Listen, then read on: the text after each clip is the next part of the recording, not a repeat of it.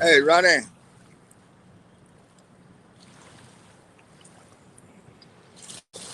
Good morning. Wind ripping this morning. Bad wind.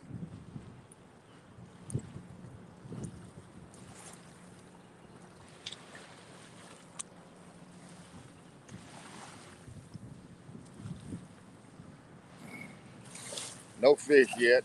Uh, this first pole here next to me's got largemouth bass guts on it. The middle two poles got skipjack, and the last pole down there has got this jewel's blood bait up, and it's up in the woods over there, in that gap over yonder. So I've been running live about 6 minutes, about 7 minutes. Hey, Chris, pole's been out about 10 minutes, I guess, 10, 15.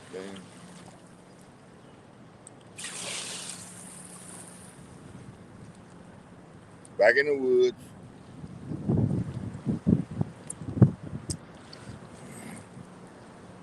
There's a link up there if anybody wants to join me up here.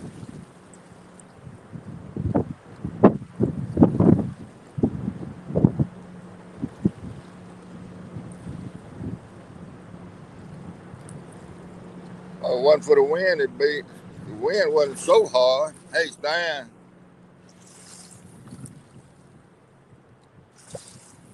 get that boat out and bring a chainsaw. Yeah.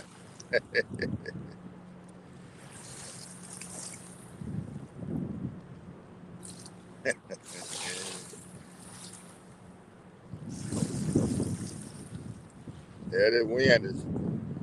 I'm down behind a pretty good little old bank right here, but that wind is ripping.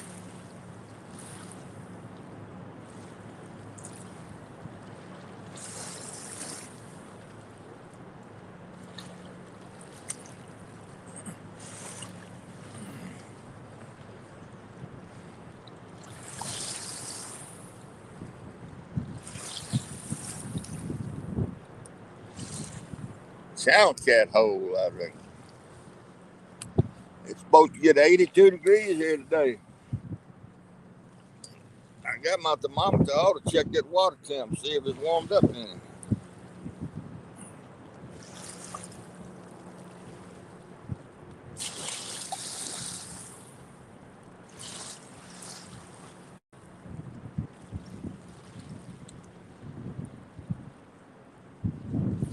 I know it's a lot of towboat traffic out there on that river today. Good gosh.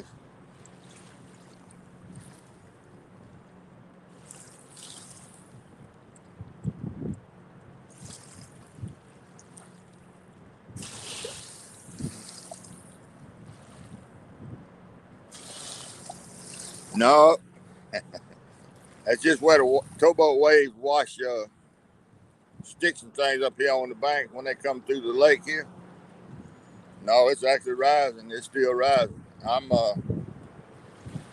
That water you see on the ground there is where my rod holders were Friday.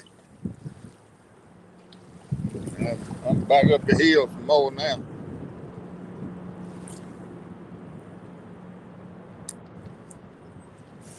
There's a lot of towboat traffic right here on the other side of those woods, all the way around these woods, and the waves coming here and wash them little old sticks and things up on the bank, and just leave a little drift line. That's not from the water dropping. That's from these waves washing in here.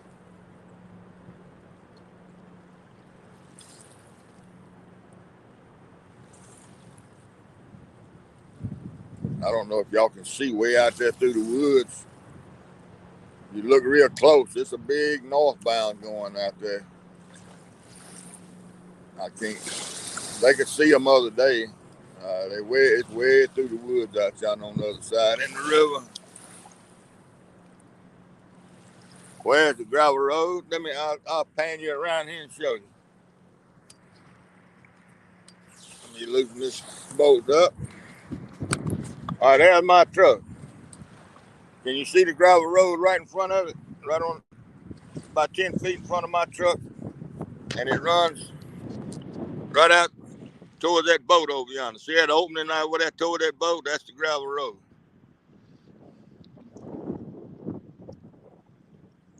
And the reason I'm fishing where I'm fishing, and I'll pan around and show you why. You see this soft dirt right here? The rod holders go in the ground a lot easier right here than they do in that gravel road.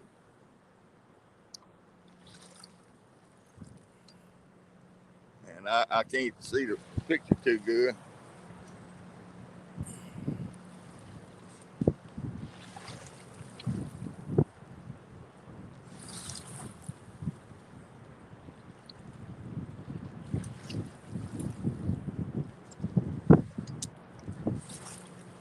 Now out here in front of me in this opening, there's a four-wheeler trail where they ride four-wheelers back in these woods, and I can feel it when I drag my weights in. I can feel it going over the ruts, but it's not a gravel road. You just can't hardly get a rod holder in the ground back there in that road. And it's got some overhanging trees too, where you can't cast. And I'm not very good at casting, so I got a pretty open area right here, overhead too.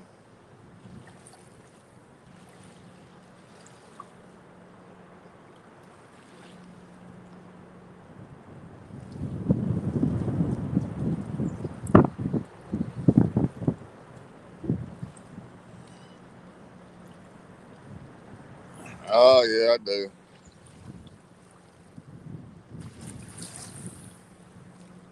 You know, when you're retired, you can go do about what you want to do, and some folks got to work for a living. That messes things up. What I need is about a 21, 22-year-old long-legged blonde with a suntan and wears bikinis all the time to help me fish. That's what I really need. Hey, Blaine, you playing ball today, boy?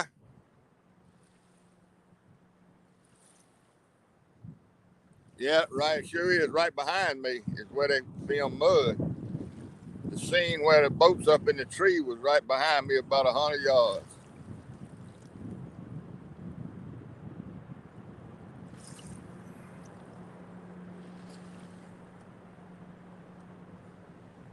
Blaine, y'all playing ball today?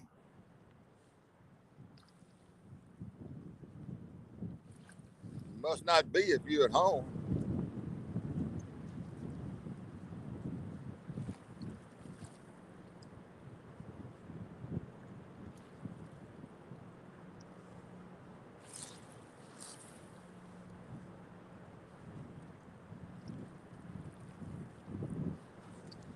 Yeah, but that gum, I'd be willing to try to pay for it.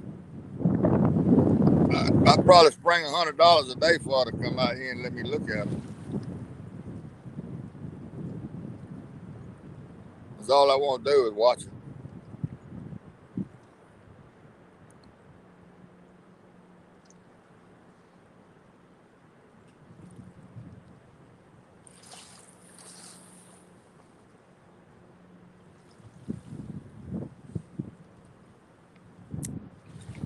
She don't even have to bring her own Coca-Colas or Twinkies or nothing. I'll furnish all of that.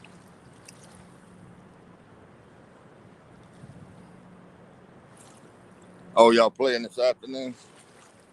Towers do good yesterday. You didn't get to see him play though.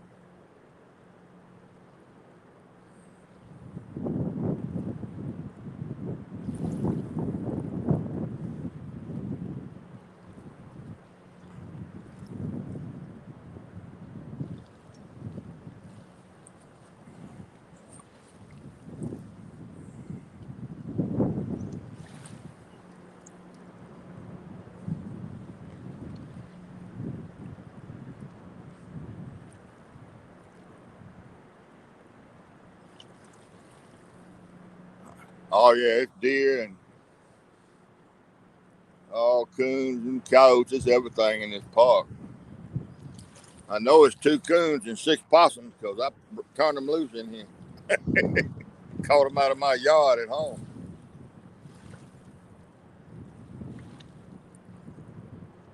I had to. I don't mind the possums, but I just had too many. I had to thin them out some.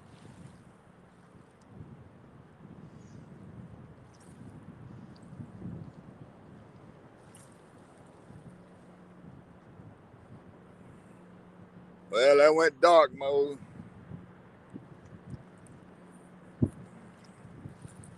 Gonna be hard for me to see now.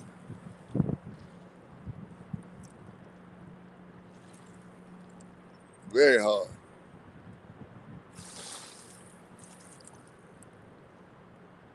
I hate this dadgum telephone.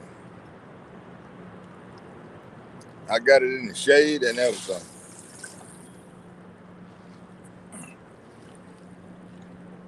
I can't. I think that's Andy A. That's all I can do. I can see the black writing, the heavy writing. That's all I can see. And I got my glasses on and everything. Hey, Andy A.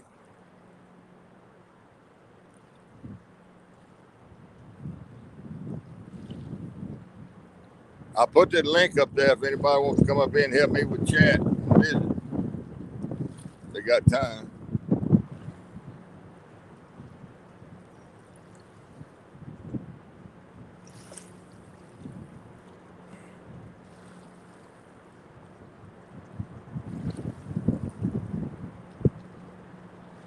I can't see what Blaine. I see you said something. I can't tell what you said.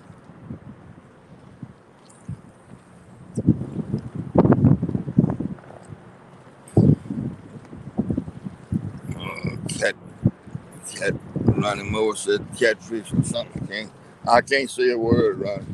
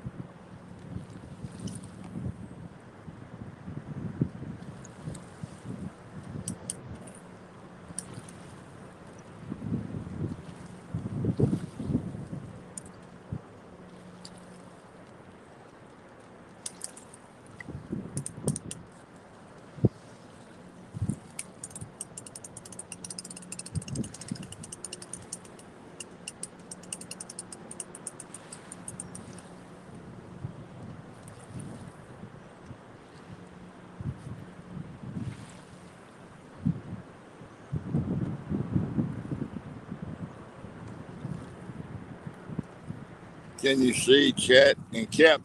Yeah, I can see it better. I sure can.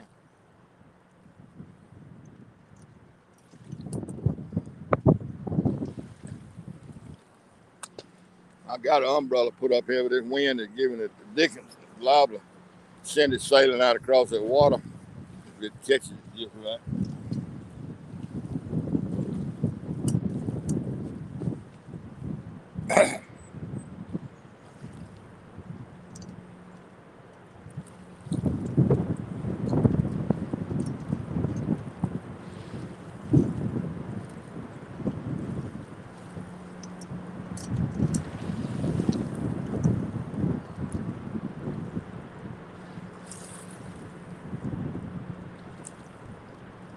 Lynn told me last night if I went fishing to go live, and now I'm live and here.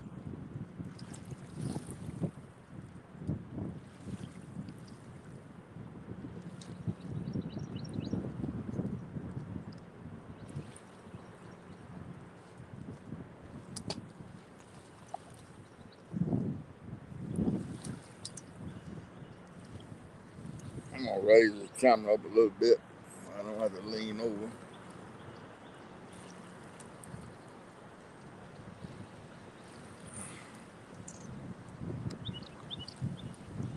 Yeah, but it helps a little bit. My sight. That third pole down there act like it's got a fish on it, but I couldn't feel anything. If there's one on it, it's a baby. I went down there and checked it a while ago.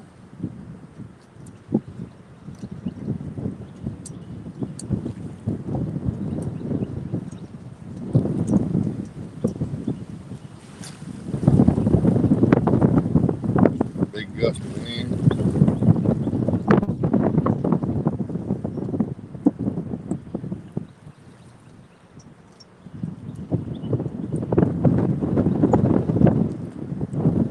They all act like they got a fish on it.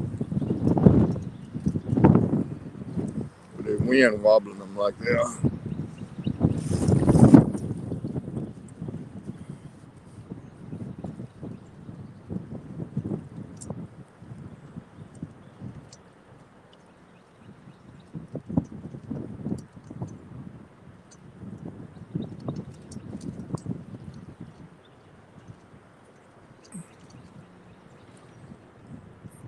Okay, Chris, thank you. He's probably still asleep because I put him to bed about 1 or 2 o'clock.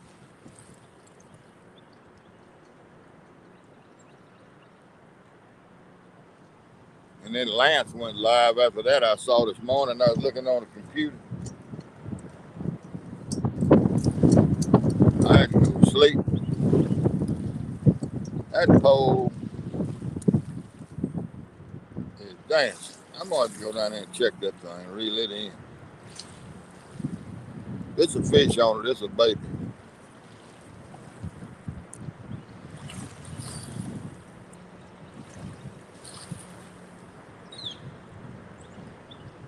Hey, Lynn, here I am. Yeah, I told you. You told me to go live, so here I am, bud. Hey, Rez, y'all type in caps if you don't mind.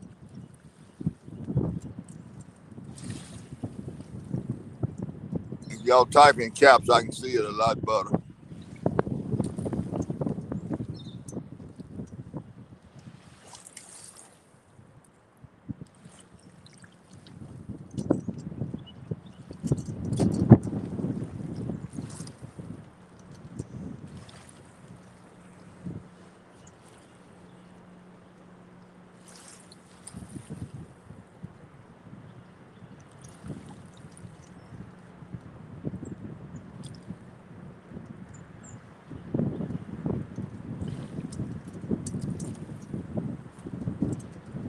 Yeah, the glare on this phone, it goes in the dark mode, and I can see the capital, the black writing, and I can see the caps pretty good.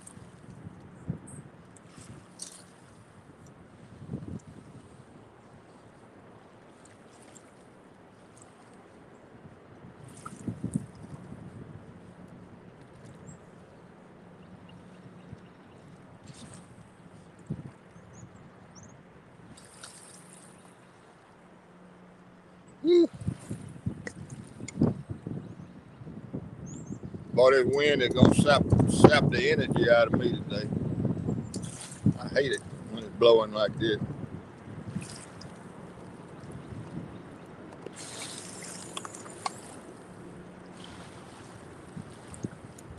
I expect I got 5, 6 foot of water out there. It could possibly be up to 7 feet, but probably between 6 and 7 feet of water.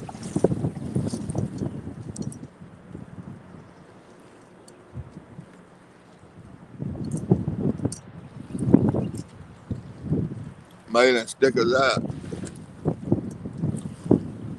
Oh yeah, I forgot to give you my address, I think.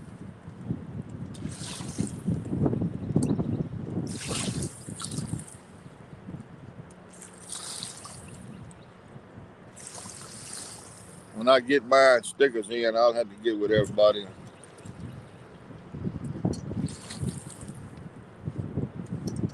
and exchange some stickers.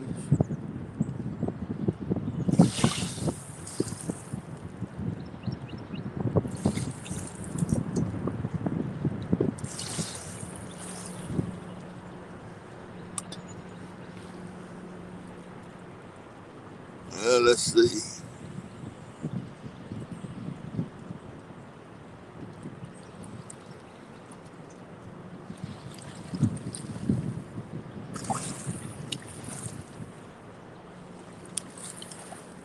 There it is again. If anybody wants to help me out here.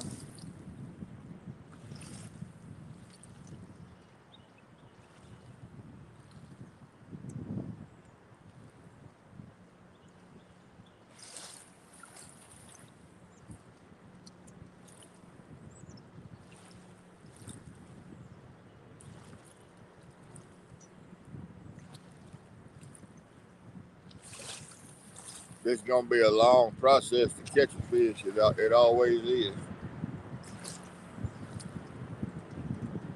I just keep hoping they'll move up in these woods with this hot weather we have.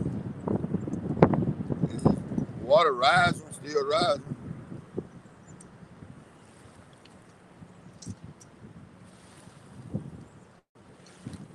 And keep thinking it's gonna get better, but I'm pretty sure it'll just be channel cats, but that'll be all right since I ain't catching nothing. And that one I caught Friday was fun.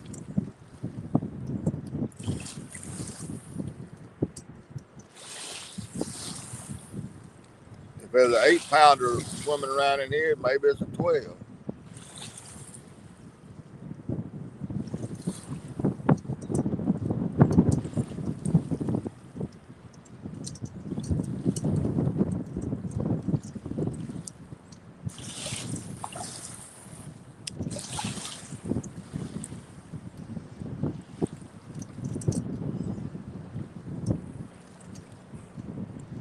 Hey, Bug Man.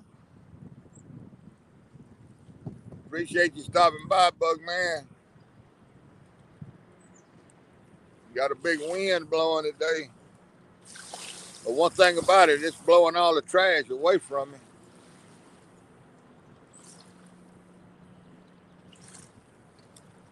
That's one good thing about it.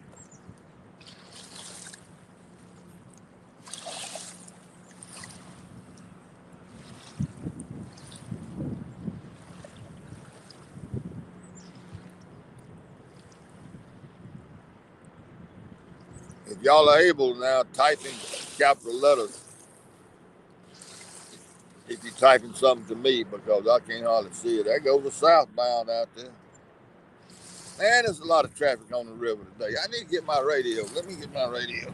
See if I can hear it.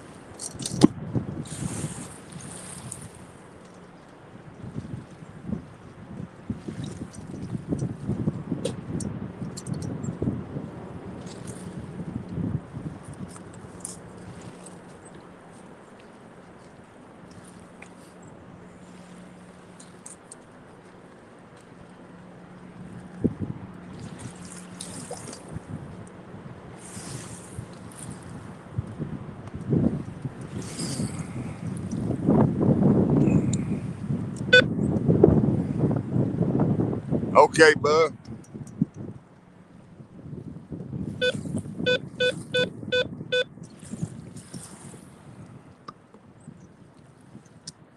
See if they talking in. Hey, Dallas. Dallas, I haven't seen you in a while. Good to see you again, man.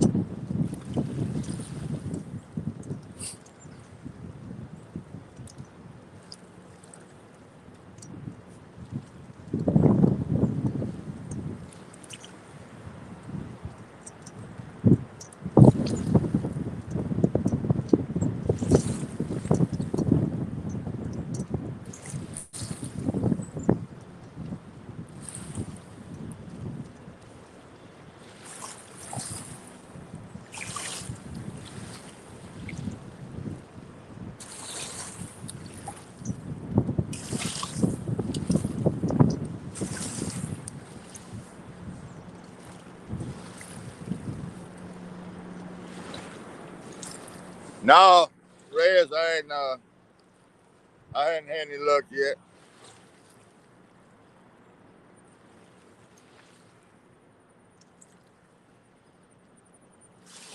Kind of slow down here.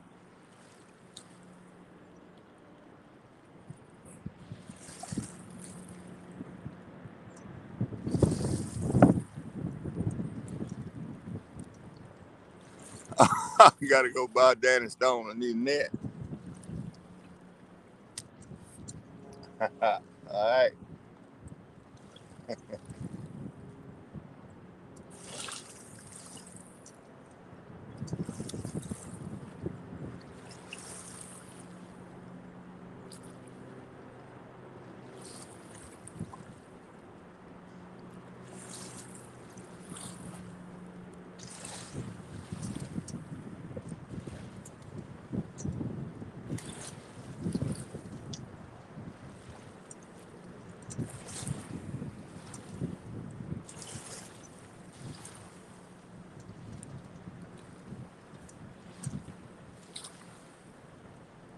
I'm going to have to reel that pole in because it's worrying me.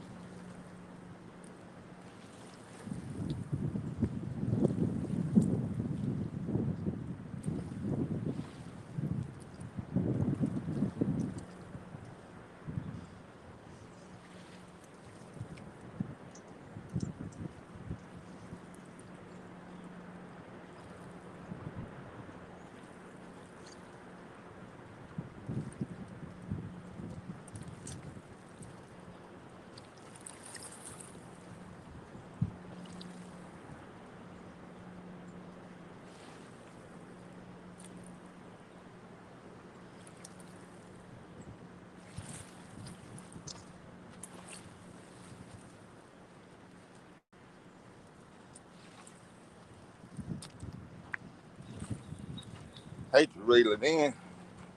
I got it right out there by that old big tree. And it just had a little slack in it, maybe.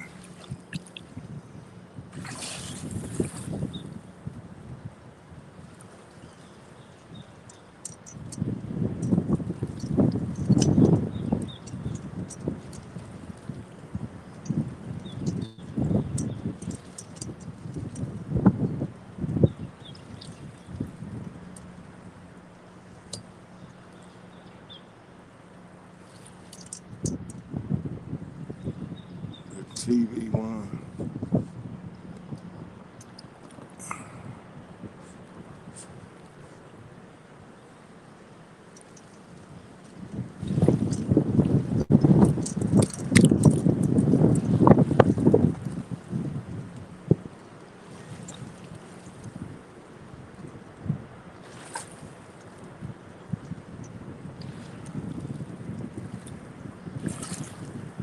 Hey, Michael.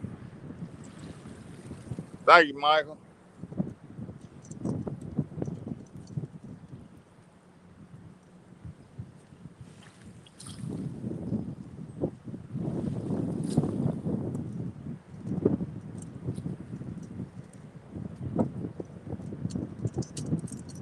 This wind blowing so bad. I guess I'll be able to tell if it's a fish gets on there. I reckon you pull it down if it's big enough.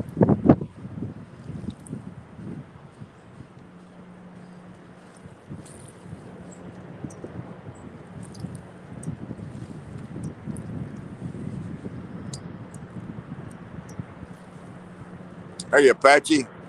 Put your in, Coach.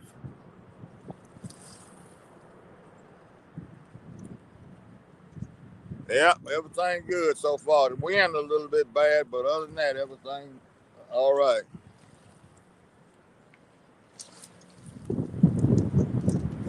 And the fish ain't biting, so I don't have to do much. Just kind of sit here.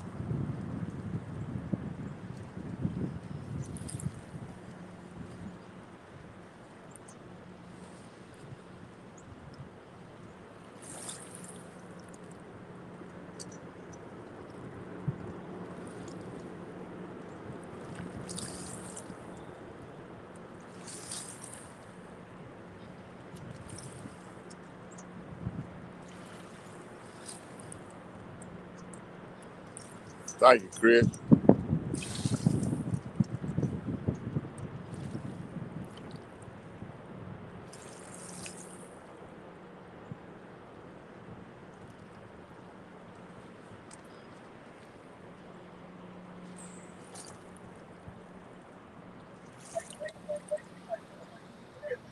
Can you hear me, Coach? I got it. All right, I'm still finishing up eating, but I didn't want to leave you hanging. Yeah, well, thank you. I need some help. Can you No see the worries. I can see the chat. Let me finish eating here real quick. I'm just having some tuna. help me out with it? Because you know I have trouble with it. Yeah, no worries.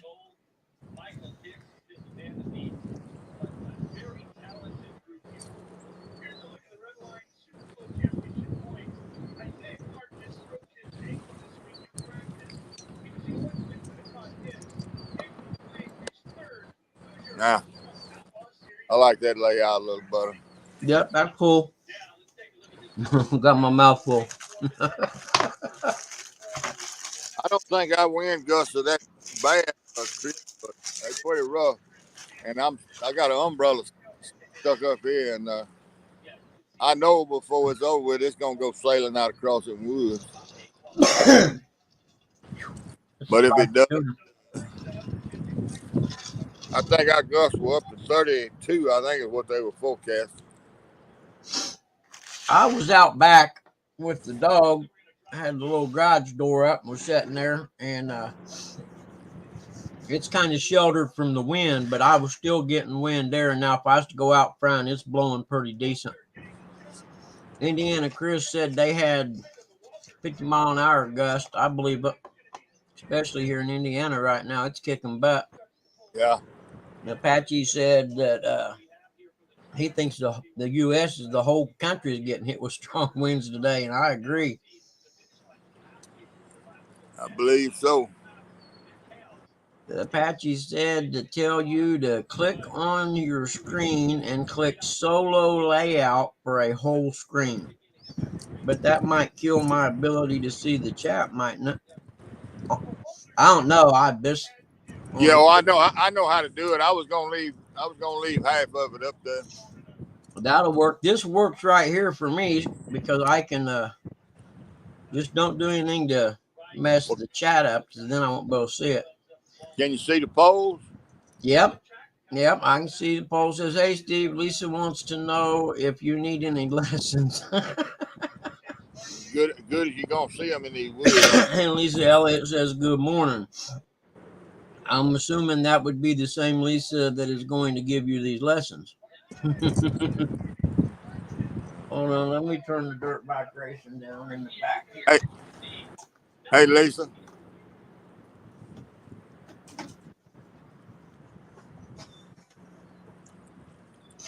Oh, okay. I see. All it'll do, Coach, is hide my avatar because I'm not on the cam anyway. I look like a zombie this morning. All right. Well, I'll hide that. That's cool. That'll work. Boy, that tuna was spicy. It's got my nose running. Excuse me. There went that umbrella. And Lisa said, "What?" So she heard you ask her. But the umbrella blowed down, evidently had the camera on it. I was fishing the other night and the rain came, and I got lucky. I had stuck my umbrella in my little cart there. It's about the size of a golf umbrella, so that's pretty big. And y'all just have to hold on. Yep. I like to hold my umbrella. We're waiting on you.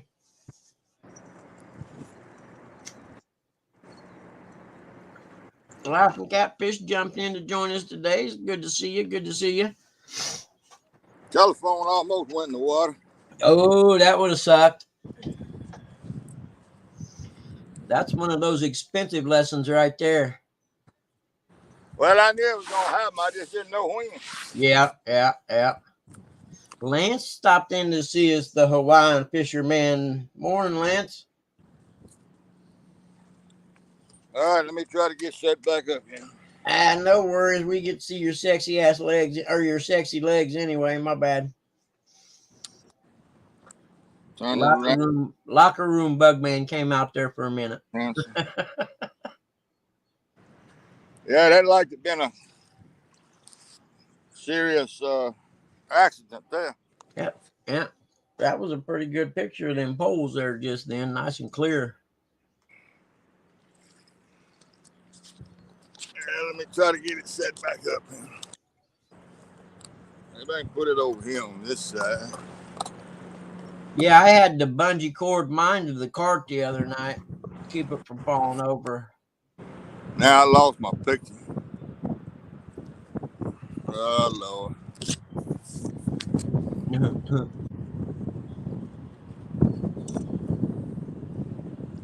Am I back? Yep. Now you just got to turn it sideways because it's up and down, looks like. There you go. Perfect. I'll get it here in a minute, I guess. No worries. You can always lower the thing down and shoot up at it if that helps it keep from the wind from blowing so much on it. Wow, that spicy tuna got my nose running. I'm telling you, I didn't realize it was that spicy. I got to try to get this phone in the shade. That's the thing. Oh, yeah. I see what you're saying. I forgot you live down there where it's warm. It's nice here. I mean, I went outside in a t-shirt and some chill pants, and then I had to come back in and get a sweatshirt on because the breeze made it a little cool if you wasn't sitting in the sun. Central Valley Adventures says hello, Steve. Lance took him somewhat a 2-hour nap. Was you up most of the night, wasn't you, Lance? You know, I'd have never thought of fishing up in the trees when it's flooded up like that. That's something I learned this weekend. Well, it's slow, but you know, I've caught 2 fish up in here, so. Yep. And the current's so strong out on the river where I was at there. I mean, if I could find a flooded spot like that, I'd be all over it. All right, Chris. I may go out late afternoon and do some carp fishing out the reservoir. Someone told me at the gas station they seen somebody headed that way with fishing poles yesterday. So evidently the ice is off. But there sure ain't nowhere to get out of the wind there. So I won't be doing no live or anything. I may set my camera up and just videotape it in case I happen to luck into something. Hey, CVA. CVA, I'm with you. It takes me 2 days to recover after I stay up all night. Oh, the wind is so bad, it's blowing the tripod over. Yep. Can you lower your tripod down where it ain't so high and then it just kind of shoot That's up? That's what I've been doing gradually. Yep. I say I had to have mine all the way down. Can you? French Fishing stopped in, said hi, everyone. Can you see the poles there? Yeah, we can see them, folks. If it keeps it from falling over, it's all right. You could go a little bit to the left if you could, but right now it's good and it ain't blowing over, so.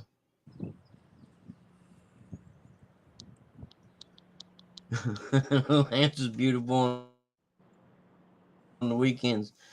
You got me beat, Lance. I ain't beautiful never.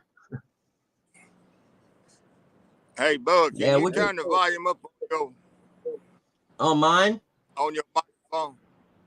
I'm on my PC. Let me see if there's any way to do. It's a rice mill back over here behind me, and that thing roaring. Oh, okay. Yeah, I'm on my PC. I don't know where the microphone. I suppose the microphone's in the camera. Hold on, since I ain't really on the camera. I suppose. Hold on, I can bring it closer. Is that better? Yeah. All right. Yep. Since I'm not on the camera, I can just set it up here close to me like a microphone.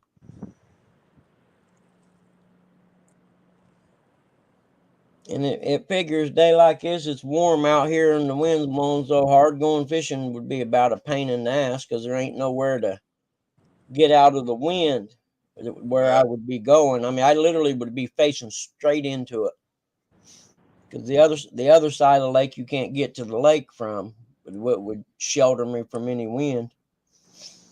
I got that Iditarod live broadcast thing up on the other computer. It don't start till it says 5:30 today. That's right. But yeah, I'm going to watch that. That's pretty cool. I never knew about that you could watch it live. That's interesting. Well, that Jeff King will be starting second. Mm-hmm. My favorite musher is Nick Petite. All Yep. right, Nick is a great dog trainer and has a great team. Well, Jeff King is an older guy. He's 66 years old. No kidding. He semi-retired last year. Well, Nick tested positive for COVID last Wednesday, and he Jeff King is running his team for him. Oh, okay. Okay. And I've always liked Jeff King too. Yeah, but you would think something like the Iditarod where you're out there by yourself. What the heck would it matter anyhow? Well, that's true, but they have a certain. Yeah, I know. Don't They get got me a started on protocol. that. Me and my son argue about the whole COVID thing, so I decided I'm not allowed to talk about it Hold anymore. up, brother. I want you to Yeah, see. I've seen it.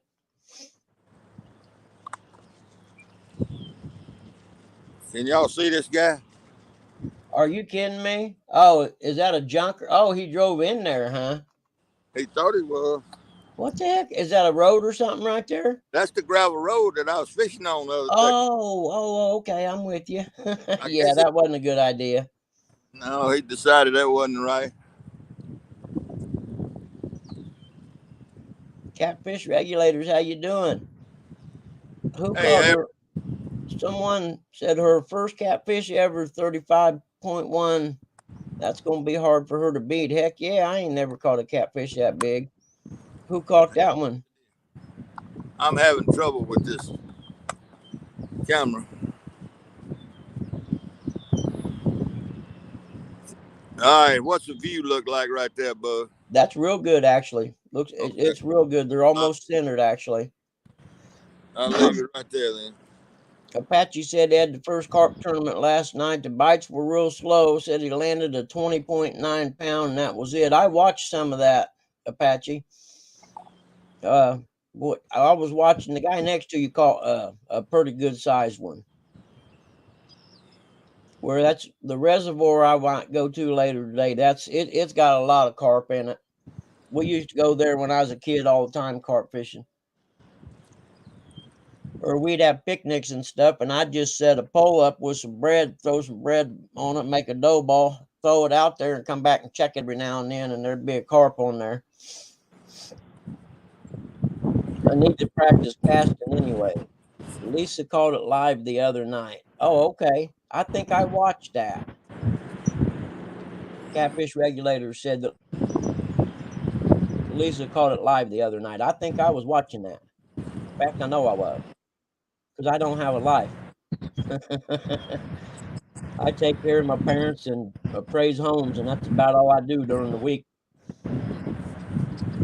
This is a crappy little town I live in, so there ain't a lot to do here, really. I had to move back here from Indianapolis. It's a huge shock between the two. Indy's it was a pretty nice town. The crime's getting a little out of hand now. I won't even do appraisals over there anymore.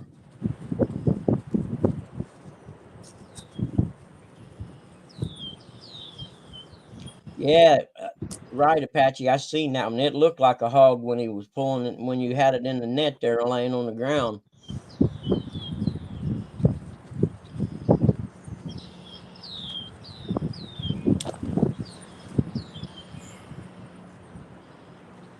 Yeah.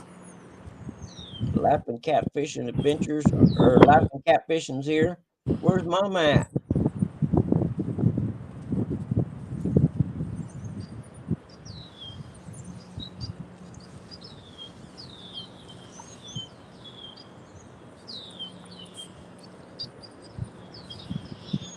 You know, Lisa, that ain't bad going out on top.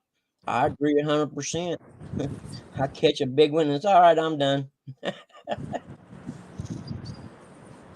I think one of the last dirt bike races I done, I got second, and I was like, "That's close enough first for a 56-year-old man. I'm done." I'd go out on the podium anyhow. Hey, Thomas. Thomas, coach hollered at you.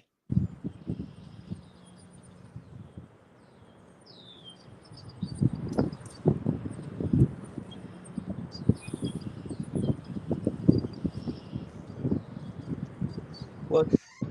I tell you, I got. What? Do you have anything on Thursday? No, I got 2 houses on Monday, and that's it. Okay, because I've got to get that CAT scan Thursday. Okay, no worries. I won't set any more inspections this week. All right. I said, hey, Thomas. Yeah, he said, yeah. Okay. I'll see what. Okay. Yeah, he's waiting on you to ask him.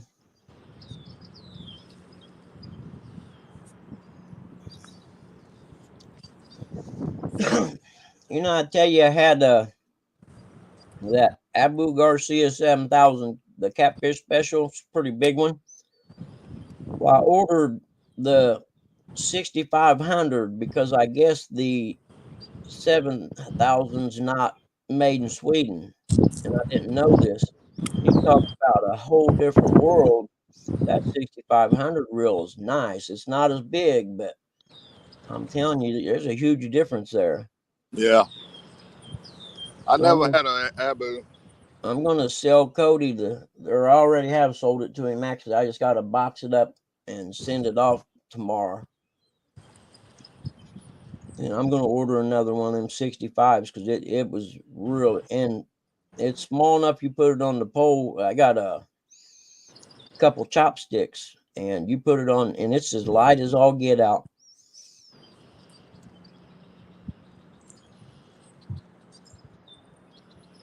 You know, I just thought I could have went and practiced cast netting at the creek today.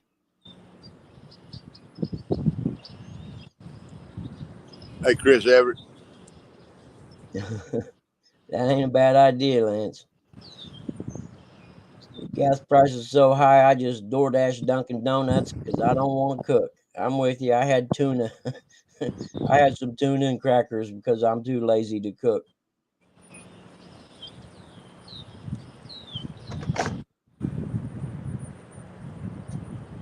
Hold on, I'm looking, Chris.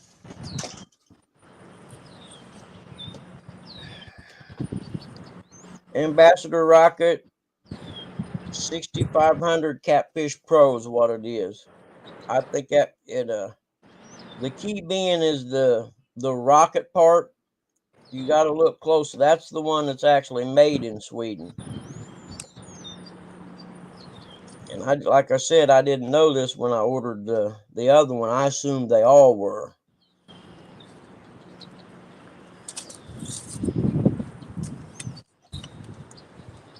But I sure did notice a difference. I'm telling you this. It's the Rocket PR 6500 Cat Pro, it says.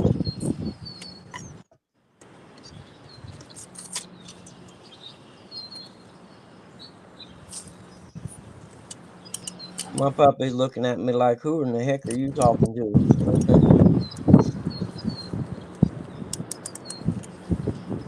Patsy Adventures, what's up?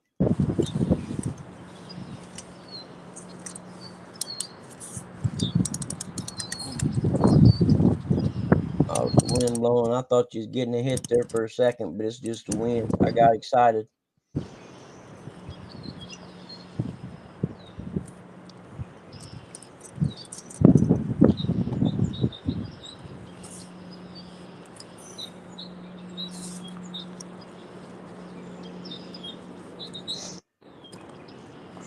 Chris Everett, Coach, I don't know if I said Chris Everett's in here, so I think you just come in.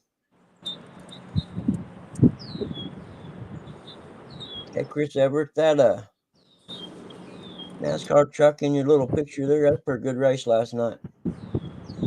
Or night before last, wasn't it? Yeah, I think it was 2 nights ago.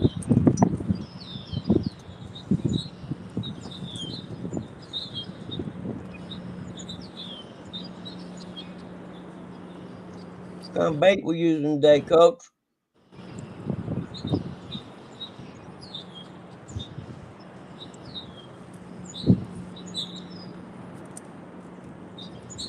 Boy, I'm having trouble hearing. Oh, I'm sorry. I was asking what kind of bait you was using today. Okay, all right. The first pole here's got largemouth bass guts on it. The middle two poles got skipjack, and the little short pole down there's got Jules blood bait on it. Oh, cool. Did you say largemouth bass fillet? Yeah, Huh. Interesting. I'll show you. Let me show you something. Yeah, I got like 5 or 6 baggies of bluegill fillets from our fishing trip last fall in the freezer. I didn't know if you could use them or not. Oh, yeah.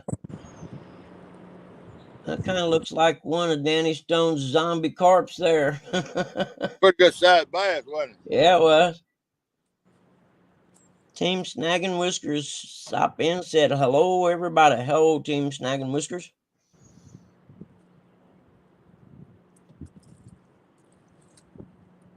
So I don't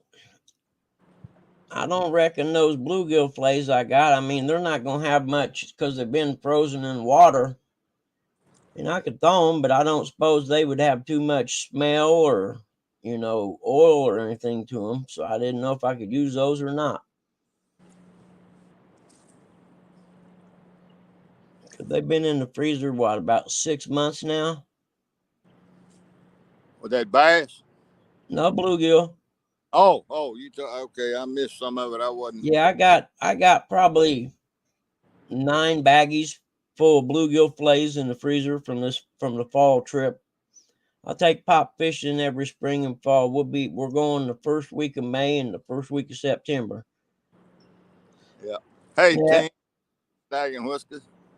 There's a pretty good chance this might be our last year, to be honest with you. We've been going over for about 40 years now.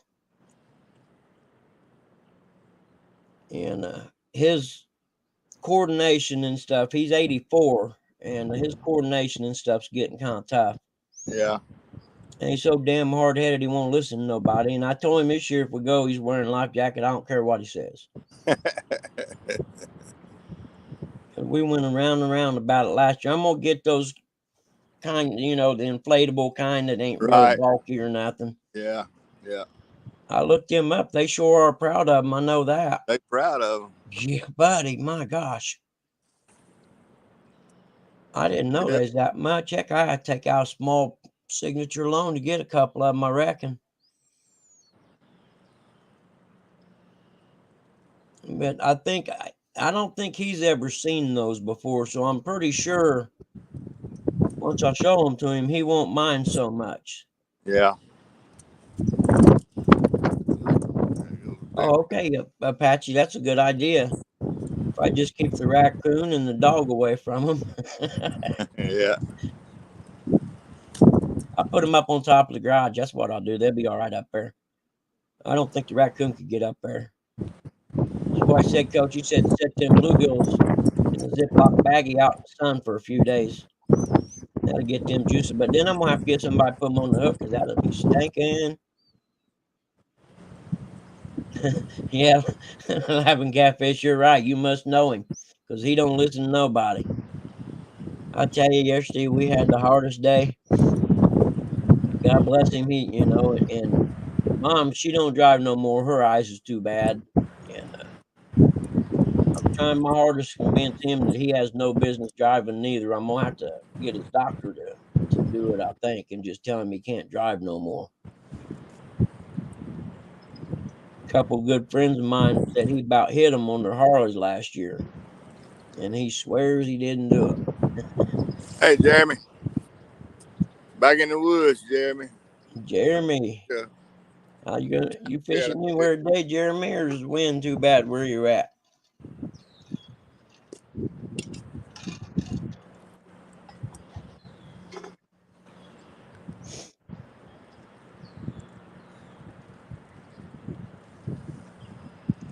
Yeah, Chris, I can't wait for today's race too. That's the only thing keeping me sane is having something to watch. Because I can sit here and look outside and see the sun. and know I could go out there in a sweatshirt and be warm, but I just wouldn't be able to stand up because the wind would blow me over. Damn, I just realized something. I had all this thing upside down. There's a dirt bike race on at 1, too. I can watch off-road dirt bike racing series I used to do.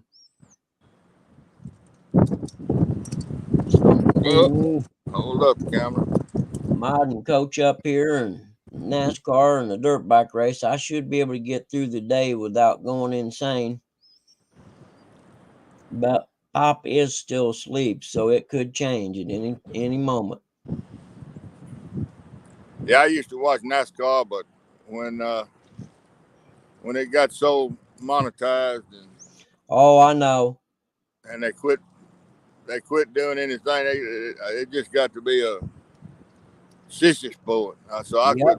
Yeah, you know what got me now, and I won't watch the road courses because, in my opinion, in NASCAR got no business being on a road course. I'm sorry, I think it sucks, and I don't watch them. Yeah, I know. You know, they're just not designed for a road course. And there's no a lot matter of what people. they do, they can't make them run them too good. Nope, and there's a lot of people like the road courses, I guess, but I'm not one of them. You know, and I'm like you, they get all corporate and they're afraid to, you know, Lord forbid you say something out of line on TV now, you know, so everybody minds their P's and Q's. Ain't nobody throwing helmets at no one no more or getting fired up. That's right. It's not, I'm like you, it's not NASCAR anymore. I call it the pussification of America. I'm sorry if there are any kids around. I apologize. I won't say it again. But that's what I see it as. This country's soft. Cale Yarborough and Bobby Allison and all that bunch would have trouble racing today. Oh yeah, they wouldn't be able to. They'd get banned. But we've created, or not we, but these last 2 generations created a soft country. Right. Well, and Dale Earnhardt got killed too, and that turned loose. See, he had NASCAR under control. Yeah. And he was keeping it NASCAR, but when he got killed, they changed everything up after his death. I mean, could you imagine if World War II happened right now? This country the people are too selfish to sacrifice for the better of the country anymore. That's you know right. what I mean? It's the me generation. Right. That's right. I'm glad I'm old. I ain't gonna lie, because I don't know where the place is going. Clayton the Fishing Nut is in. I like that name. That's what I used to tell the kids when I was teaching school. You know, I'm old. I ain't gonna have to put up with it. Y'all are young. Y'all gonna have to live with it your whole life. You better do something to change it. Yeah. Central Valley Adventures, how you doing? Hey, Clayton. You know, the freedoms they've taken away. I mean, I argue with my son about this. I'm like, y'all have no idea what freedom is. You know, I think the 80s, late 70s and through the 80s was a great time to be young, man. We had a lot of fun.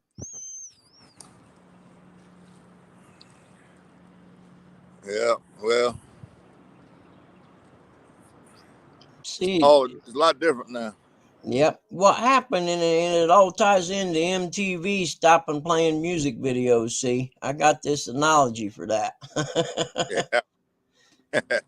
MTV stopped playing music videos, which created reality TV, which created the insane society we have today. It all leads up to the Kardashians, from MTV quitting playing videos to reality television. So that's how I think MTV stopping playing music videos ruined this country. Well, I never did watch MTV, so it was a little past your time. I'll have to guess that you're right. I don't know. Yeah, it was cool back when they played rock and roll music back then. It was cool. Boy, you can sure tell I'm bored, can't you? Yeah. Like I said, I just thought I could have went out and learned to cast this net had I been thinking about it. I don't know. Maybe you probably shouldn't do that in the wind. I don't know. Well, you got your cast net?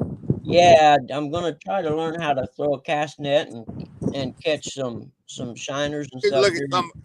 some YouTube videos and Yeah, pick the method you like and throw it. that creek I made a video of last week, I think it was, or whatever. The creek by my house where I used to fish as a kid. I think there's some areas in that I could throw a net and catch some shiners or something. Yeah. We used to catch bluegill and shiners there all the time when I was a kid. Well, when you practicing, stand up on something, like a bucket or a milk crate. Get up off Oh, the okay. ground because you're gonna be up higher than the water when you throw. So you need to practice from up high. Okay, yeah, that's a good hint right there. That's real good advice. And the bad part is, like the instructions I was reading with it, it says put the net in your left hand. And I go, wait a minute, I'm left-handed, so I got to do everything reverse of what it says. Last seconds. Which was kind of funny. When I was ordering them fishing reels, I didn't know, which was left and which was right or how that worked. But I cast with my left hand and reel with my right hand. So I looked at the pictures and made a guess and got in. It was the right guess, but I didn't know if I do it backwards, being left-handed, or what. Yeah. I don't know. If you throw left-handed and reel right-handed. Yep. So I don't know what here. Let's see if it's even maybe if it says on this box whether it's right or left-handed. It doesn't really say. I think I ordered what they call right-handed reels. Yeah. Yeah. Well, and I got all right-handed reels and I'm right-handed. Okay, yeah, so it's kind of like golf for me then. I just naturally done it backwards for some reason. I'll bet what it was when I was a kid, Dad and them, that's all they had was reels like that. So that's how I learned to do it, I bet. Probably so. Yeah. Probably so. That makes sense now. And there goes another big towboat down up the river. Is it? And there's some traffic out there today. When I was a kid, we had a cabin cruiser on the Ohio River. We'd go down there on the weekends in the summer, and then me and Mom and my brother would spend a week or two down there. And that was my dream when I was a little kid. I wanted to be a tugboat captain because they always used to go by all the time. Well, there's a pile of them out here now today. Man, there's been a lot of traffic out there. We used to sit there on the bank with our life jackets on, just waiting for the barge to come so we could go out and catch the waves. And after a while, it got to where they'd blow the horn at us and stuff as they went by.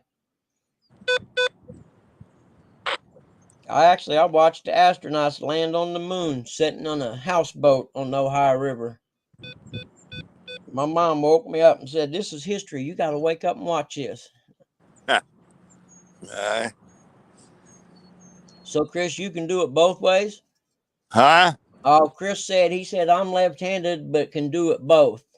Okay. That's interesting. I tried the other way there. I couldn't. No way in hell I can cast with my right arm. None.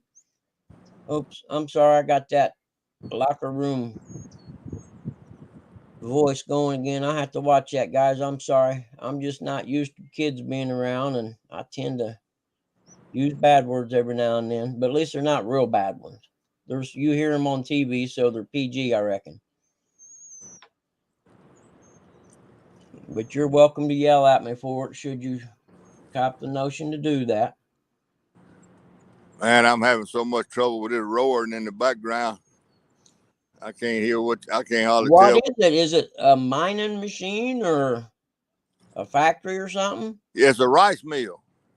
A rice mill, huh? Well, they parboiling rice, and it's got I don't know what that noise is, but it's loud. Huh. And you add that to the wind, and Do they grow rice around there too? Oh yeah, thousands and thousands and thousands of acres of it. Really? I didn't know that. And that mill runs. That mill runs 24/7. Huh. It's busy, busy, busy. So they grow rice. I had no idea. Yeah, we grow thousands of acres of rice. I did. That's interesting. I didn't know that. I thought all the rice come from Japan and China and Asia. Yeah, rice and soybeans and cotton and corn. Yeah, we grow a lot of We, soybeans in Indiana and corn. They alternate years yeah, on each field. You know what I mean? They alternate from corn and soybeans. I think they 1 year corn, 1 year soybeans, and they may let it rest a year or something. I forget how that works. yeah, we raise a lot of rice. Chris said food plants use huge blowers to convey the processed foods. Okay. But yeah, that's interesting. They grow rice in the southern part of the United States. I did think it was very neat going. I'd drive Florida the first time ever and seen cotton fields. And I was like, oh my gosh, they grow cotton still. I didn't know.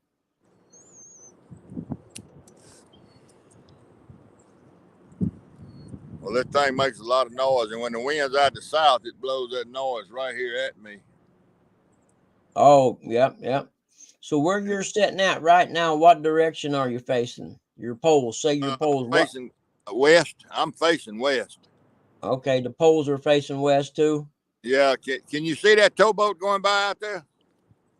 Way out No, past the woods. I'm a looking. He's over here by this right pole. I'm trying to see through the trees. I can't see it through the trees. If Let you me just blow keep, the. if you look on that little gap through those woods over there to the right of that first pole, you might be able to see the boat go by here in a minute. But Yeah, that's the river. yeah, I just blowed it up to full screen. I can barely make it out, but yeah, I Yeah, see what you're saying. Just the other side of the tree line is where the river is. Then. yeah, that's right. Yeah.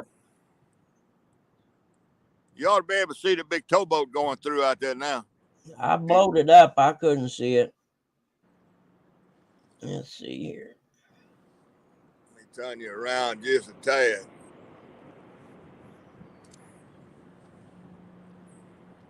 That little narrow gap right there. Anyway. Yeah, yeah. That's the river. Okay, so you're not far from the river at all. What about that place you was at a couple of weeks back or whatever, sitting there in your truck where it had them backflow? Was you there the other day? Yeah. I thought Yeah. that was it. I fished it, and well, I'll show you where it is. You see the woods down there? Yeah. It's just right there on the other side of the woods. Oh, okay. All this is in one spot, basically. Yeah. It's just, I've been moving up and down the bank. That's all I'm doing. Yeah. Well, like I said, I done never thought about fishing up in the flooded trees. Now, we fished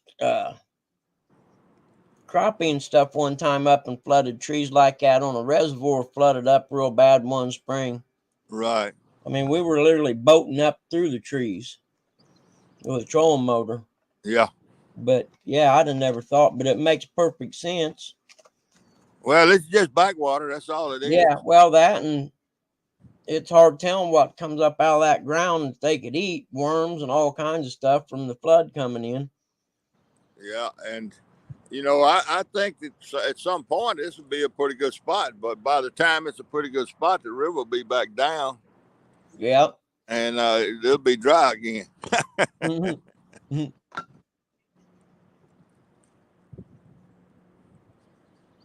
Yeah, it just seems like so far and it's not really spring here yet, I don't guess, but seems like any day that it's nice and sunny, there's something that keeps you from being able to fish good. It's either the river's so high you can't get to it, or like today, the wind's blowing and it's not bad yet. I mean, it's a steady, probably 10 or 12 mile an hour, but man, them wind gusts coming through there.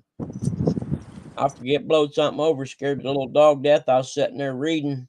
in the lawn chair, and all of a sudden she come running. I didn't see her, leapt up there, up in my lap, about knocked me over. And the wind had blowed something over back behind the garage. She was back there snooping on something. Hey, Chris, did they haul that stuff down the river? Oh, Or I they bet hauled it on truck? the coal ash. I bet they hauled it on the river. Hey, Raymond Raymond. Williams says, "Morning, Steve."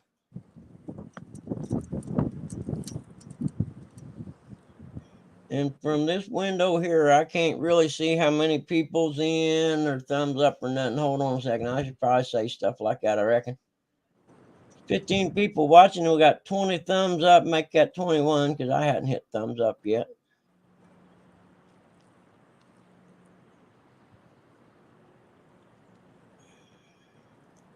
Hey, Chris, by coal ash, are you talking about the ash left over from burning it? Is that what that is?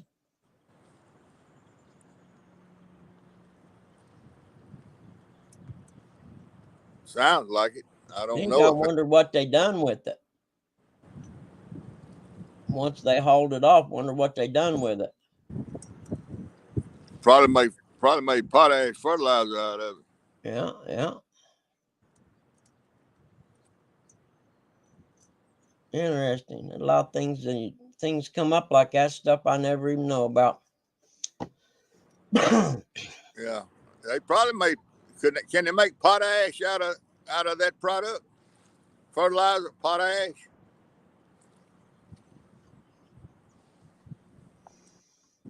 He said it's left over from coal burning. The ash was used for roadways, etc. Oh, okay. Yeah, that makes sense. Helped make probably used to make asphalt.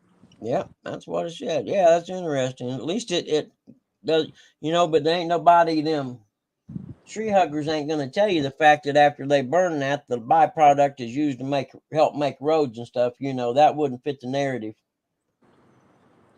My family's from Harlan, Kentucky, which is right in the heart of coal country, so I'm kind of partial to coal people. Yeah.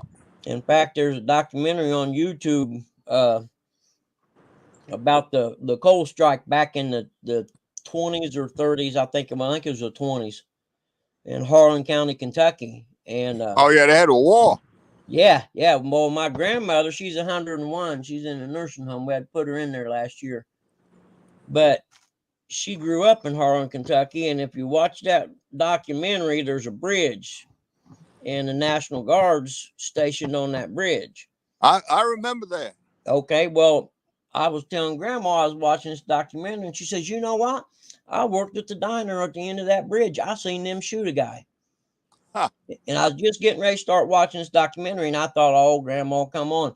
And sure enough, they shot a guy on that bridge. She was standing in the diner and seen it happen. I'll be done. Yep, she was telling me about, said that they, would the National Guard guys would come in the little diner there and eat and stuff. All 4'11" of her. She's a pistol growed up in the hills. Ornery as all get out. Yeah. Yeah, that slurry. I can imagine trying to dispose of that slurry that came out of that from all that was a mess. Oh, yeah.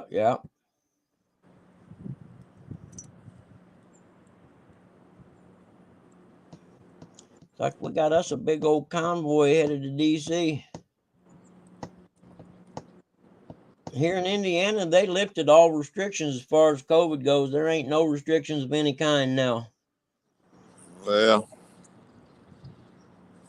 I don't know. The state of emergency has been cleared. I didn't do all that vaccinating and stuff. Yeah, I don't worry about that stuff myself. I didn't figure it could work. Plus, I worked in the chemical business for 15 years. I know it takes longer than 4 or 5 months to get a label for an emergency use label for any kind of product, and when it's going in your body, I don't want it in my body. And the scary part is they made them exempt from any future lawsuits. That should probably tell you something. Yeah. You know, and if I was a young person, I'd be more worried about having kids and the effect it may have on them. You know what I mean? Ain't no telling. Yeah. It'll be a long time before we know for sure. Yep. When they first started, first started doing the vaccine, I'd laugh and say, "Yeah, 20 years from now, you'll see them commercials. If you took the vaccine in 2020, then Hey, there you'll you suffer go. from Oh, Paul lawyer so and so." You know, call Soccer Law Firm. but they done made sure that wasn't ever going to happen. Well, you can bet somebody made a ton of money off of it. Oh, believe me, I've seen a real good news documentary by an independent reporting company about it. And that's all it was, Nobody ever mentioned who was getting paid for all them shots. We was paying for them. Hey, Brandon, Brandon, you're a smart young man. I don't blame you. But CVA got the government juice. CVA got the government juice. yep. They this documentary I seen, they had some undercover tapes, and they were talking about how they could try and get it to where it would be a thing like the yearly flu shot, and it was Yeah. all derived around the money. Yeah. I live in Indiana, for instance, and all the states around us have medical marijuana legal. Well, it Yeah. won't ever be in Indy because we got Eli Lilly right in the heart of downtown Indianapolis, its capital. And the reason that's concerned me, my mom's down to 78 pounds because she can't eat. She just doesn't get hungry. And I'm like, if medical marijuana was legal, she could get some marijuana, but because of the medicine she takes, they would take it away from her if she did that. You know what I mean? Yeah. So it kind of pisses me off that because Eli Lilly's so greedy and they can't monopolize it, my mother's sitting here dwindling away. And it makes me angry because I guarantee you, if she could do it, she'd get up in the morning. I used to get high in 70s. I ain't got high in 25 years, but 30 years probably, come think of it. But I do know if you do it, you will get hungry. There is no way you will not get hungry. I guarantee it. And you'll eat the most god awful stuff you could ever think of. Yeah, I've seen the folks smoking. They got to have a Twinkie. Yep. Hey, Brandon, you're from Elkhart. Cool. I raced BMX up there in the late 70s. They used to have a big national BMX race up that way. I'm down here in Muncie now. I used to live in Noblesville, just outside of Indy.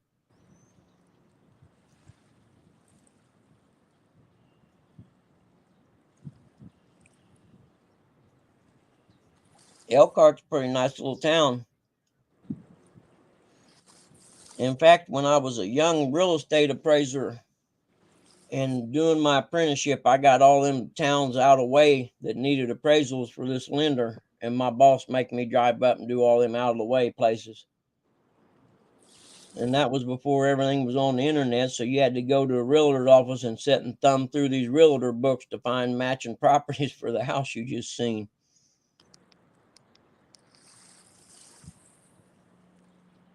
So you done some mud racing, Brandon? Cool. I raced dirt bikes. I started in 1973.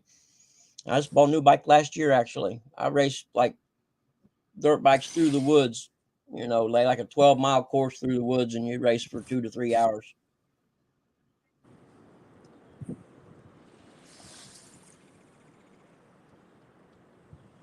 Yep, it's a bitch getting old, man. I can tell you that, because your mind still thinks you can do it, but your reactions go, man. Your reactions go, and racing dirt bikes, your reactions go. It gets painful.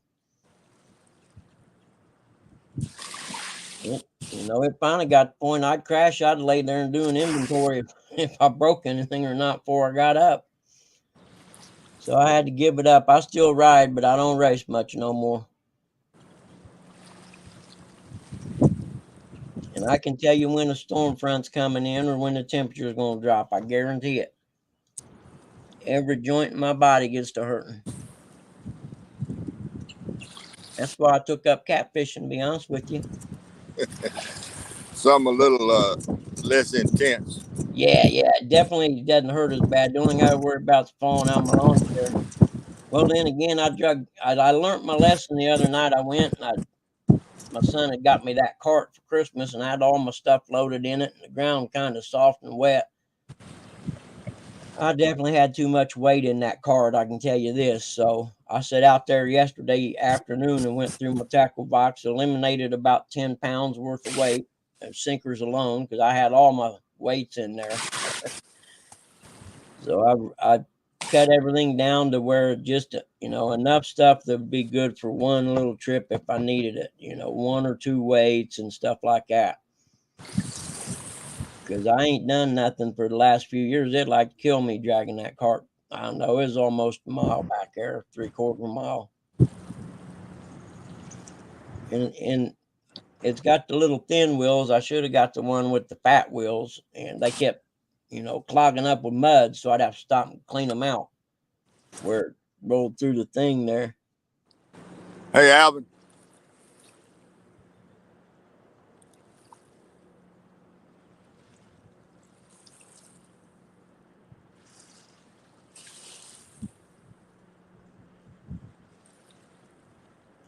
All right, Brandon, you know what? You're young, man. I appreciate a guy's got ambition, go for it. I worked as a system technician in the cable industry for years, and my knees got bad. And that's when I struck out on my own as a real estate appraiser. It was 20-some years ago. And it'd been real easy to take a desk job at the cable company, but not everybody had my work ethic, so I couldn't be a boss to a bunch of people who don't want to do nothing. So I admire that. It won't be easy, but it in the long run it'll be worth it. You know what I mean? Because you won't sit around 20 years from now and have the I wonders. I wonder what would have happened if I had done that. That was always my philosophy in life. I didn't want to get old and ever sit in a lawn chair and utter the words I wish I would have. So everything I've done, if I wanted to do it, I went and done it. And sometimes it was bad, sometimes it wasn't. There you go, Brandon. The 2 words right there is hard to come by: hard work. If you got the ability and the mindset for hard work, brother, you'll succeed. I guarantee you will. You may eat some beanie weenies and stuff for a while and some ramen noodles, but they won't kill you. After my divorce, I ate a bunch of them because I didn't know how to cook. I still don't know how to cook.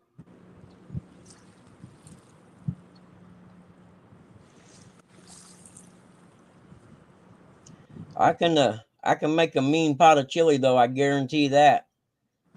And when I make it, I make one of them giant pots that last me about 4 days. I can cook fish too, I guess, but that ain't hard.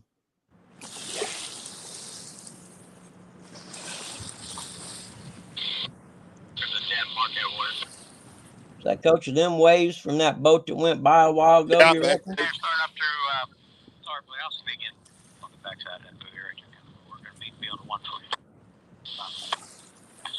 Hey, Coach, is that the barges radios you're listening to? Yeah. Nice. That's cool. Yeah, that was the one that just went by here, and they meeting up here a couple, 2 or 3 miles up the river. It sounds like. Well, you gotta know what you're doing, don't you? They ain't got no brakes. No, they sure don't. You get that much weight moving, it ain't gonna stop. No, not that southbound has got the right of way. He tells that northbound what he wants him to do. Oh, okay, because he's going with the flow. Yeah, That's right. And see, that makes sense. the southbounds have to go fast enough. They have to go faster than the miles per hour the river's flowing to have kind of steering control. Yeah, so they can actually steer it. That makes sense. And they and when they're going fast like that, they have less control. Yep. Of their boat, so the southbounds have to get out of the way. I mean, the northbounds have to get out of the way and give them room. Yep, that makes sense. In these crooks and curves, Mm-hmm. And the wind is blowing so dadgum hard today, that affects those barges too, because they yeah, 1/4 of a mile stuck out in front of them out there. Yep, Yeah. and the wind catches them, and they have to allow for all of that. It's a delicate job that they Sure have. it is. That's the And reason you they don't, make $1,000 a day. no kidding. Yeah, and you don't want to mess up because you're going to be on every national news in the world if you do. Well, it's so much cargo moves up and down this Mississippi River, it would scare you to know the millions of tons of stuff that goes up and down this river every year. Oh, I bet. I bet. I mean, there was a lot went down the Ohio River when I was a kid, and heck, that was in the 70s. Well, and all of it comes down through here Yep, eventually. exactly. It all eventually gets to the Mississippi. That's a fact. You know, I always wanted sometime, and I need to do it before I get to it. I wanted to, when I was a kid, I always thought about it. I want to drive and see where the Ohio meets the Mississippi. Yeah, well, you can drive right there. You go to Yep. Cairo. You know, I'm going to do that this summer, I think, because even when I was a kid, I always thought about that. And then Yeah, you can go there. I always thought about boating. We had an old wooden Chris Craft cabin cruiser. In fact, we had that until I was in my 20s. It's a 1956 Chris Craft, and we kept, you know, redoing it and keeping the wood good and stuff. And I always, you know, dreamed about going from where we had our place there just outside of Madison and boating all the way down to the Gulf of Mexico. You know, Yeah. stuff like that never happened, but it was one of them, you know, we always thought about it. It'd be cool to do that. And I wanted to take a trip on one of the paddle boats. Oh yeah, that's $high stuff there. I looked it up last year. You ain't lying. It's $high. I mean, It's $high. And those are really not paddle boats. You know that, don't you? Yeah, yeah. They got screws up under them, but that paddle wheel does turn. It gives the effect, you know. Yeah, yeah. That makes sense. When I was a kid, the Delta Queen and the Belle of Louisville always used to come down the river. And I looked into it last year. The cheap one where you had the little room on the inside of the boat that didn't have no windows or nothing look out, it was $1,000 for that one. You know, if it was one of them once in a lifetime trips, well, I'm gonna have me a room that I can sit out on a little patio there and look at the river, you know. And I forget, and they have a bunch of different trips you can take. They even have some that go up the Tennessee River. That's right. And I think the one I looked at started in St. Louis, and I forget where it went to. And you could either book it going down and coming back, or just book it down. Then you'd have to figure out how you're going to get back home, you know, rent a car or something. Yeah. But yeah, they dock here. They dock here in Greenville, and tour buses meet them, and they carry them all around. Oh, really? Yeah, and they show them all the blues, the Delta blues sites and everything. I see. I'm in the heart of the Mississippi Delta, where the blues originated. All the blues, man, basically all of them came from right here within 50, 60 miles of where I'm sitting. Every one of them, every single one of them. Come to think of it, you could go from your house to the Gulf, couldn't you? Yep, because, and that's another one I wanted to go down where White River meets the Ohio too. You know, make a trip, go down White River meets the Ohio, and then keep going along till the Ohio meets the Mississippi. And actually, technically, I could go from my house. There's a creek, that creek I showed you, I made that video of, that actually flows into White River about 8 miles from here. You'd have to do a lot of dragging, but technically, I could take a canoe from there all the way to the Mississippi if I wanted to, from right outside my house here. But it'd have to be a canoe, and I'm way too old and fat for a canoe. Y'all got to give me a minute. I just got stung by a damn hornet. Oh, are you allergic? Woo!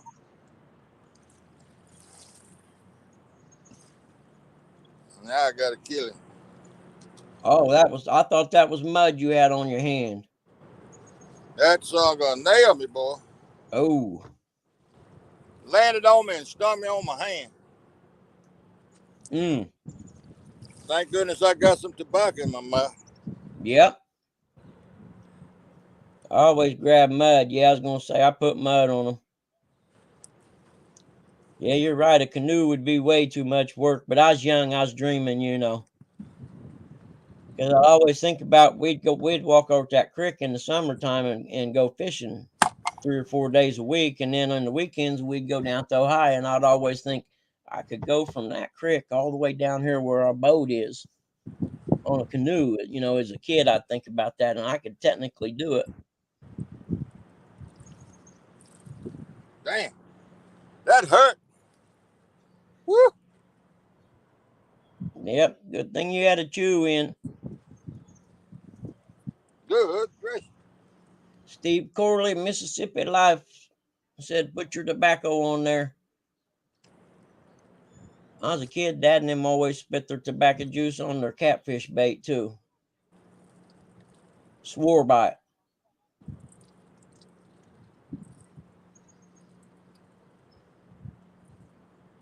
In the last fall, I laid my arm down on one of them bees and got stung. It was on the arm of my lawn chair.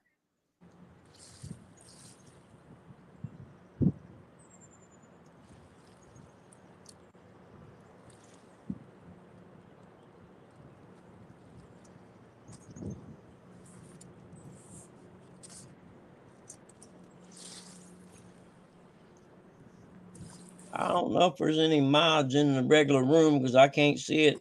I'm on this thing here, but maybe throw Titus's link up there. It said he's a young guy, 21, trying to launch him a little YouTube action. Gonna become a professional fisherman, he said, cat fisherman. I don't know where he came from, but he nailed me. You know, I seen a mosquito the other night. I was on the river. Hey, Annette, Stephen Carley. Man. Thank goodness I had that snuff in my mouth. Yep. I don't know where he came from. I don't see no nest around here. He just come down here and landed on my hand and sucked that stinger in. Oh, Chris, he gonna come in with a new channel name. Okay, make sure and let us know when he does. We'll get him some hook sets. I'll be right back. I gotta put my bowl and my crackers up. All right. Oh, you're just gonna lay back there and sleep all day, huh? And keep me up all night? Is that how this is gonna work? I guess I'll let you do that.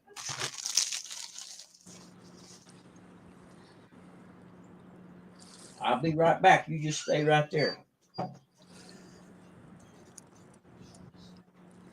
I believe that's the first time I ever got stung by a hornet. Well, I'm telling you, it don't feel good.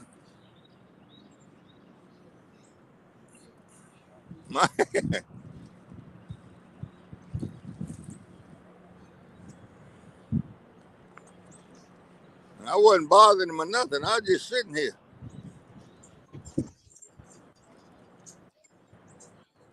I don't want any more of that.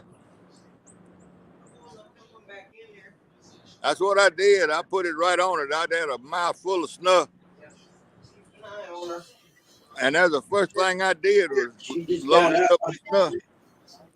These icons you've got on my computer, they're little, and I have a hard time seeing them, but we'll do it later because I just got into that. And I'm in the YouTube chat right now. Oh, them there, I can figure out how to do it. Okay. Just leave that one down there and you don't hit the X and it'll always be there. Well, it's just hard for me to see them. Yep, I'll change them. Okay, honey, I appreciate it. All right. You staying in here or you going in there with Papa, huh? All right, I'm closing the door. Last chance. There you go. Door's closed. You're killing me, Smalls. There, go on. Go on. Hey, Davo. The old man just got stung by a hornet. He's hurting.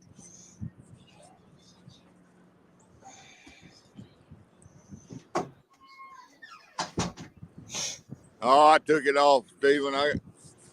I could feel the pain subsiding, so I took it off.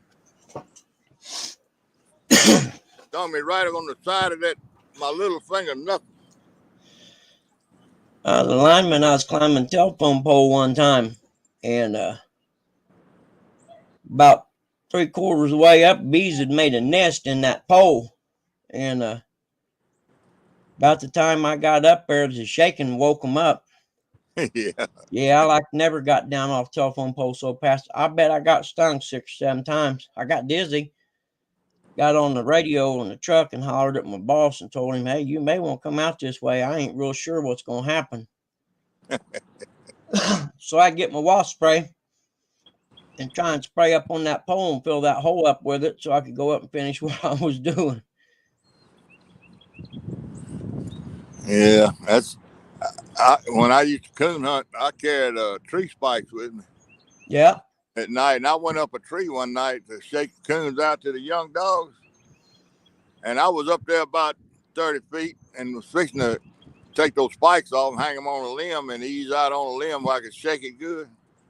The guys on the ground said, "Steve, it's something up there on the side of that tree flying around." And it was a honeybee hive. Oh. It had a knot. That knot wasn't, well, I didn't go back and look at it, but that knot wasn't over. It could have been over 2 or 3 inches opening. Yeah. And when I went up that tree, I noticed it smelled funny when I went up that tree. But man, that damn thing's come out of that hole, and I had to sit up there on that limb for, I don't know, 30 to 45 minutes waiting on them to settle down because I didn't have a climbing belt. I just hugged Yeah. the tree. No, There wasn't no way I was going just to come had, down just there. had the gaps on and no belt, huh? Yeah. There wasn't no way I was going to go down that tree holding on to it and them bees swarming around down Oh, there. yeah. Yeah. Because And you're going to turn loose, and then when you turn loose, you're going to be on the ground quick. yeah, I probably let go of the last 6 foot, I'd say, coming down that time because they was all over me. And I was trying my hardest to get down as fast as I could. And every time I get stung, my steps got longer. Yeah. But I didn't get stung. That was one good thing. Yeah, well, that's why I had to change jobs because my knees racing dirt bikes and playing basketball all them years. I tore my knee up. I was 14 the first time, my right one. And I don't know, back then they didn't do ACLs or nothing. They just went in and cleaned it out, and they literally cleaned my meniscus out, the cushion. And I played Yeah. basketball for 20 years without a meniscus in that knee. I was 38. My doctor wanted to replace it then and said it was the knee of a 70-year-old. I was like, no, we're not going to do that at 38.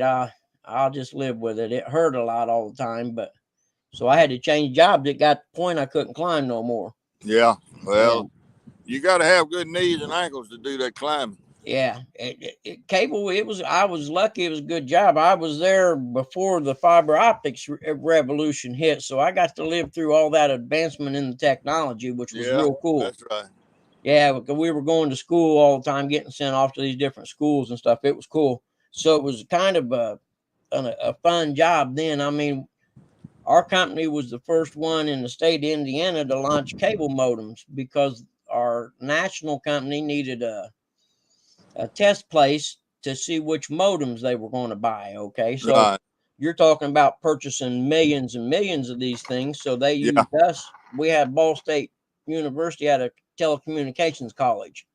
So they chose us as their alpha test stage. So we got to launch them, I'd say at least 2 years before they hit the market even. Yeah. Yeah, I Okay. had one in my house. It was cool. One of my buddies was a computer. I had to go buy a damn computer because I didn't even have one back in. And I went to the school about, how to set them up and troubleshoot the issues with them and stuff. So I had to get a computer put in my house. I tried my darndest to get the company to buy the computer, but they wouldn't do it.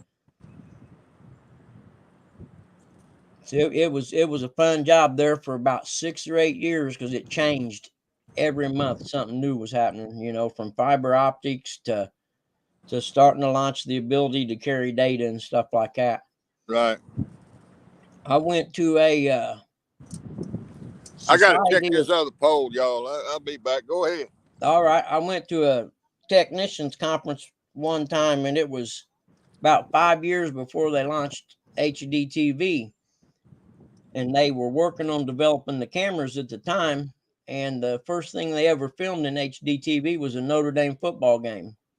And they showed it on these TVs. They were experimental at the time. And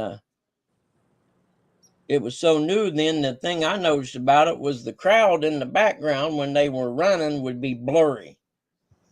And I was like, well, yeah, you can see the blades of grass and stuff, but what about all that stuff in the background? And that's what they were working on at the time, figuring that part out. But it was cool. The heck kind of bait you got on that? I can't remember what he said he had on that rod. He had bass, something else, skipjack on one of them. That looked like a big glob of worms or something. Keep it out of trees. Oh, I thought he hit the tree.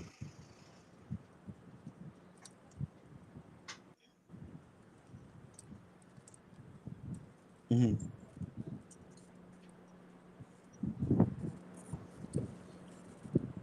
What do you think, huh? You want me to come over and watch NASCAR when it comes on? Okay, I will. I'll get off, I promise.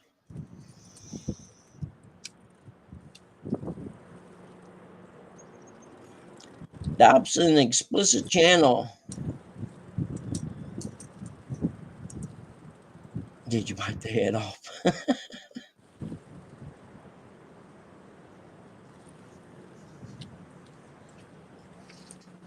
I suppose I could have went.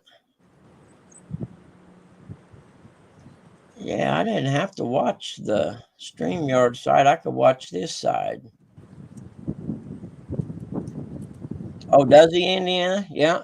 I was what was called a System Tech 3, which we done everything from the head end, which is the processing station, to the fiber node, and we stopped there, and then the hardline technicians took over. Where I started out as just an installer guy back in 86, I think it was 87. I just got a job at the cable company installing houses. I didn't know nothing about it or anything, and I don't know, after the second year or so, I found out the company would let you go to school and they would pay you a bonus if you passed the classes with an A. And I think the bonus was $150, and I needed a new dirt bike helmet, so I took the first class. And then realized that if you become a technician, you didn't have to go into people's houses no more. Because sometimes you'd get into some really nasty houses. I crawled over a dead raccoon in a crawl space one time. And then you always had the cat lady that'd have 6 or 8 cats in her house, and you had to go in there and install cable. And then I was popping a crawl space lid one time, and the girl said, "Now you be careful down there. My dad seen a possum down there yesterday." I put the lid back on the crawl space and said, "Call your dad. Tell him when he gets that possum out of there, I'll come back and run the cable line through there."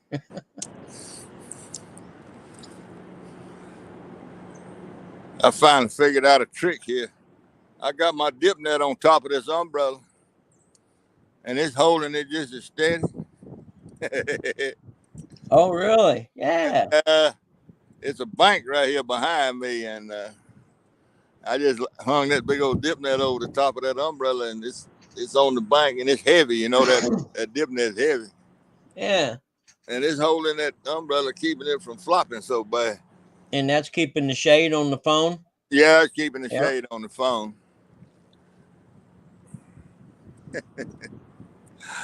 Oh, man.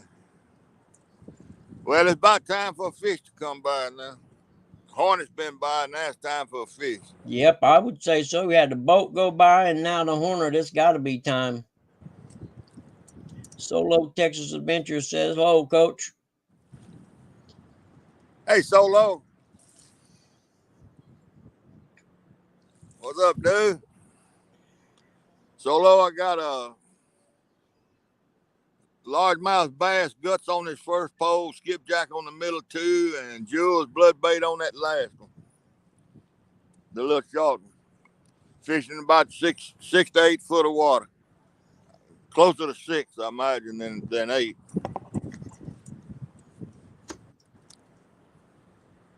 But I have caught 2 fish right here, so in the last 3 or 4 days, so I'm giving it another whirl. They're not just stacked in here, that's a fact. Yeah. I probably ought to check these guts because they may be done fell off or something. Yep. I don't know enough about catfishing. I mean, it's like bluegill and stuff. I've been fishing them so long. I know what time, a year, where they're going to be and that kind of stuff. You know what I mean? Yeah. That's Hey, why Brian B. Brian B in the house. That's why I'm watch all these videos and these lives so I can learn. I'm duck hunting. I'm duck hunting, Brian.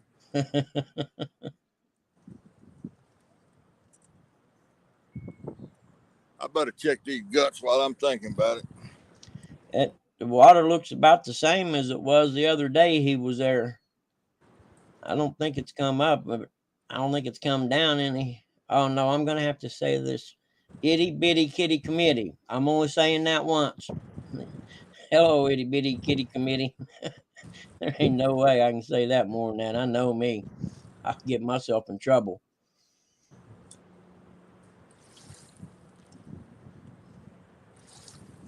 So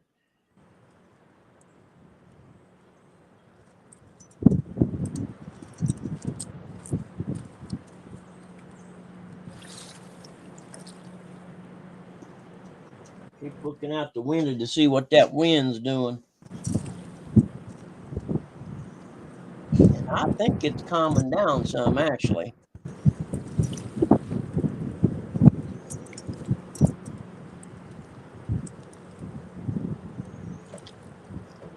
And I could have swore I seen the weather this morning. I don't know if I was dreaming or not, but it's like 70 today. And it's gonna be in like the 50s and stuff the next couple of days. And then I think they said something about a high of 30 or a high of 30 something. I'm like, you got to be kidding me. Oh, son texted me. I better see what he wanted.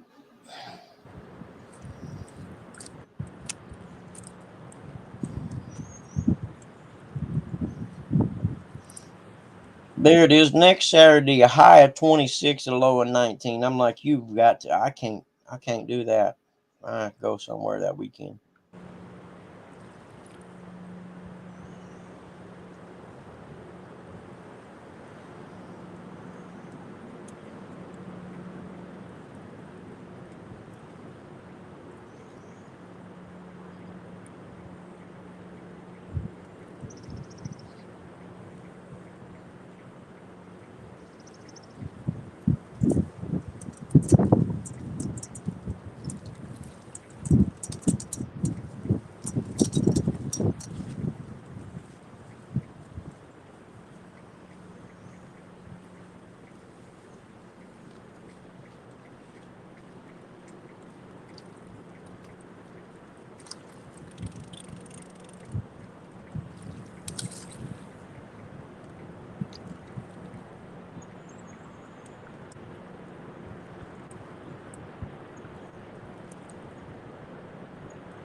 Okay.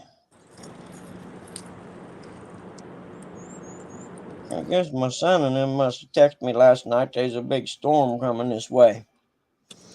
I just got the text, so evidently we survived the storm because I slept through it.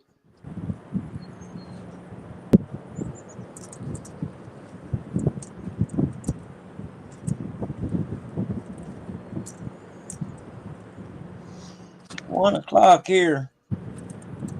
This day's gonna shoot on by quick, ain't it? Man.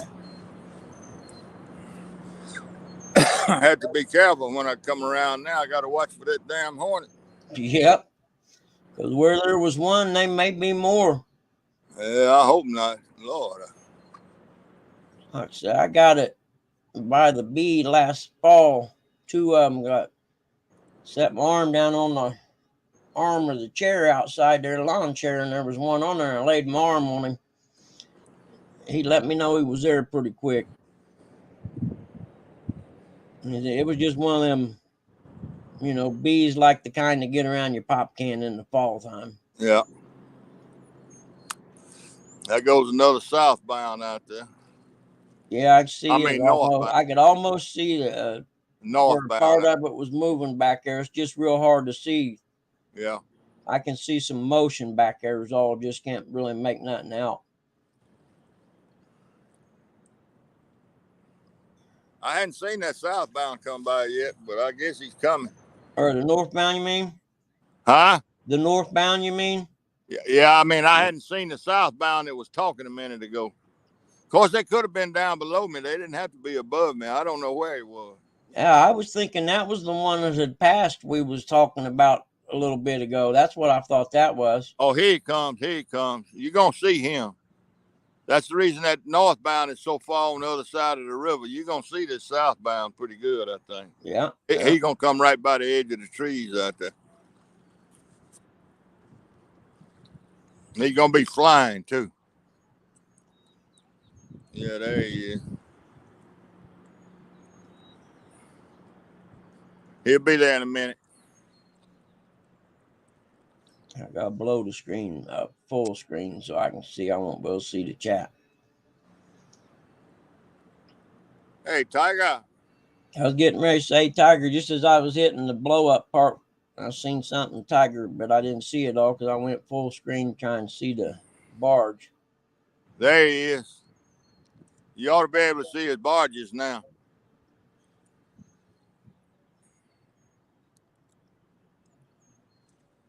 I can see something. It looks like something moving just below the tip, orange tip of that pole there. Yeah. I can see it.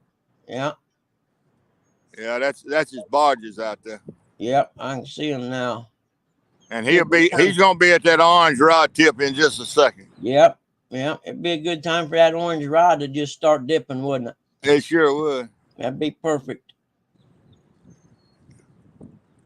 Yeah, he is moving pretty good, isn't he? Yeah, see, there he goes. You ought to be able to see him. Yeah, I can make him out a little bit. Boy, he is hauling butt too. Woo! That's got to be kind of hairy. Knowing that you're at the mercy of that current, and no matter what, you got to keep pushing. Yep, I see him went through that gap right there. Yeah, he just came around about 110-degree bend, and he got another one down there about 5 miles, and then he got to go under the bridge. Huh. If you ever get a chance, anybody that happens to be in Memphis, Tennessee, go down to Tunica and go out to Mahoon Landing, MHOON, MHOON, and watch those southbounds or northbounds actually make that bend right there. You can park right there and look right down on the pilot house. Huh. It is a treacherous bend, and it's a park right there. It's a picnic park, but they let you overnight camp. They got electricity and water. Oh, really? Yeah, and but it's right on the bank of the river. So you could probably throw a pole out there too while you was camping, couldn't you? Well, it's gray rocks, and it's a lot of yards of gray rocks down. Oh, okay. Yep. And the current is so bad right there. Yeah. Oh, I imagine you'd have to have 2 or 3 pounds of weight to even. Yep. Never mind. To hold it there, but man, that towboats come around that thing, and they get right up against that bank, and it's about a 6-mile straightaway for the southbounds before they go into that hairpin curve. Huh. And man, they start slowing down. They come around that thing so slow that you can hardly tell they're moving. You know, I never even really thought about that, them making them bends in the river and stuff like that. I just always think of them being big sweeping bends, you know, that you wouldn't hardly notice. I never really thought about the sharp ones. Hey, Fishing for Whiskers, how you doing? 309s, Texas Tiger. I got 3 of them out. I got 3 309s out there. All right, Coach, I got to go. I got stuff to get done. Hey, what's good? You here? What's that? I got to go now. You have to get somebody come up for you. Okay, right, well, I thank you, man, for doing it. Oh, no, it's my pleasure. I enjoy talking with you. All right, well, see you later, Bug Man. A lot of fun. See you later. Next time we'll get into some of your stories about Oh Lord. Okay. The see you later. metal detecting stories. I'll see you Now, tonight I got. on Hog Legs, maybe. Okay. All All right. right. See you guys. Bye See bye. y'all. Hey, itty bitty. As far as I'm going with that. Anybody else wants to come up here, tell me, and I'll put the link up there if you can't find it. I wish somebody would, because I can't hardly see this chat too good. I can see it fairly good, I guess.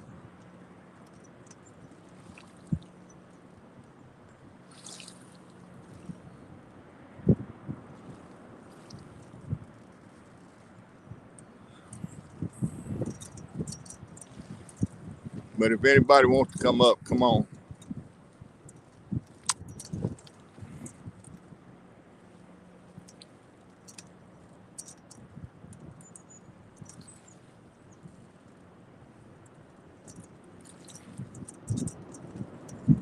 Yeah, there you go. Thank you, Chris.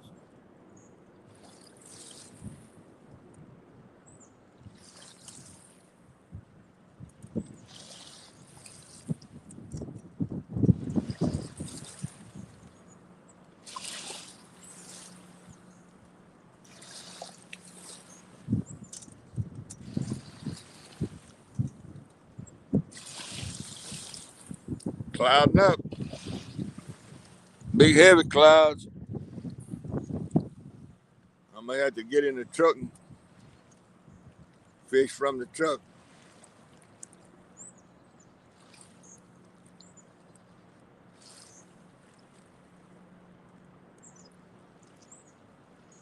Hey, Chris, about how many moderators do I have in here right now besides you? I can't remember. I made a bunch of them.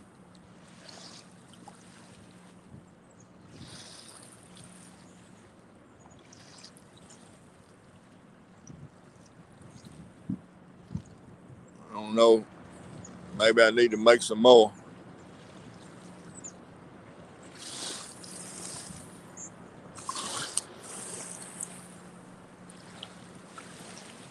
Lisa was in here, but she probably gone now.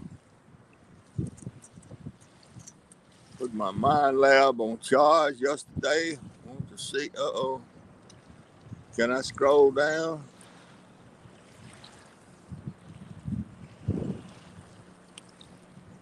Put my Mind Lab on charge yesterday. Want to see if I am able to walk enough to do some. There you go, man. There you go. Yeah, that's good, bud. I need to get out and do some digging. Hey, Finn. Finn's supposed to be one. Finn's ought to be one.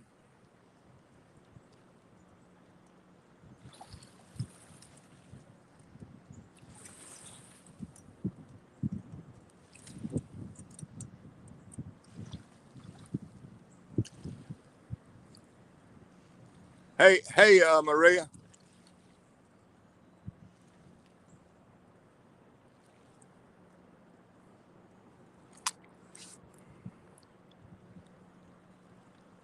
Boy, that hornet is still burning.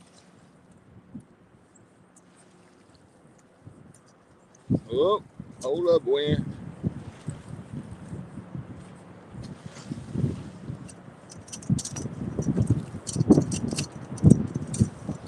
Yeah, we're fitting to get some bad weather here next few hours.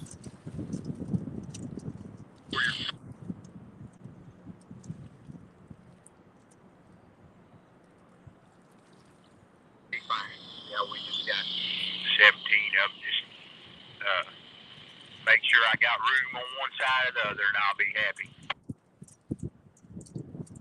Have a good day.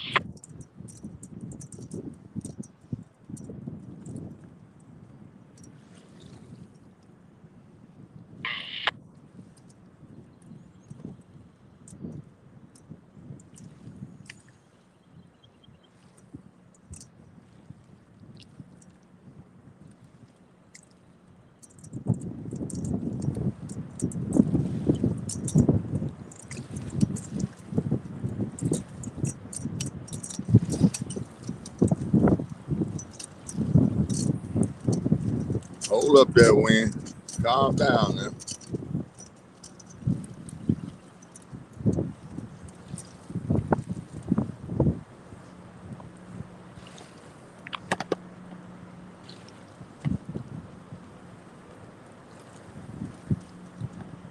The wind is rough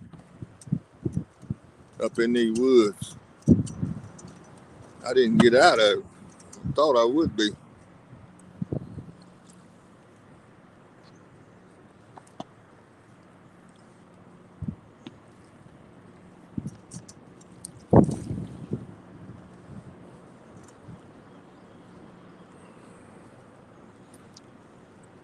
Well, I tell you have to sit here a long time to get a bite. I just don't believe there's very many fish moving right in here because they ought to be up in these woods with this backwater like it is. They just a few of them stragglers coming through every once in a while. I'm gonna check this water temperature.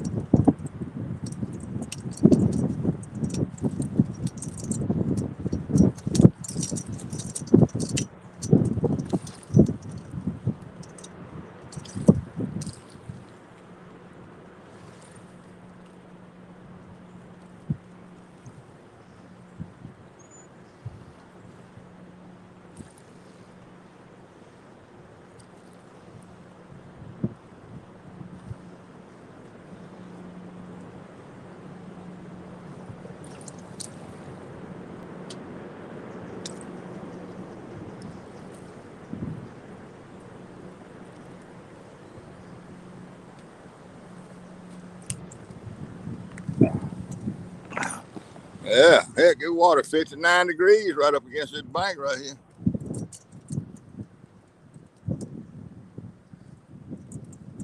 Okay, Texas. 59 degrees. That's pretty warm. And a front coming through too. If they don't bite, there just ain't no fish in here. And that's probably the case.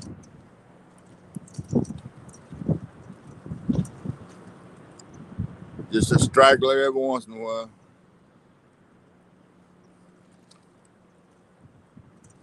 Maybe I need some chicken.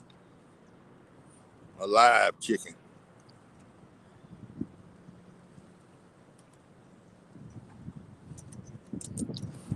But this is where I caught that 8-pound channel Friday afternoon.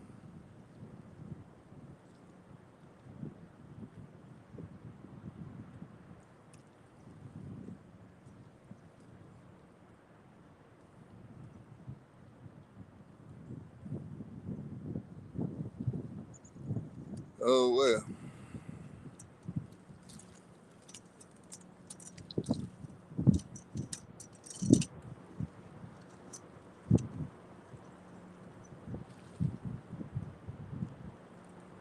All I can do is try. Who was that said they got the mine lab out? Who was that? Was that Indiana Chris or Texas Tiger? And scroll back up and look.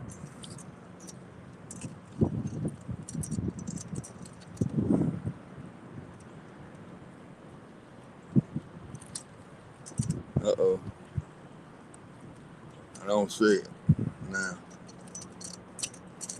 Me. Oh, me and Tiger. Oh, okay. Y'all both got metal detectors. Okay. What do y'all hunt for mostly? Coins or artifacts or what?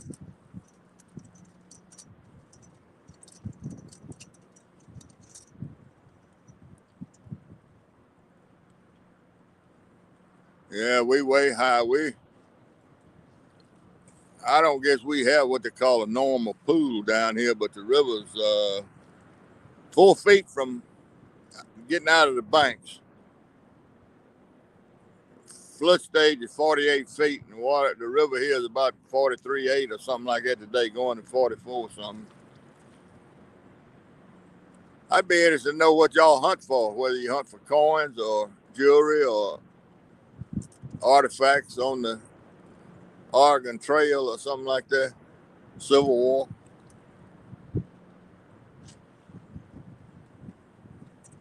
Oh, that wasn't Texas. Okay.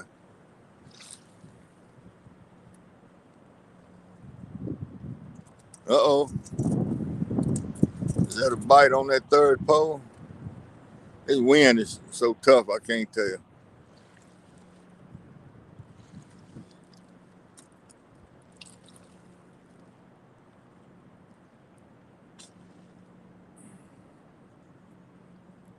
Bank caving in.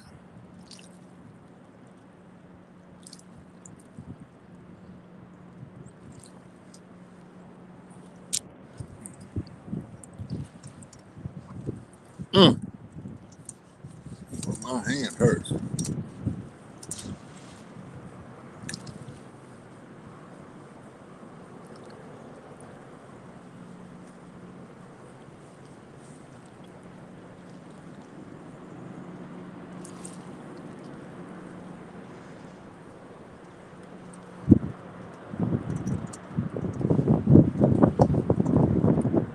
I wish this camera would go back to bright where I could see real good.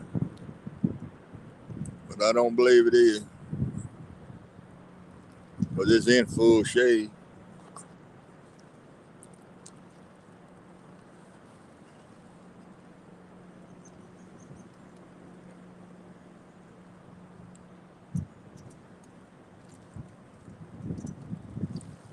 Oh, okay, Chris. And I'm having trouble seeing. Well, what does Finn's hunt for? That gum look like he could answer by now. Unless he's deep. You ain't deep, are you, Finn?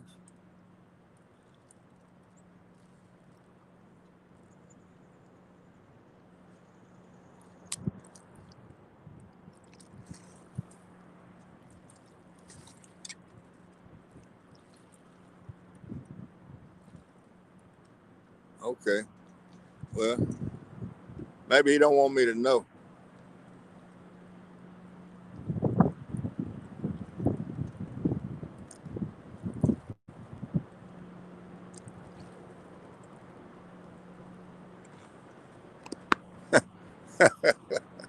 That dadgum hornet got my whole hand hurting.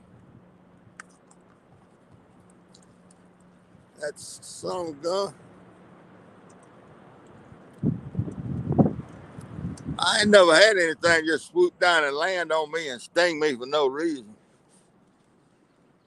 What is that? I'm fins and files, Steve. Oh, he said fins and files. Well, didn't somebody in here just say they were going to get their mine lab out and see if they could go dirt fishing? Who was that said that? Somebody said it. Somebody said they was going to get the...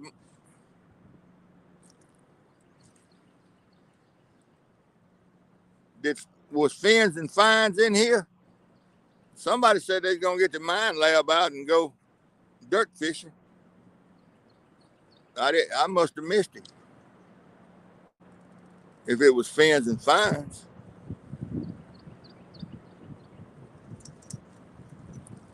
Tiger said it. Okay, well, he's gone. I don't know who said it. Somebody said it. I know I ain't going crazy. Oh, okay. Texas Tiger said that. All right. Well, I think he's gone.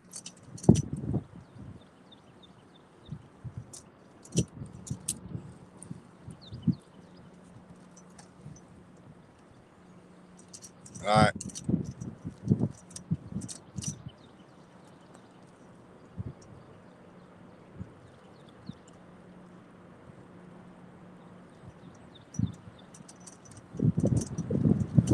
Well,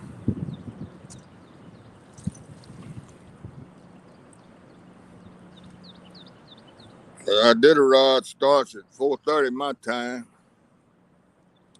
I got to be home for that. And I've been going 2 hours and 20 minutes. So it ought to be, what, about 12:30 East Central Time?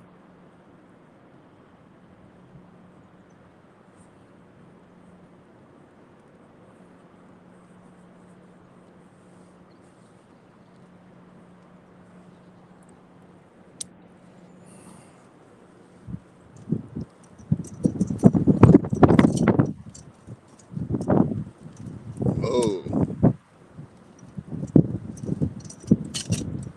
And every time we have one of those big gusts of wind, at least one of those poles look like it got a big bite. But 12:44, okay. 12:44 at 2:20 hours in. 12:44.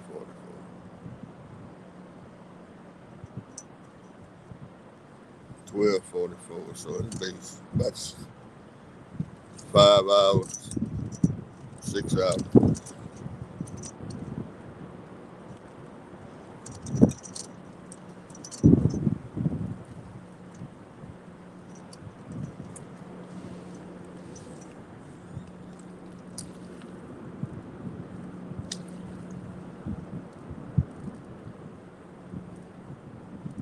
Yeah, I hope we don't have any of these storms. They're talking about it, but if it is, it is, I guess. Lynn said last night that right there around him close, there was some deaths, some casualties. In Iowa, blew a barn down, blew a house away, all of it right there close to him.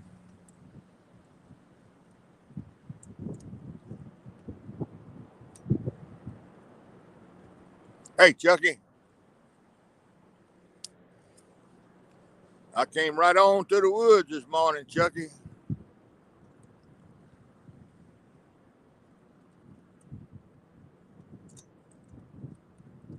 Morning on the takedown. Waiting on it. Yeah, me too. Me too.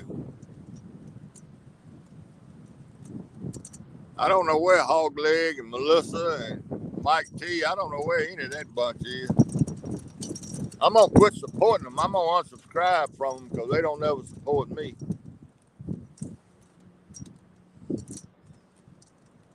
Takedown, Kenneth Powell. I think I'm gonna unsubscribe and send all of them an email. Keep me up all hours of the morning, and then they don't even come out here and support me. That ain't right.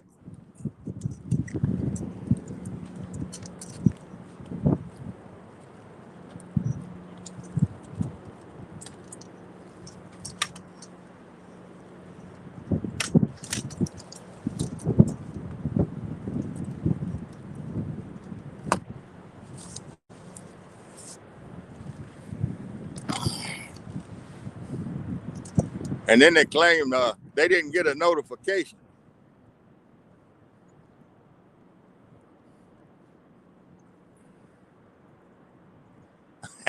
Well, I was up with them last night, fans. I was up with them, and I'm out here fishing today.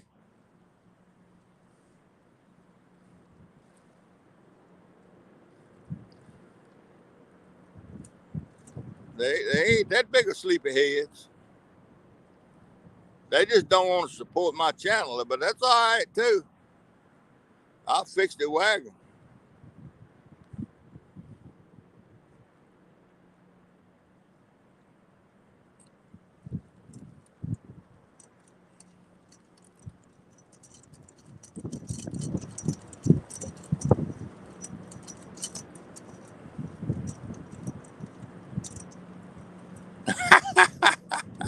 All right, Chris.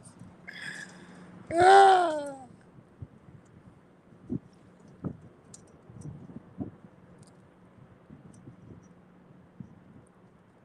Yeah, I will, Chucky. I'm gonna. I wasn't. I was watching last night. I didn't say anything, and I don't even remember what live stream it was on, but it was after I went to bed, and I turned my telephone on because Lucky wouldn't let me go to sleep. My cat, and they had Hog Leg talking about calling folks fat in that live stream. Somebody had gotten on him about calling folks fat, and he was saying he called them overweight.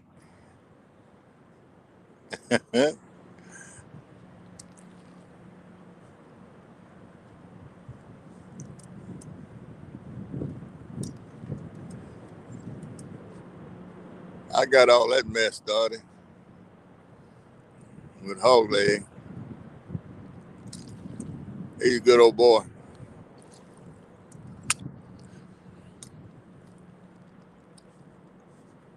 But I'm still going to nail him for not coming in my live stream and claiming he didn't see the notification.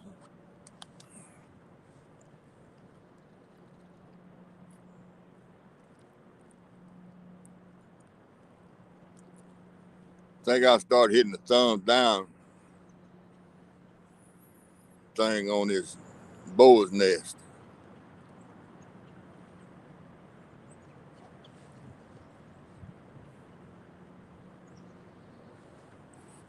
Yeah, I don't know either. I don't know if it was Lynn or Lance after Lynn.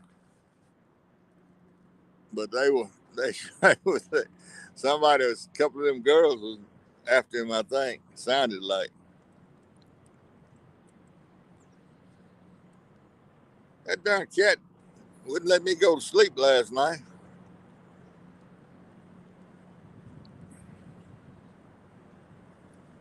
He gets in the mood sometime. I know I didn't. I remember looking at the clock at 4 o'clock this morning.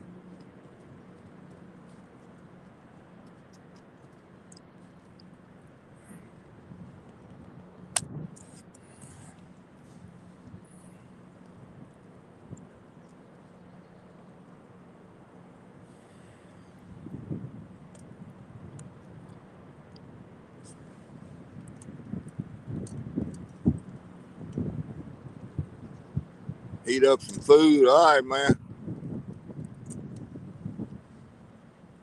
Well, don't get too much radiation. I know you're gonna use a microwave. let the buzzer go off all before you open the door.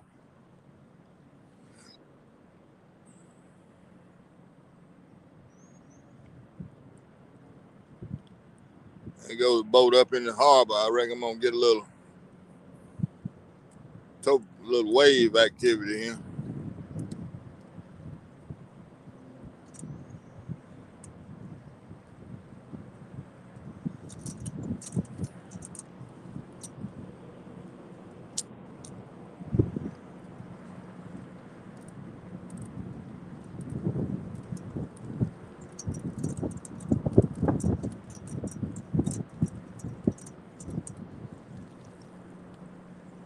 Kenneth might be fishing.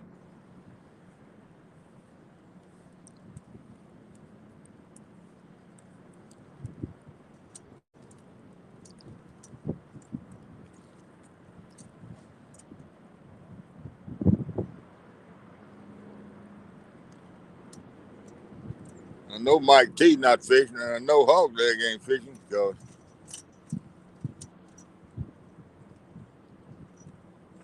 if they got the gate locked to that pond he goes to, he don't have nowhere to fish.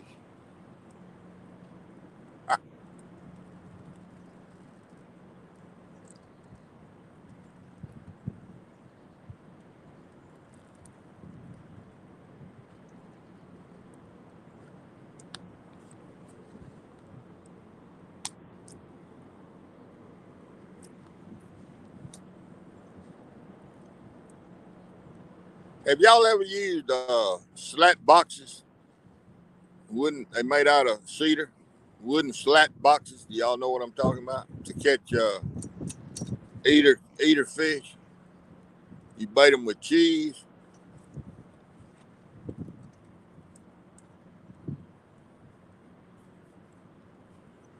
I never have used them, but I've been with guys that had some that used them. Man, they fill up with them little old 3/4 to a pound and a quarter channel cat, and they can fill them boxes up overnight. They bait them with that old stinking cheese. Call them slat, S-L-A-T, slat boxes. You can build them, but you can also buy them. I think Memphis Net and Twine sells them. But if you want to put some fish in the freezer, you can fill them up with a slat box if they're legal in your state. You can catch more fish than you want to clean.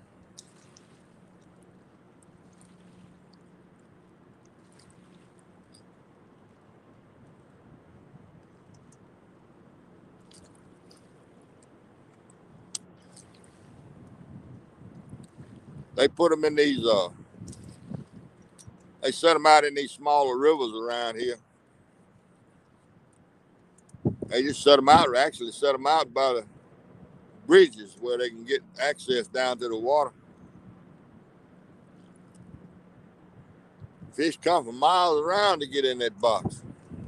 When they put that chunk of bait cheese in there.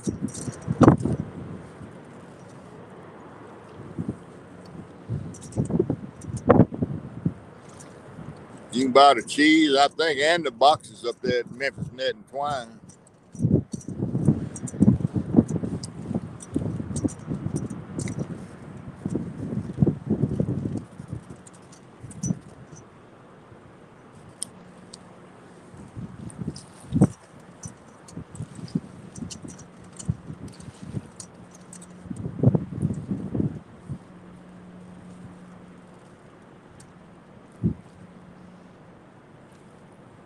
Come on, fish. You're about to wear me out now. About to get under my skin.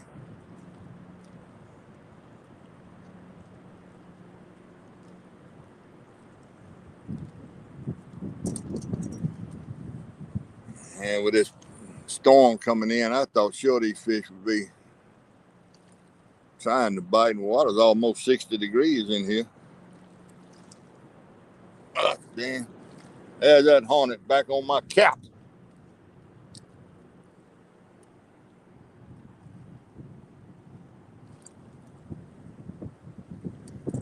Now, what am I going to do here? Can y'all see that damn thing? Pardon my French. Get away from me.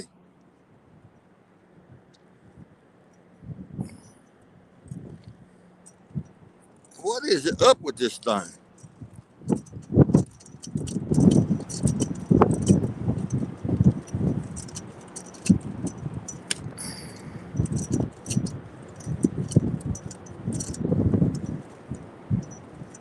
Damn.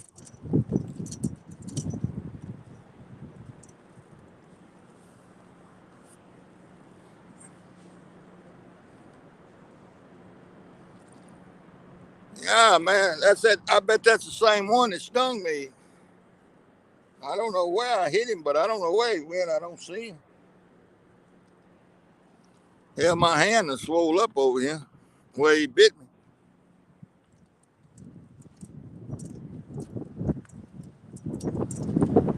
I'm glad he didn't sting me on the forehead.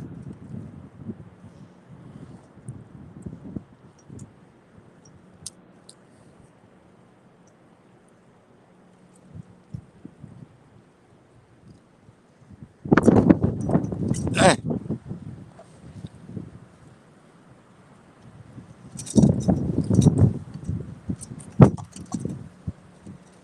Something's up.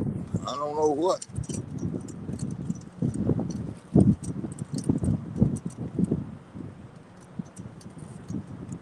I hit him a pretty good lick. I don't know where he went. I don't see him on the ground anyway. He'll probably be mad as a hornet when he comes back.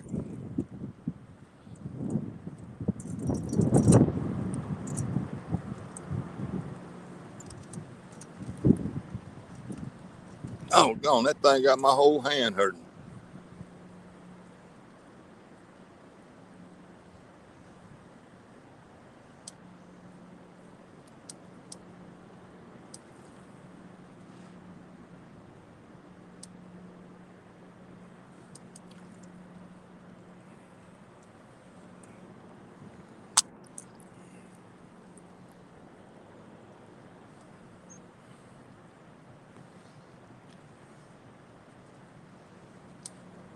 Yeah, that's the first time I've ever been stung by one. And I was just sitting here and he landed on my hand and I looked over there and man, he was sinking that stinger in me. Luckily I had this snuff in my mouth and I put it on it right away and I thought I had done a good job, but my hand's hurting a little bit. Yeah, I mean, it ain't serious, but it wasn't hurting before. I keep looking around seeing if I can see their nest, but I don't see it. It might be in a tree instead of out on a limb.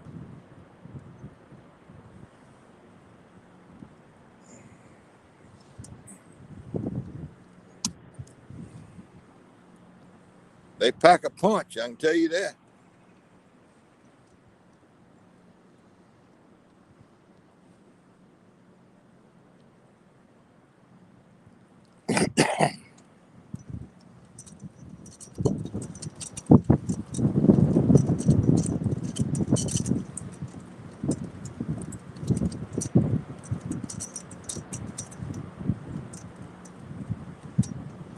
Man.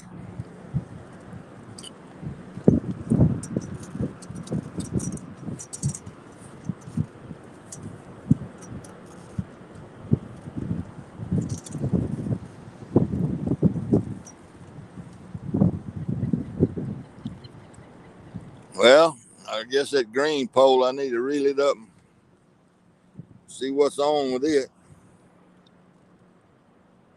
It's been out there two and a half hours, 3 hours,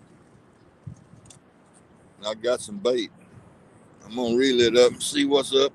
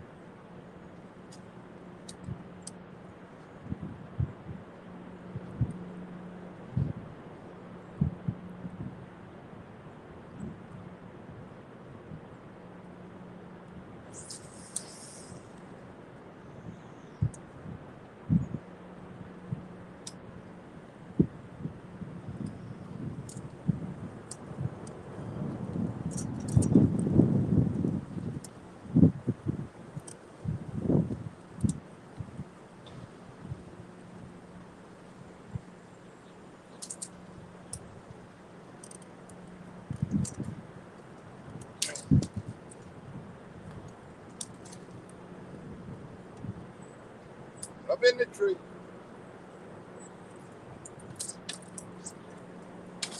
They went wait.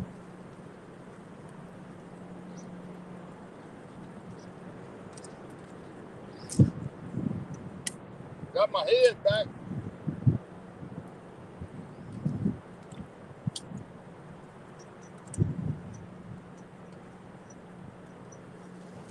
Got my sinking slide. What all else did I get back?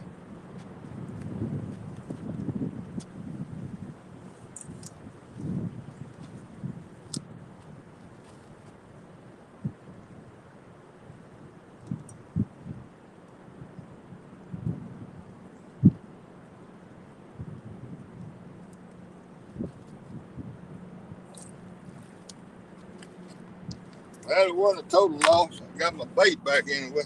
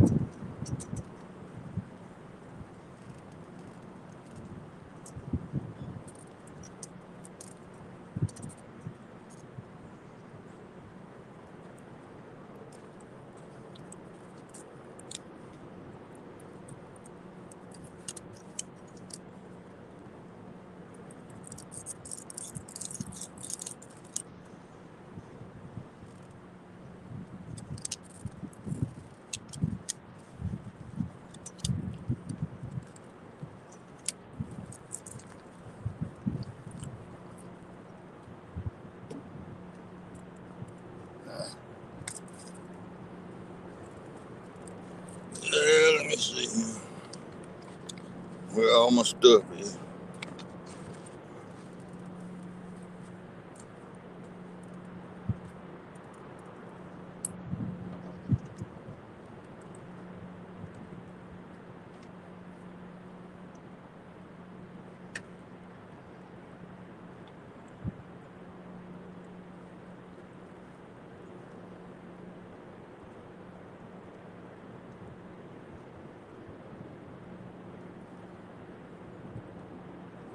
And these trees right here are tough.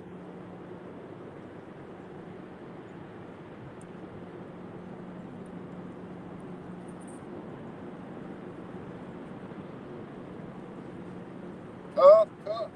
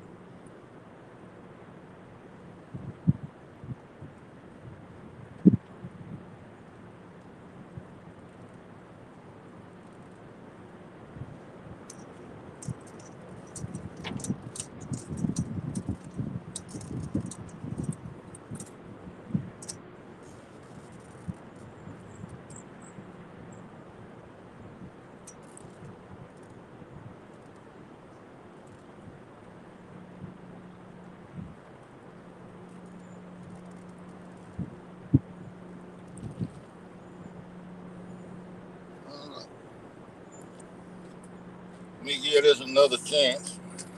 See if I can do any better this time.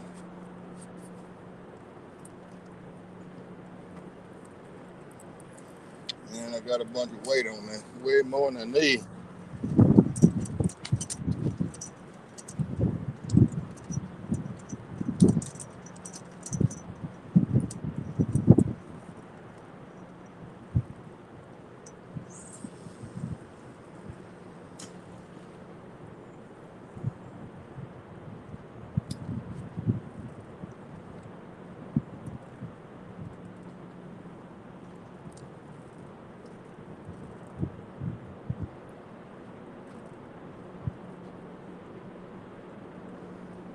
All right.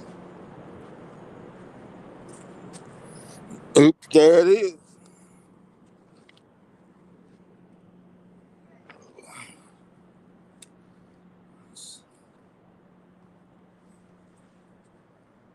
All right.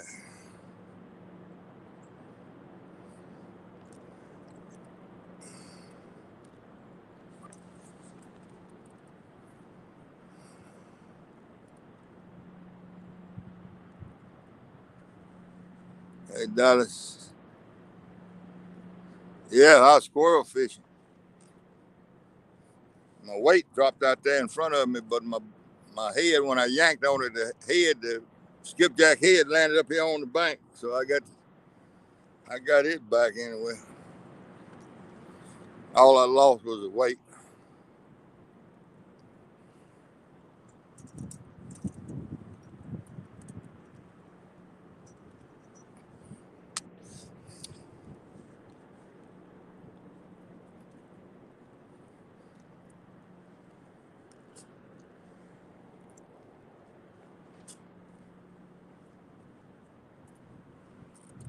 I don't know how big a weight's on that now, but it's way more than I need. But it's what came out of the bag first, so I used it.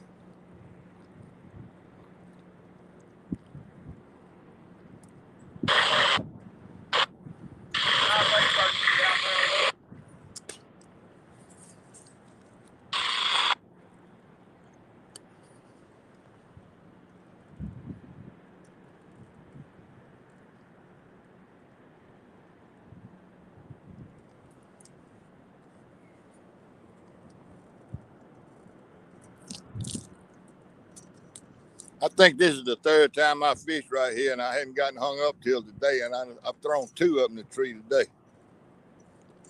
Same pole, both times.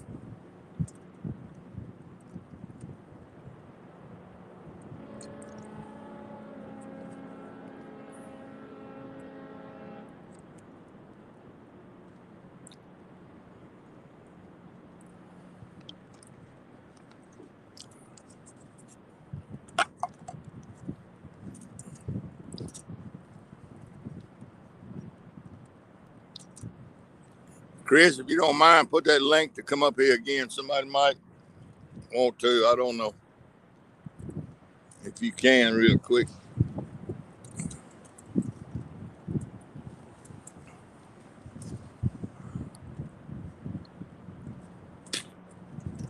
Seems like you got that figured out pretty good.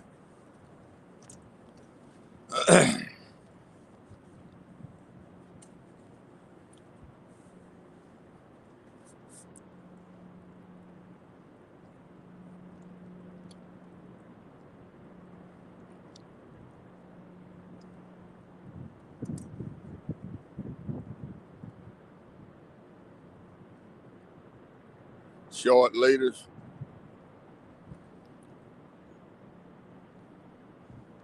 I don't. When you throw them up in the tops of the trees, I don't know. I've thrown two up there on that limb today. That limb's tall, high too. I got my bait back though. That's important. I got plenty of weights. Thank you, sir. Oh man.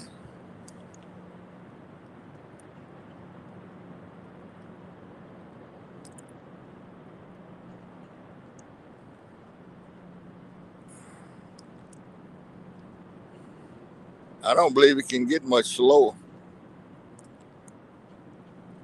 The biting.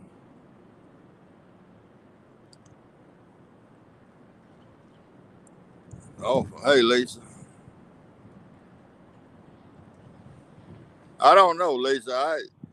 I guess I'll have to go back and watch you catch fish. If I don't catch one, it's not because I'm not trying. I got stung by a hornet. I've thrown 2 lines up in that tree right there.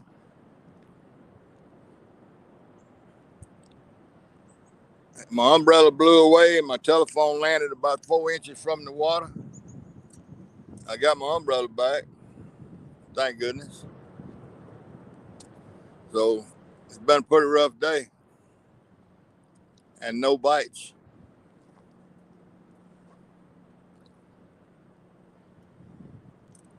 No bites. That was a nice fish you caught, though. What did he weigh? I never did see what he weighed. Looked like he was in the 20s at least.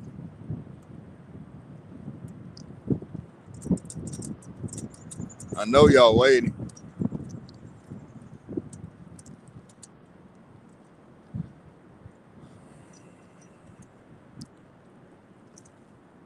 He's big enough you had to sit down to take a picture of him. That's always a good sign.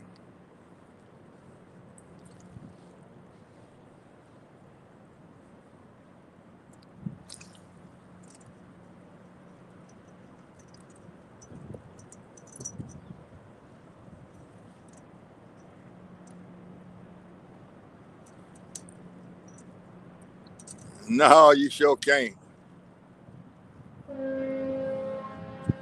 I need somebody supervising me.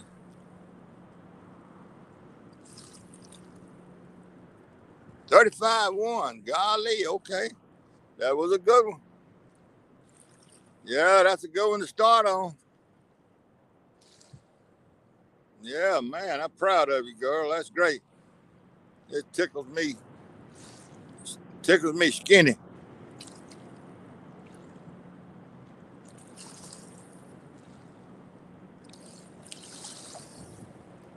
That's a good one. That was a lot of fun. I bet it probably wore you out.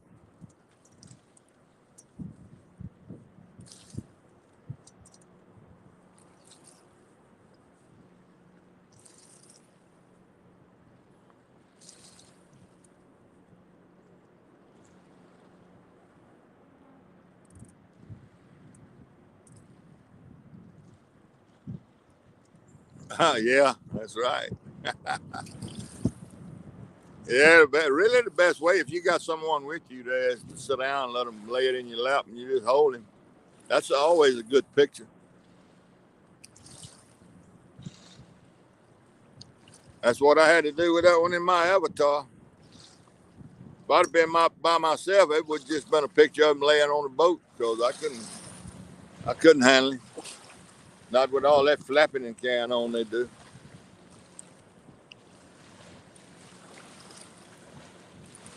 You got that slime all over you. That's great.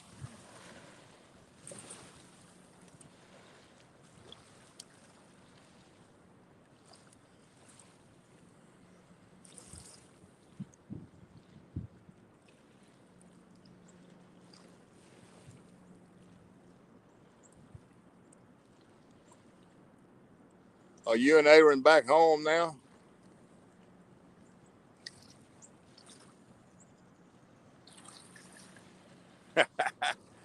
Well, you got a fish for him. You don't ever know. It can happen any time as long as you got a hook out there with some bait on it.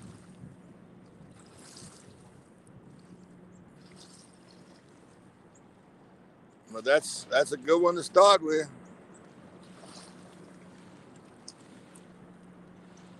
You got a target now, a target number.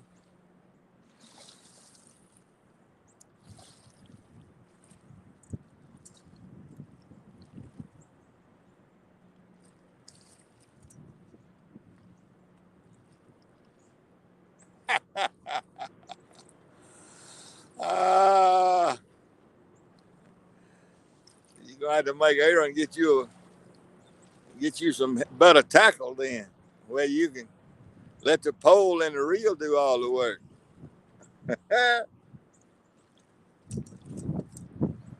Tell him you got to have something better.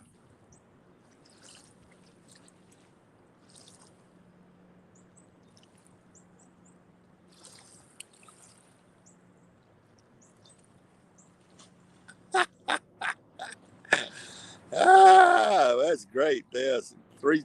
Had to go run it 3 times to get the slime off of it. That's good, man. I like that. I bet Aaron and Tom were beside themselves. They were so happy for you.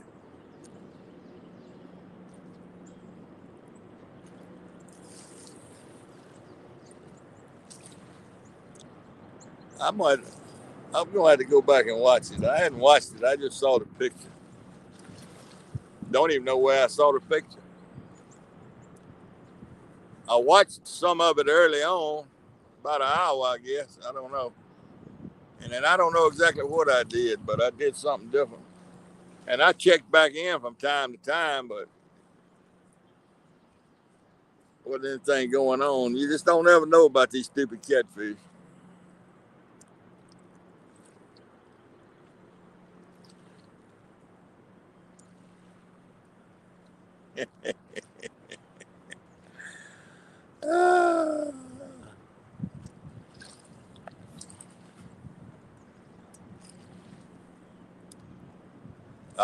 I'd throw a $10 bill in the water right now and let it float away if I could catch a 35. I'd watch it go out through those trees.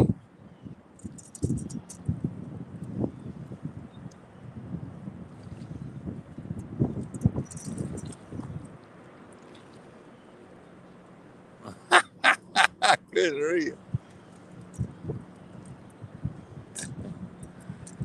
Yeah, man. Yeah, you gotta pump that rod and reel down and pump that rod and reel down and be real careful doing all that.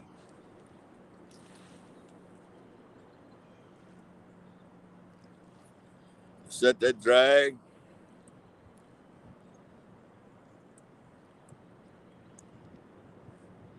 Let the drag and the reel do the work for you. Can't lose Pinky.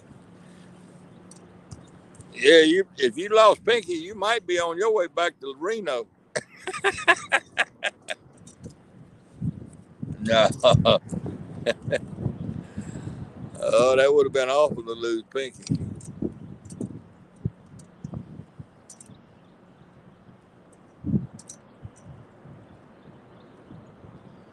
Yeah. Yeah, you need some help when you got something like that going.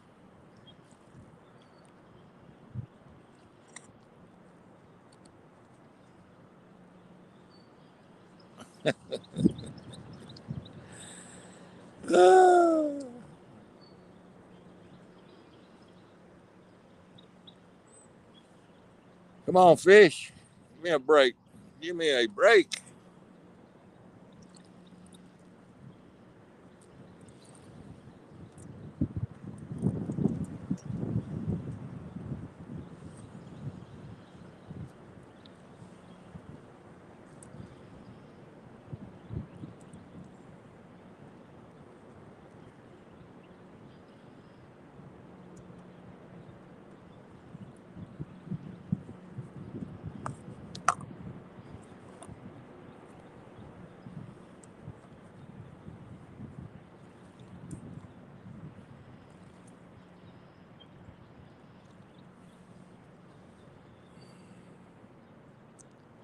Well, I may not catch any fish. May not be very exciting.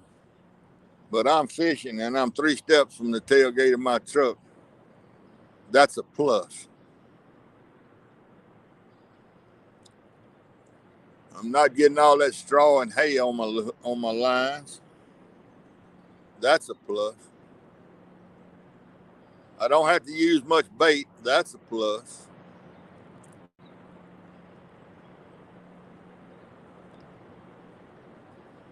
I reckon the only minus is I don't catch any fish.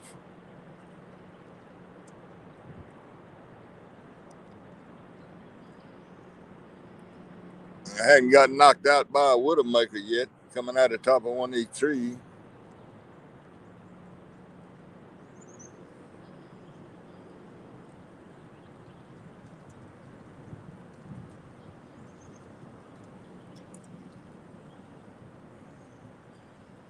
Yeah, when you don't catch any more fish than I do, you got to have something positive to look at.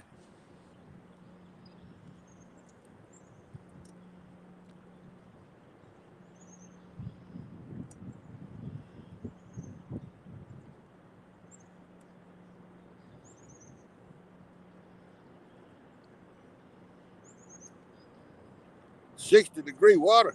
Golly, the flathead ought to move up in here. If they moving at all, or if it's any around.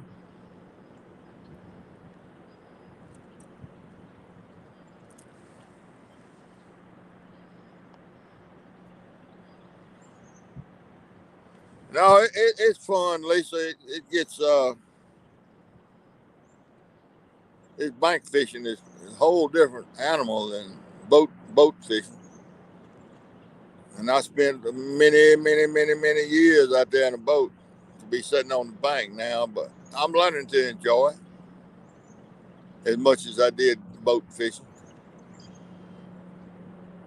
There's so much to see, and you can go places and look and check different spots and all in a boat, where you know how it is bank fishing. You're looking at the same thing over and over.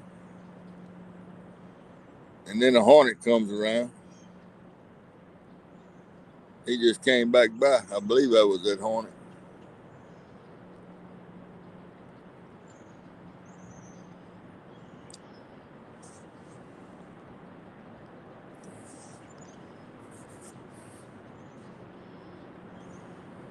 And I don't like for the wind to be blowing, because I like to look at the birds. I'm kind of 3/4 of a bird watcher too, and with this wind, they lay low. They don't move around much. They stay close around on the ground or just sitting.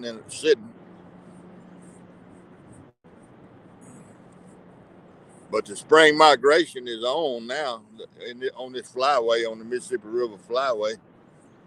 Because I have seen quite a few migratory birds in the last 3 or 4 days come through here.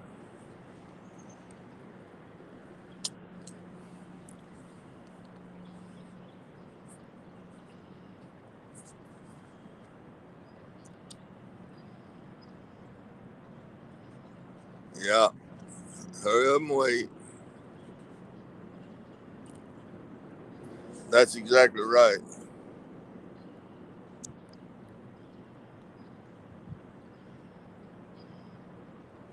Y'all look up on Google if you feel like it. Prothonotary warbler. He's a little yellow and gray bird, and he's real friendly. And I was sitting out there on the river in a boat one day fishing. Had 2 poles out, and one of them, a little warbler. I was close to the woods. I was flathead fishing, and a little old prothonotary landed on my fishing pole, sitting right there. And I was watching him. He was looking at me, and he tweeting. And that little joker flew over and landed on my shoulder, on my left shoulder. I could feel his little claws through the t-shirt. He sat there and tweeted in my ear 2 or 3 times. I had on shorts just like I do today. And he hopped down on my left leg and was sitting there right there above my knee on my leg. And I bet he sat there for 3 or 4 minutes looking around. And I wanted to stick my finger out and see if he'd land on it, but he was close. He was just sitting right there on my knee. In a minute, he hopped back up on the pole and tweeted 4 or 5 times and went on down the river. That was pretty interesting. It landed on my shoulder and then hopped down on my leg. And they are pretty little birds, and they sing all the time.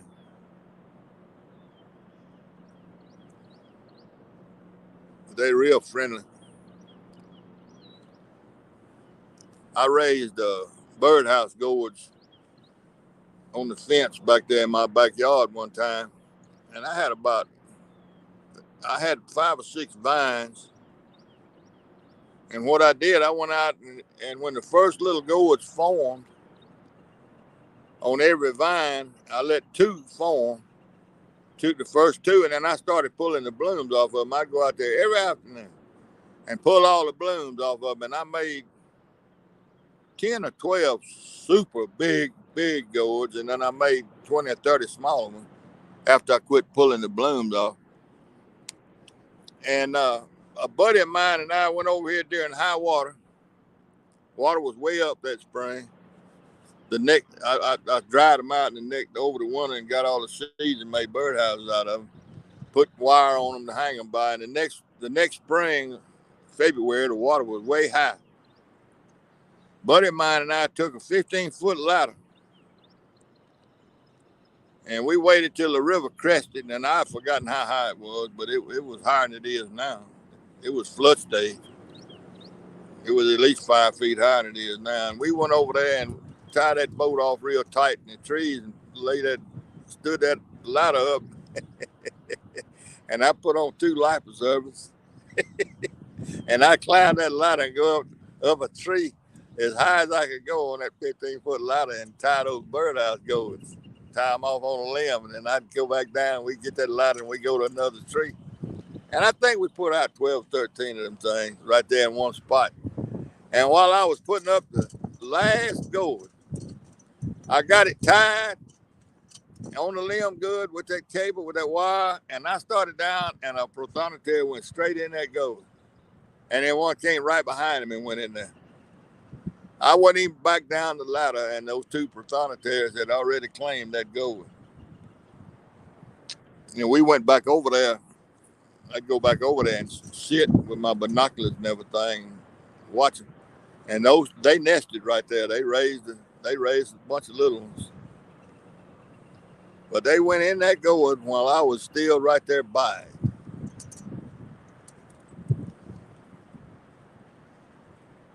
Yeah, they're pretty, man. They're beautiful birds. They're little bitty birds. They're real friendly. They'll come all around, get real close to you, and just whistle and carry on. And they're here already. I heard some, I believe it was Tuesday, the first day I came down in here. I heard some.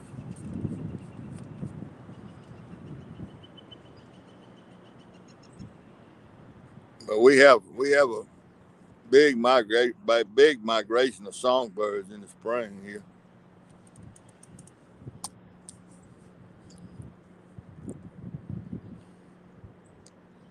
Those gourds stayed up there for years. Finally, they fell apart.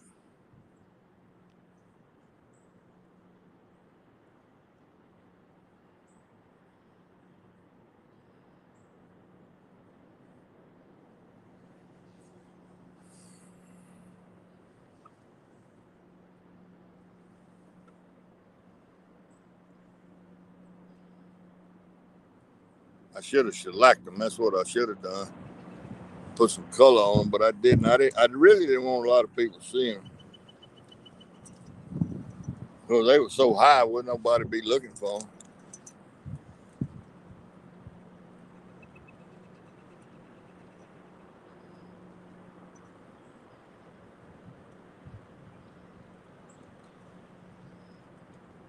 Lisa, look up the painted, P-A-I-N-T-E-D, painted bunting, B-U-N-T-I-N-G.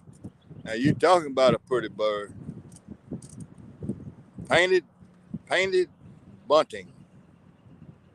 And you want to see a pretty bird, that's a pretty one.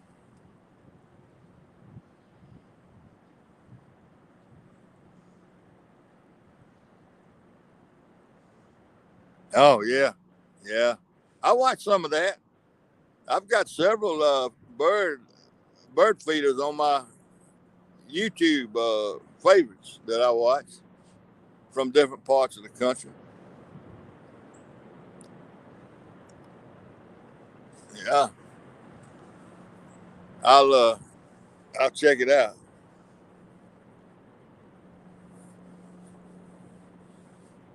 Hummingbirds, I put up 4 or 5 feeders for hummingbirds.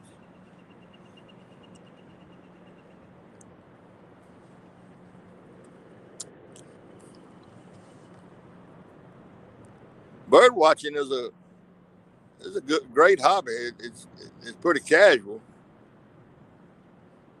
but I don't know. I don't know if y'all have it everywhere or not, but we have what they call a Christmas bird count. The Audubon Society sponsors it, and I've been on that a couple of times, where the head guy will assign you an area on the county map, and you go and count all the different birds you see and identify them. You got to be pretty good. I'm not good enough to, and there's about 100 different sparrows, and I know 3 or 4 of them, but they hard to identify because they don't sit still for you.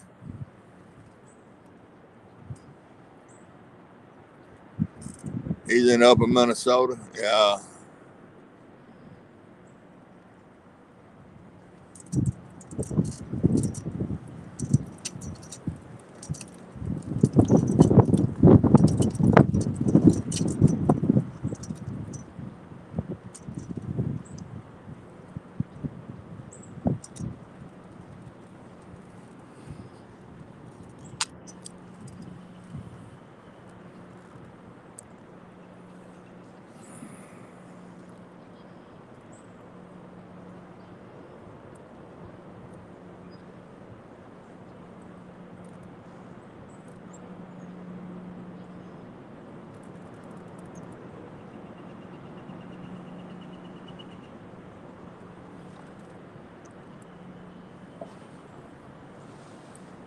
I got a company, somebody came in here and turned around. They said, look at that idiot. Probably.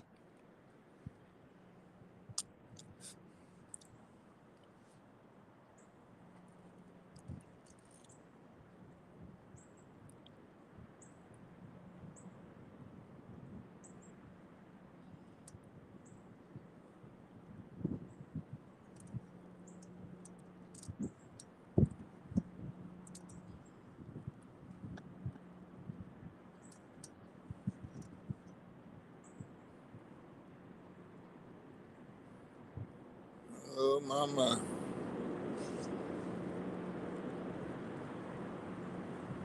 Yeah. Finches. I love finches. Goldfinches. My neighbor, uh, her husband died here several years ago, and she started feeding birds. She'd watch my birds, so she started feeding them, and she has them right outside her breakfast window, her sunroom window, where she can watch them when she gets up in the morning. So, and she bought bird books and got her some binoculars, and she would call me, and I'd call her to tell her to be watching, and so they'd go from my feeders to her feeders, and I got to thinking about it. She'd by herself. So I took all my feeders up and carried them and gave them to my son up in Arkansas. So now all the birds are at her house, and she has a good variety. And I finally talked her into feeding just sunflower seeds, black sunflower oil seed, because she had weeds growing everywhere. Because wild bird feed, it's got weed seed in it so bad. Whoa. Now she's using sunflower, or has been for several years. But she gets a good variety of birds over there, right up close to her house. Yeah, we got downy woodpeckers. We got it's some pileated woodpeckers right here in these woods. I've seen them several times. That's that old great big old woodpecker, kind of like an ivory bill.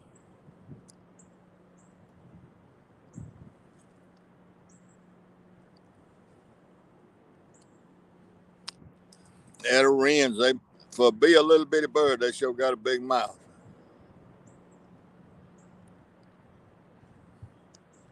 Well, do y'all have any of y'all have cedar wax wings this time of the year?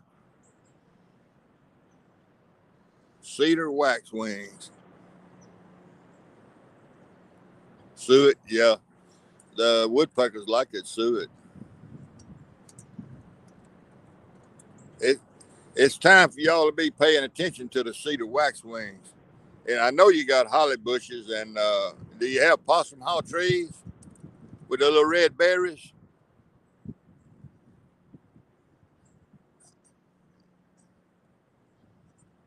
Cedar waxwing travel in flocks, and they look like they shaped like a small red bird, like a small cardinal. They're real colorful birds. They're kind of brown, but they got yellow and red on them. They're beautiful little birds, but they travel in flocks. And when those all the leaves will be off of the trees. Now the hollies will still have the leaves on them, but the possum haw trees drop all their leaves, and it'll just be one red berry standing out there. It'll be a bare tree with a bunch of red berries. Well, those cedar waxwings will wait. They know when it's time, but they'll attack one of those possum haw trees or one of those holly trees, and they'll clean it out in a day. I mean, it'll be hundreds of them getting those berries. And if you ever see it, it's amazing to watch. And they have a habit. And y'all listen to this now. This is weird, and I've only seen it one time in my life, and it's 5 or 6 years ago. It'll be a bunch of them sitting on a limb.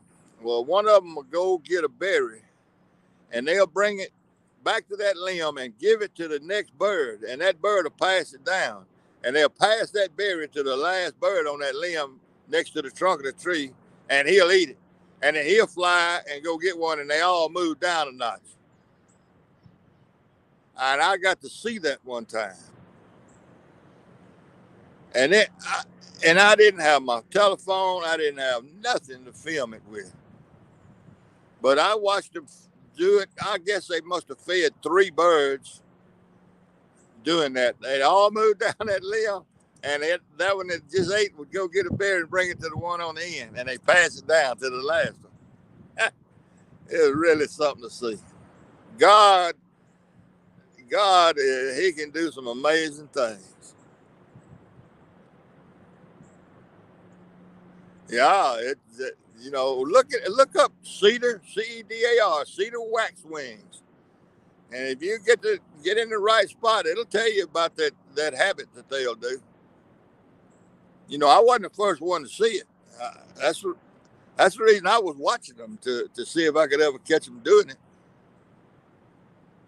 But I got a holly tree that's about 18 feet tall and it's full of berries. And then I got a possum haw that's about 20 feet from it and it's full of berries. And they'll attack it. And you got to be paying attention. You got to watch every day. So they come in there. First it'll be about 10 or 12. And then the next thing you know, it'll be hundreds of them. And they get all the berries and leave. And they go find the next one, I guess. But they do it for generation after generation after generation.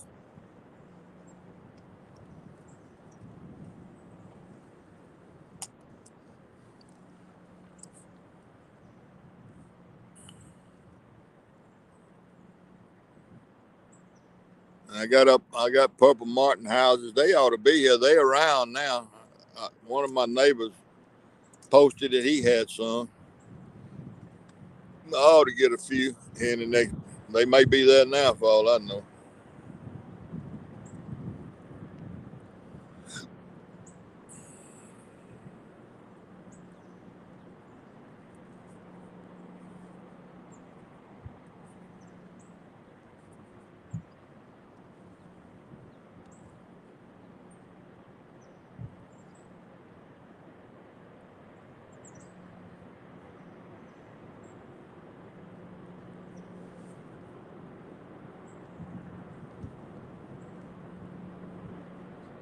Selflessness. Yeah, I guess that's what it is. Well, they sure. I'm very thankful that I got to see it because there's a lot of people never seen it.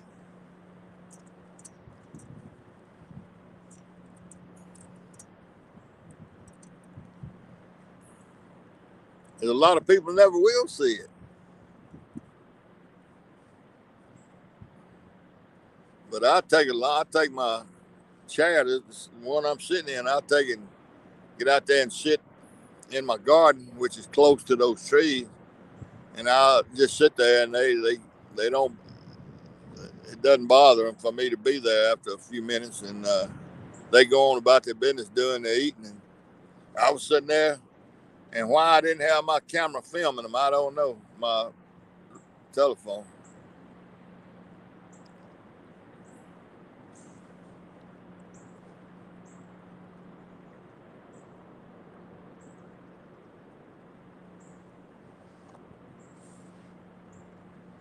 Yeah, okay.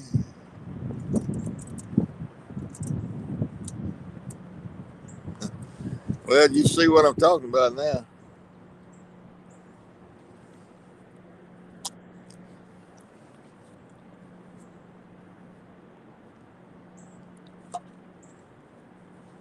And I've seen a lot of birds. I've seen doves. I've seen cardinals. I've seen mockingbirds, robins. I've seen a lot of those birds get something and carry it and give it to their mate. Not the baby, but a mate sitting on a limb. They'll carry it up on a limb, give it to them. But I never seen them. I never seen them pass it to 3 or 4. But they sure do it.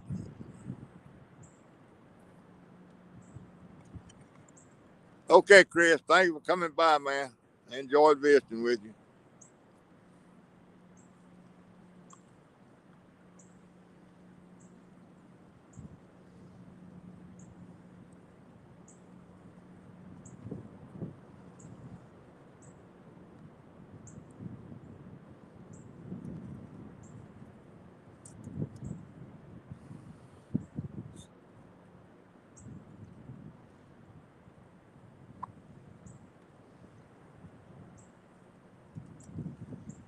That nap sounds good.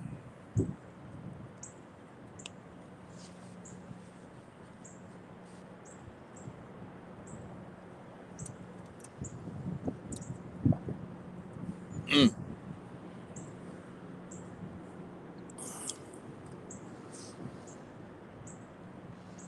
Okay, man. Thank you for being here.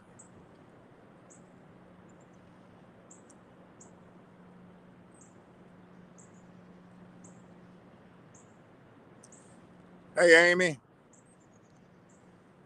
Well, it's a nice day to be fishing, and I'm fishing, so that's all I'm doing is fishing, nothing else.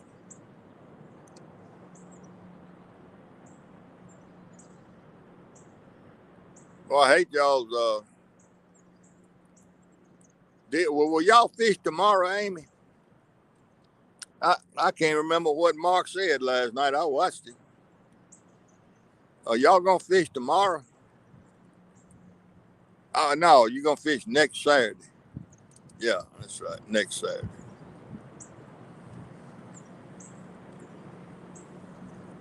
And then Sunday. Gonna fish Saturday and then draw names and fish Sunday. Yeah, that's right. No, I hadn't even had a bite, Amy. I've caught since last Tuesday. Right here, I've caught about a 2.5 pound blue and caught an 8 pound channel here Friday afternoon. I'm in the backwoods of the Mississippi River backwater.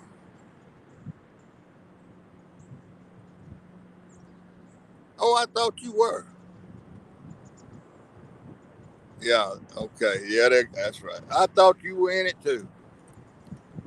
I knew Lee was. He's fishing against who's that, Big Skip?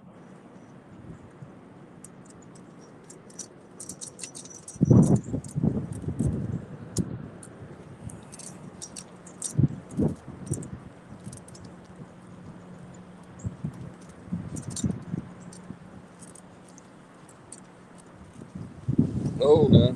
Be careful there, umbrella.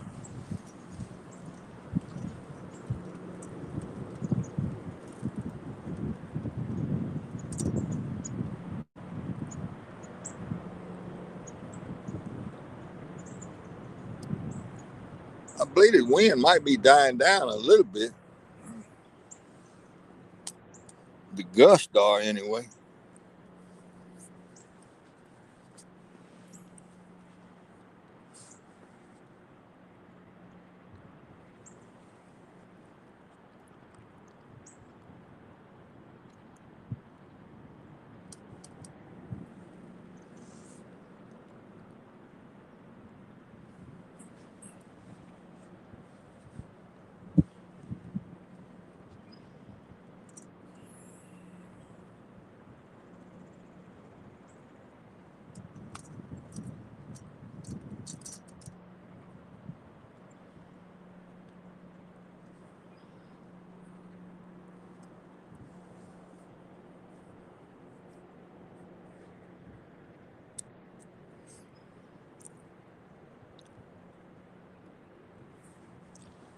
Well, I see some activity in the water out there all of a sudden. Stuff moving around. I bet it ain't nothing but bugs. I don't believe it's none of them. Might be. That ain't no bugs right there. I don't know what that is.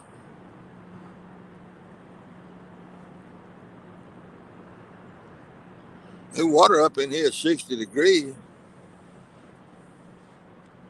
That ought to bring some bugs in here. I mean, some bait. If there's any catfish, maybe to bring them too eventually.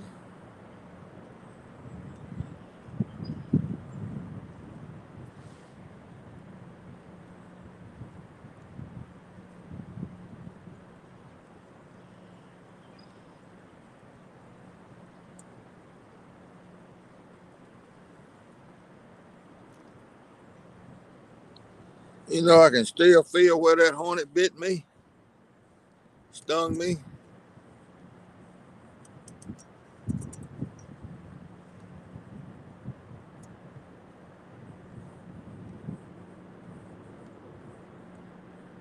Anybody wants to come up here, that link is not very far back up there.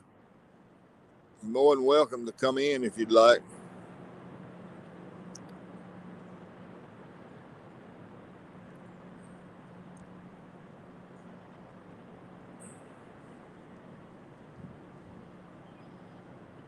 In fact, I'd love to have somebody up here.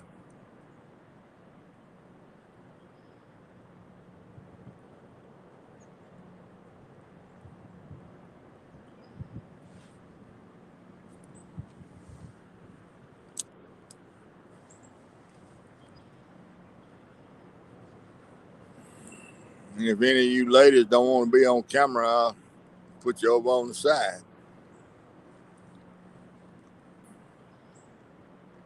I know how y'all are sometimes.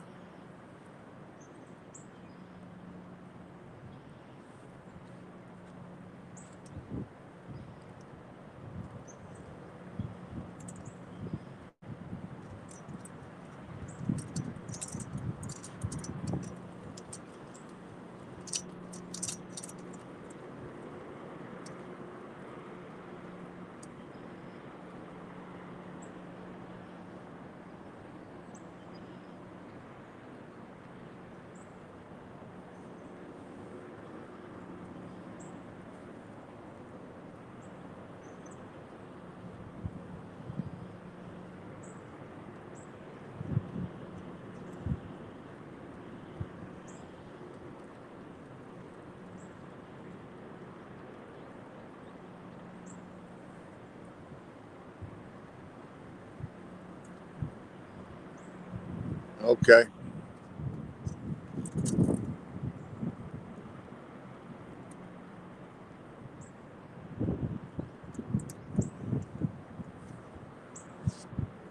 Well, there's the link.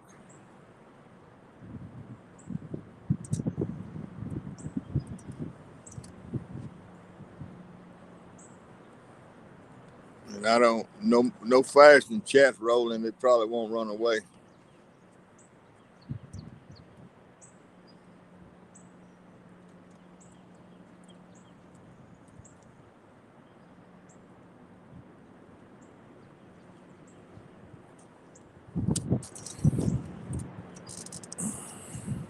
Oh, it's getting some heavy clouds in here now.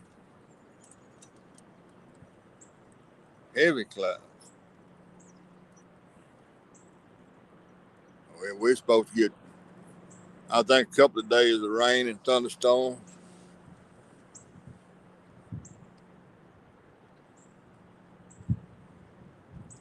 About how much rain did y'all get, Amy? Do you have any idea, inches wise?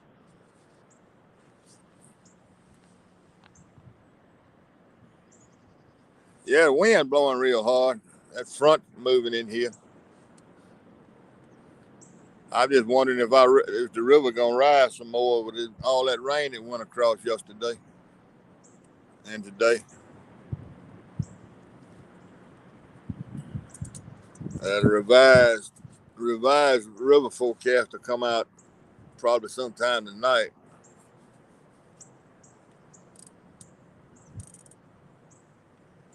Yeah, the wind wasn't blowing so bad. It'd be real nice. It's 80 degrees, I imagine. I'm in shorts and a t-shirt and Crocs. Got Crocs on.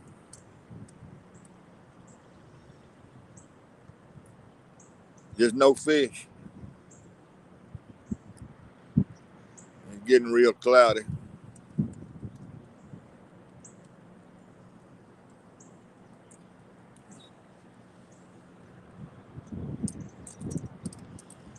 And a dadgum hornet stung me about 2 hours ago on my knuckle on my little finger.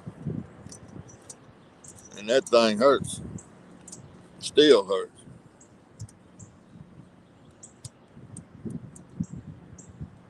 Well, good for DMV. I hadn't seen him in a while.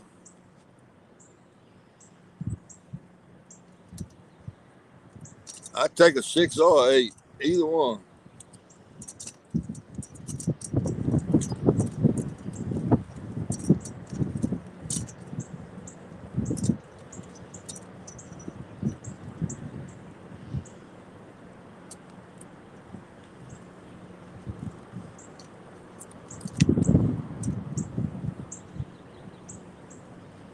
Hey, Dallas, is he on his electric bike? Did he ride it down there? I know he did.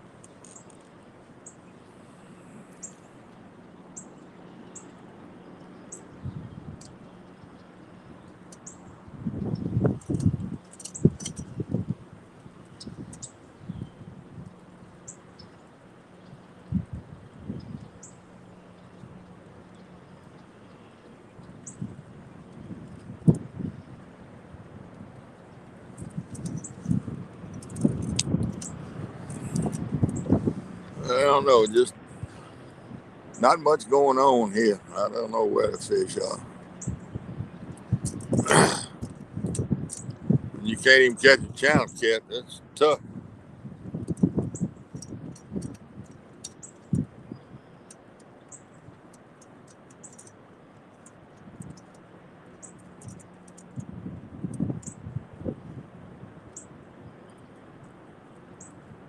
Don't know what's up with them.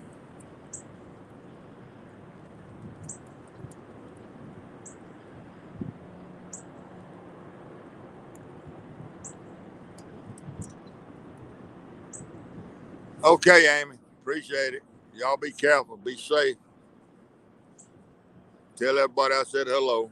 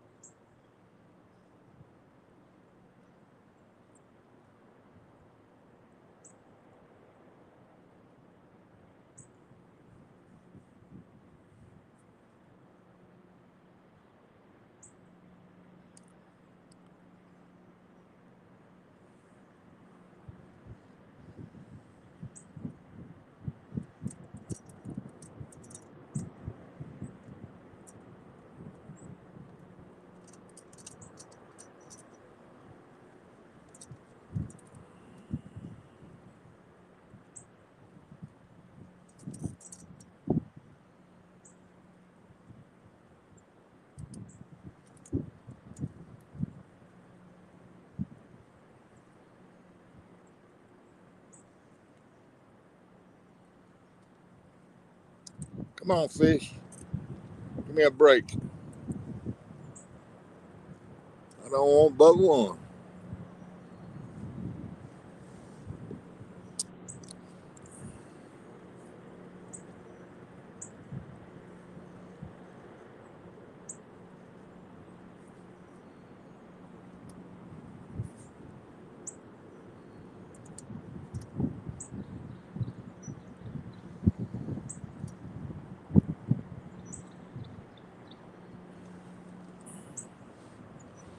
I might ought to have a cork and be fishing for brim or something instead of catfish.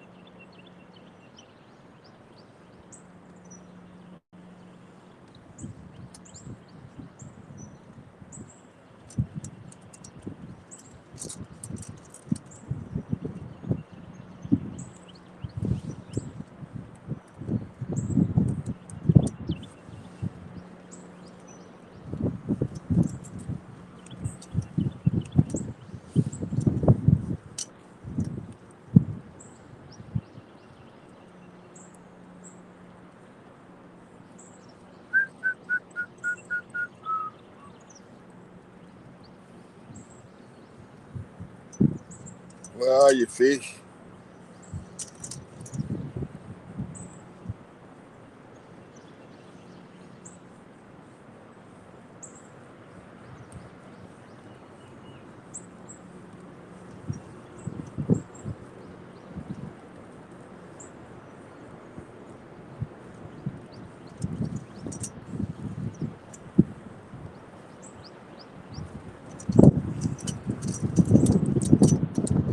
It look like the cloud cover's here to stay now.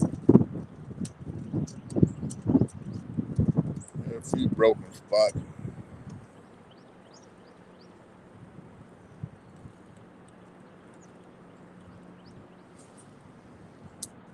But not many.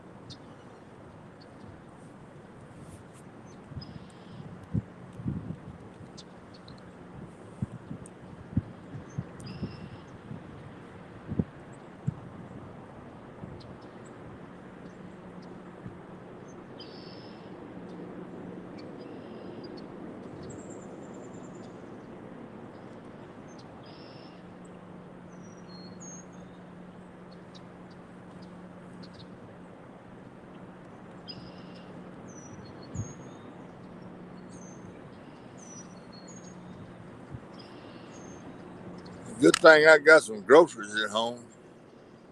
I starved to death out here trying to catch something to eat. I'd have to go to eating bark off these trees, I reckon.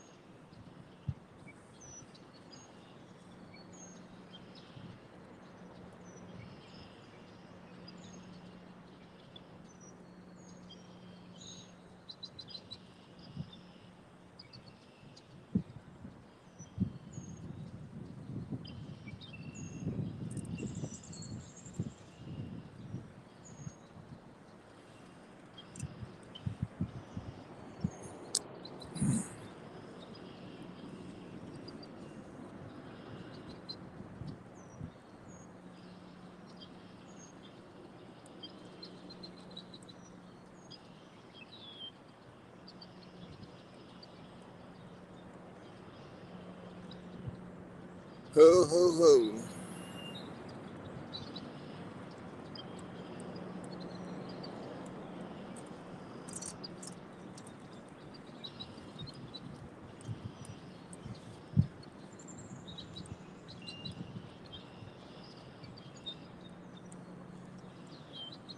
I got my taste back. Been eating continuously. Oh, you had COVID, Dallas? Must have been rough on you. Yeah, I'm glad you're getting better. I didn't know it. I know I hadn't seen you around for a while. At least not in the live streams I've been going in.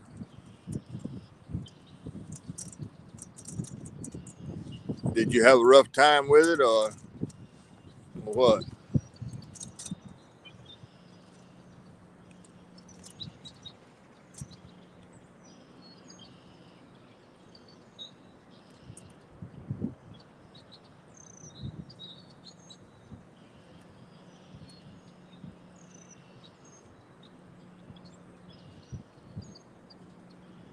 I bet that is rough when you lose your taste, man.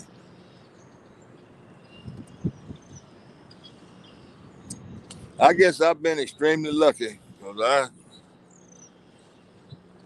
of course, I don't go around anybody. I stay clear of crowds.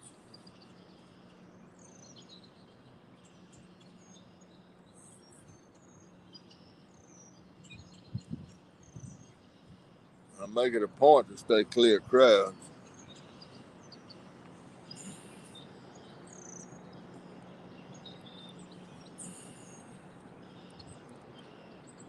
But my wife still teaches school. She's around them kids and all that all day long, every day, and then comes home. So, I just well go in a crowd.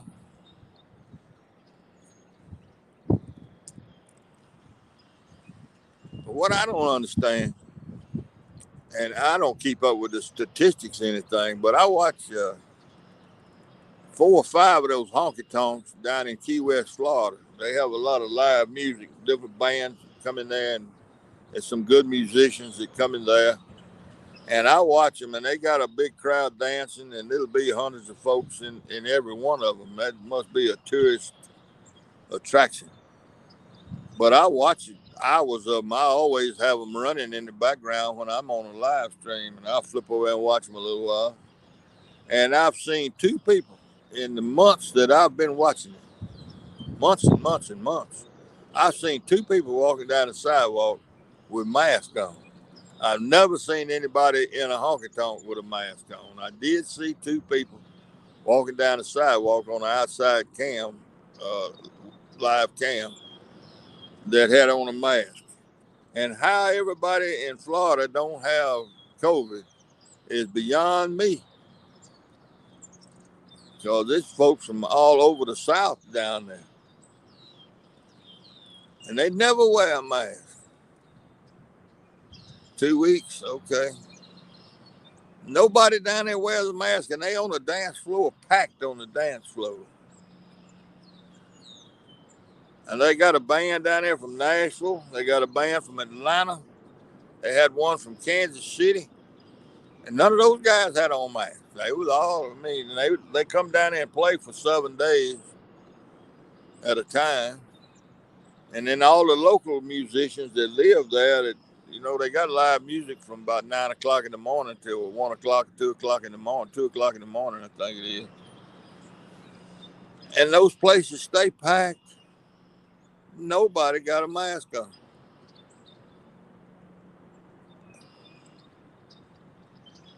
And that's been going on. Heck, I started watching Willie T's Saloon, Bar and Grill, or whatever it is, Willie T's, a year or 2 ago.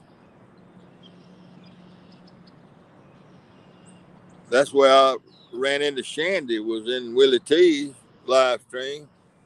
And she came over to the Catfish community. So you'll see her from time to time. She lives up in Arkansas. But I can't believe all those people down there, none of them wear masks. and half the country hadn't got COVID from it.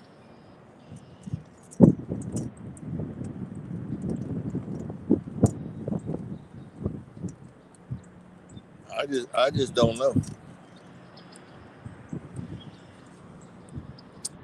It's funny how all that works.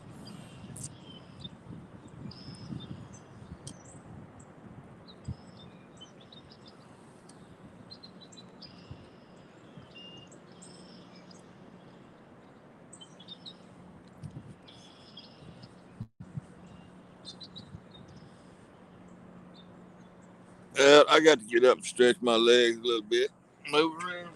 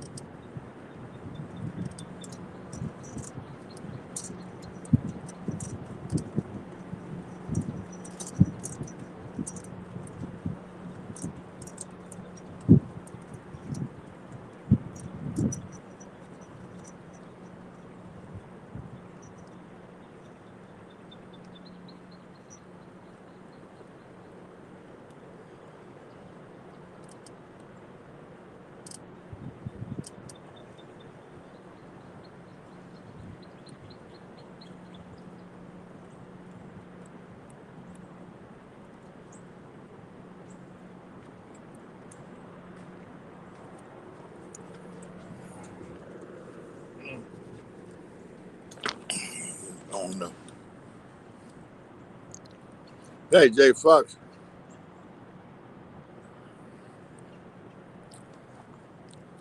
Put my glasses back on here.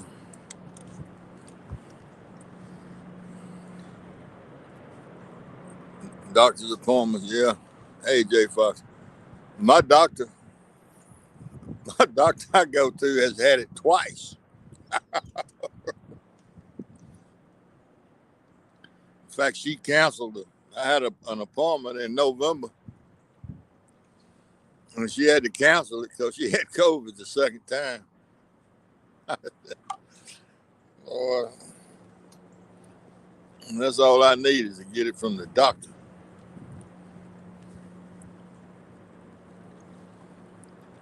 I went, I think it was about like the 6th day of January.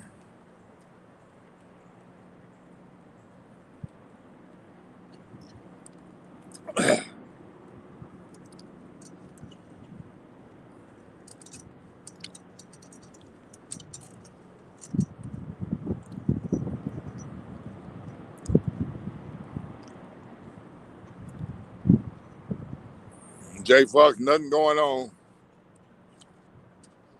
I've been here for 3 hours and 56 minutes.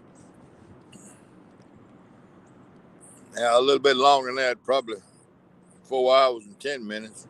I ain't had a single bite, nothing. I got largemouth bass pieces on this first hook.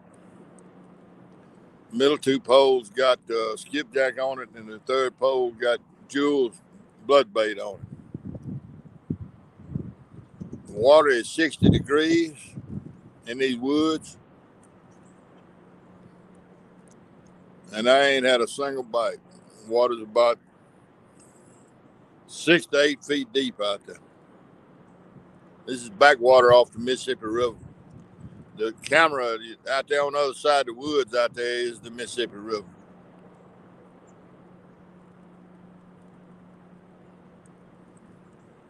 I don't know if you can see that tree line way across there, but that's the Arkansas bank.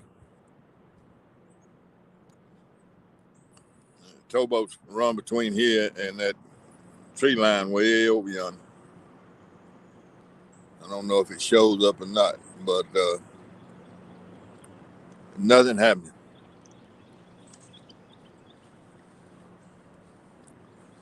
And I have caught 2 fish in here in the last week, but today been bad.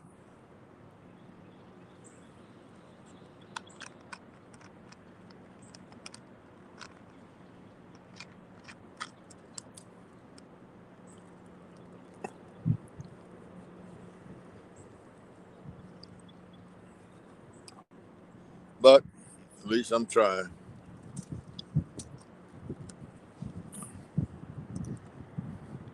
I took Skunk Fest and chasing the skunk. I took for this live stream. I reckon I should have left it in there.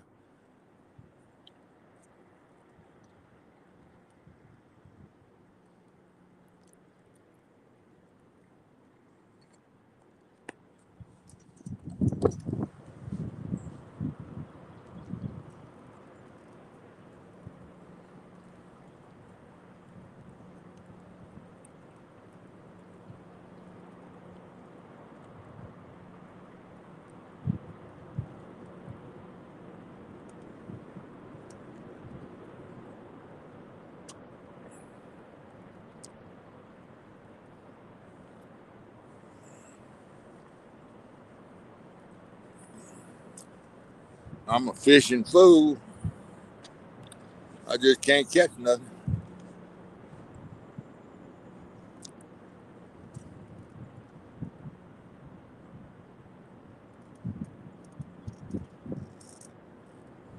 I did get a hornet did sting me on my hand early on. That's the only bite I've had.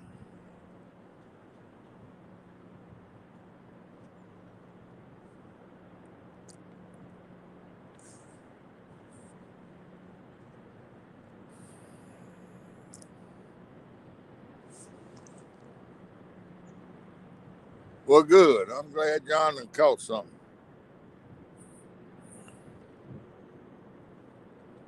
Professional catfish angler.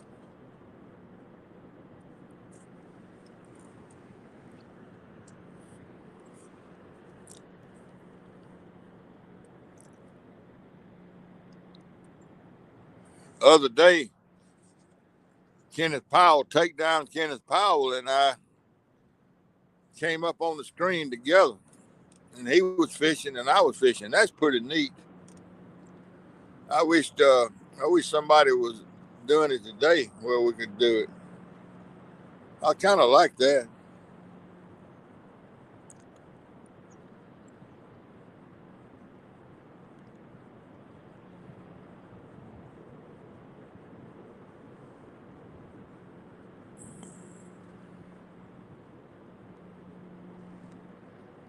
What we got here? We got a towboat coming up in the lake, looks like. What is it?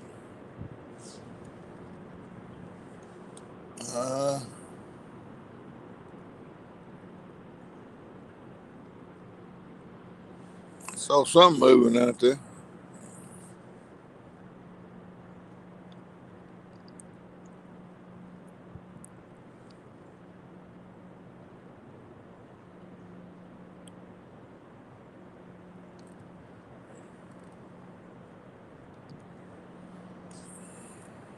Well, Dallas is Hog Leg or Kenneth Powell or any of them live?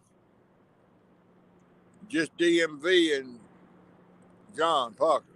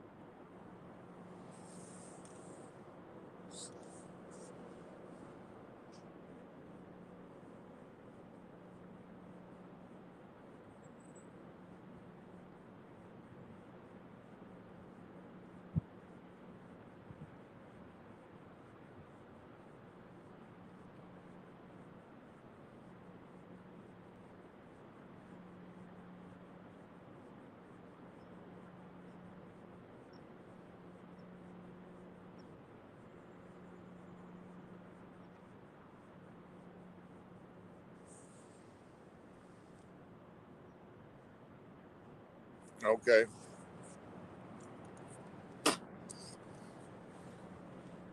Well, I was hoping that Hog Leg or Takedown was live somewhere, but I don't guess they are. They must not be fishing.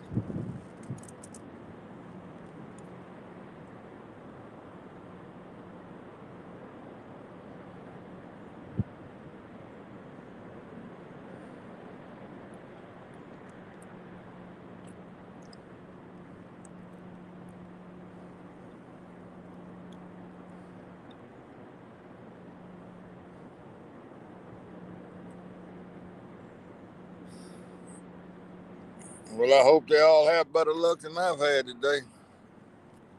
It's been rough.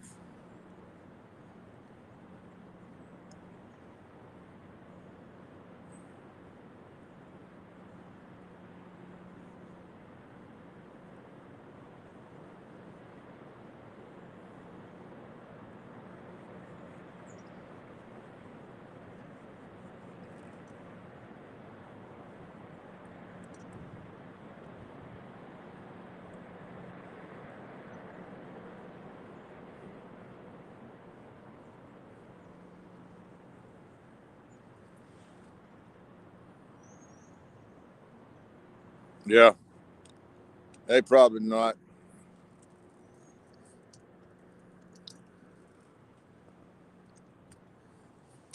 They probably not out.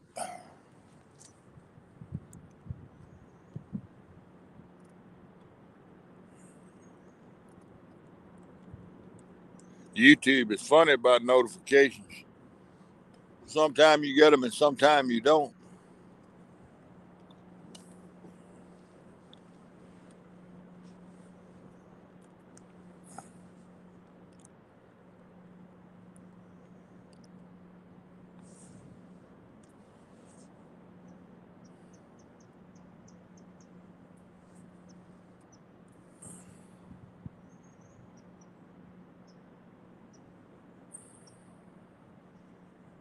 Well, I'm going to give it 55 more minutes.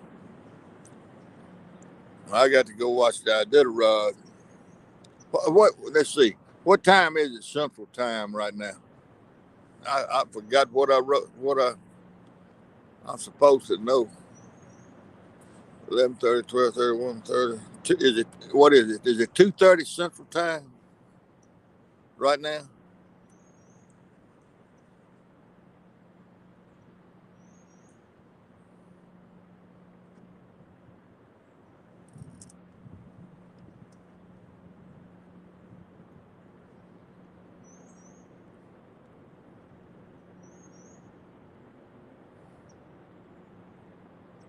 $2:35 or something like that.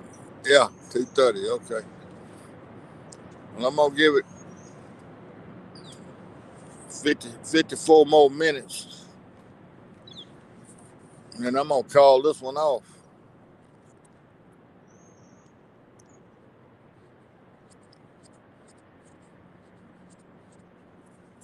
All right, we'll put fresh bait on one of these poles again.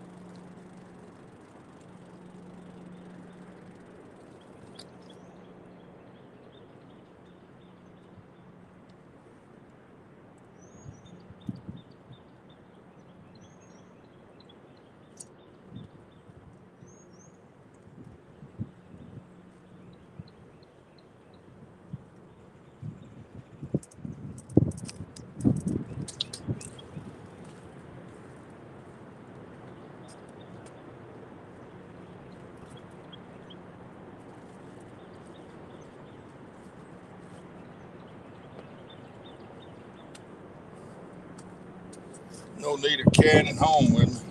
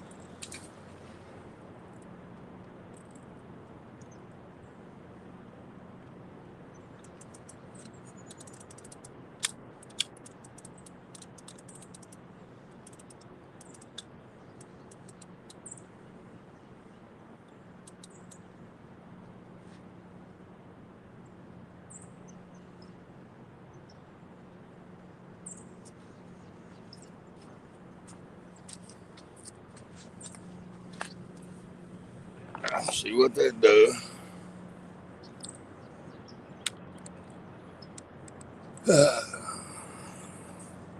Hey, 3B.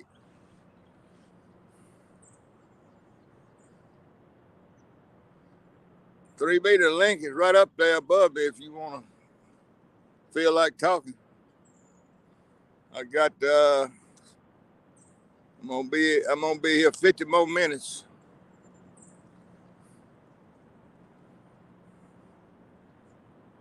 Or if you want me to put the link in there again, I can. But you ought to be able to get to it up there pretty easy if you want to come up. Anybody, welcome.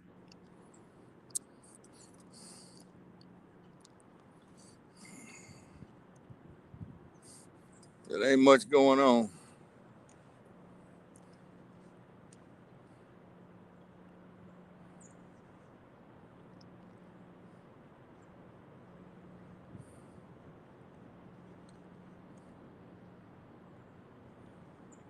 Just a lot of fishing, no catching.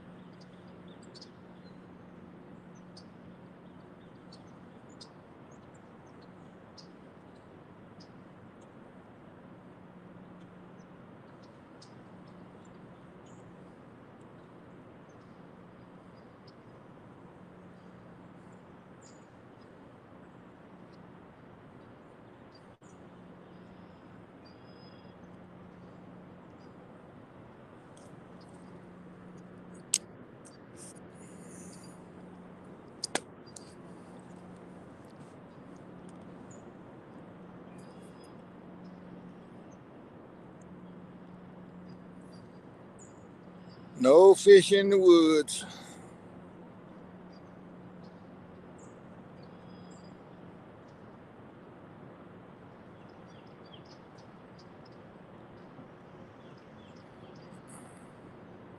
Yeah, I knew I heard a barge out there. He's way over yonder, northbound, barely moving. Probably hard for y'all to see. He'll be going left to right.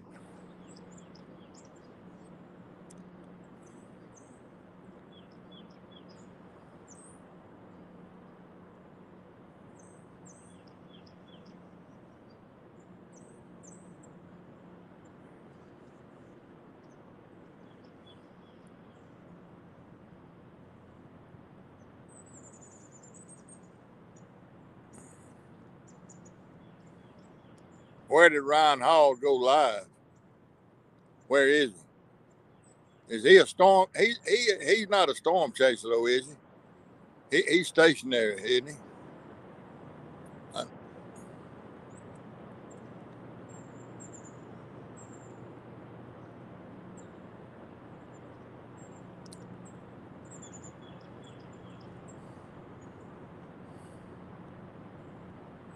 Reed Timmer is the one that I watch chasing the storms pretty regularly.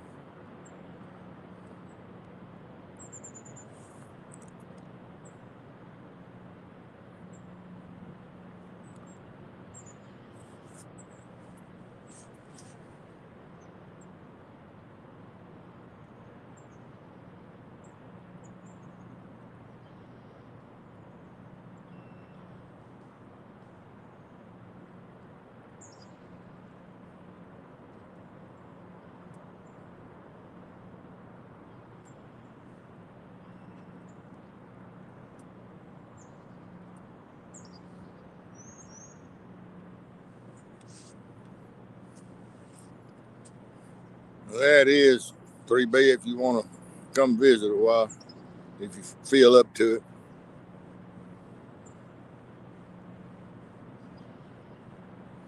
Boy, that's a long one out there.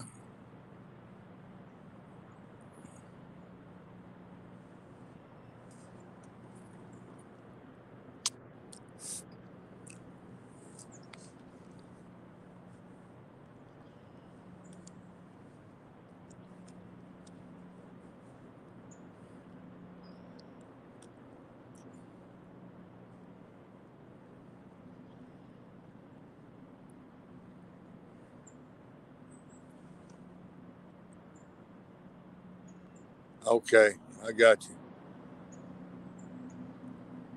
Okay, JB. I mean, Jay Fox Hunter.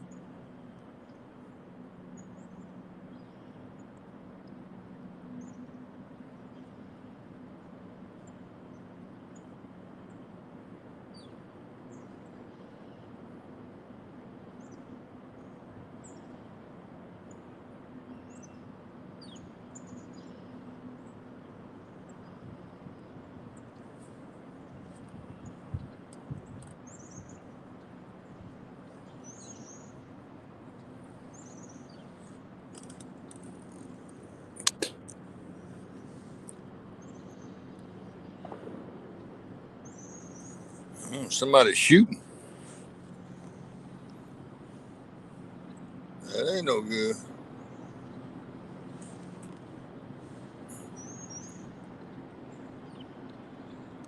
Now the sun's out. I guess we may miss all that rain. I don't know.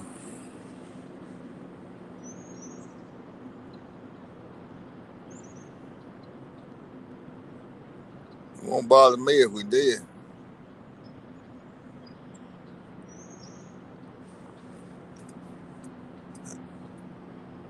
If it don't rain tonight, I'm gonna have to water my sweet corn tomorrow. Be a week in the ground. It'll be time for it to start popping out here pretty soon. If the seeds were any good, I put them in the freezer last year. They usually last 2 seasons if you freeze them. They really last longer than that. You just have to use a heavier seeding rate and then thin it out if too much of it comes up. I kind of like that sweet corn.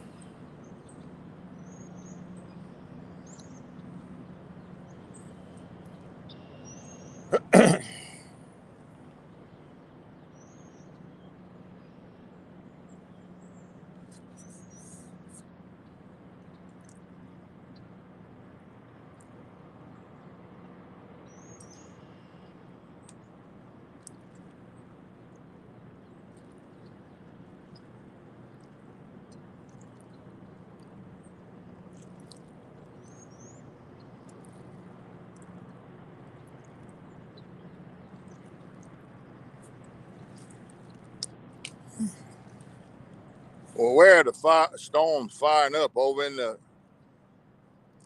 Indiana and Ohio across through there? Northern Kentucky?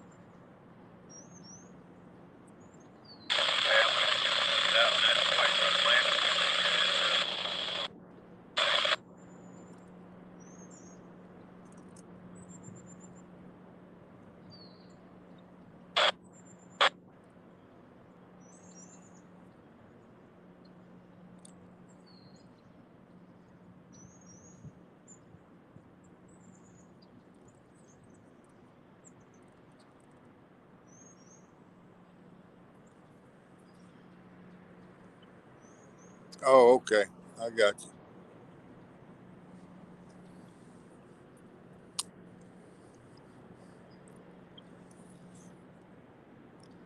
Well, I believe we pretty much dodged a bullet down here. It looks like it may move in here tonight when it cools down a little bit. But right now, It's trying to clear off. Clouds are getting broken up. I see a world of blue sky.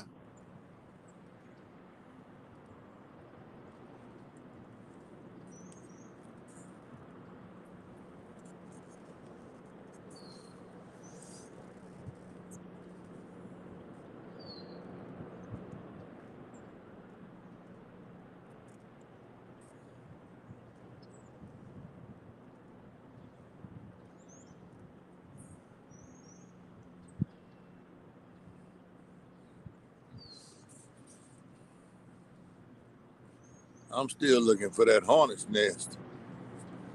Got to be around here somewhere.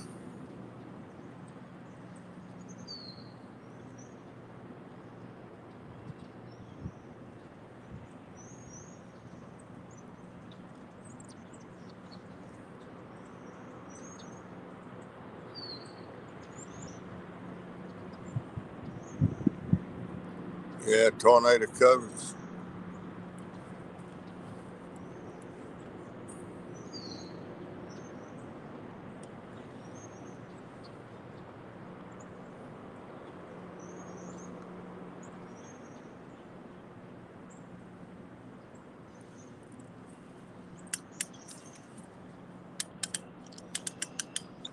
Well, I hope it stays away from me. I hope it stays away from everybody, really.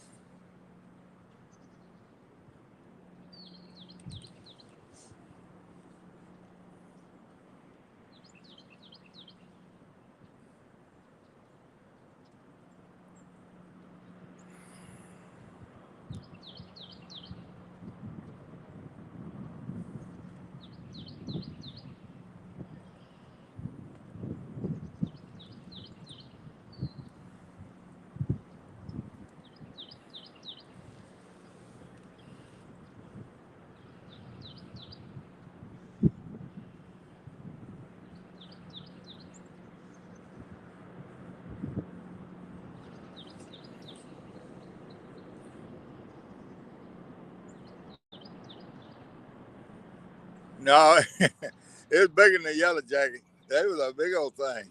He was big. He's bigger than our ground yellow jackets.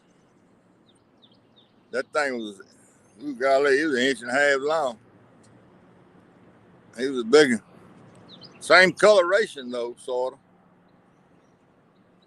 But our yellow jackets that are in the ground here are not big like that. They're smaller.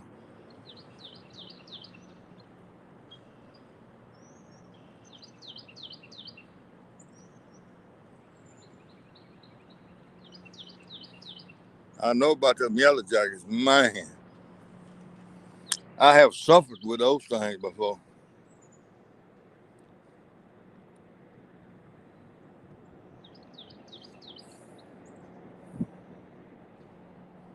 And when they get after you, they come in droves.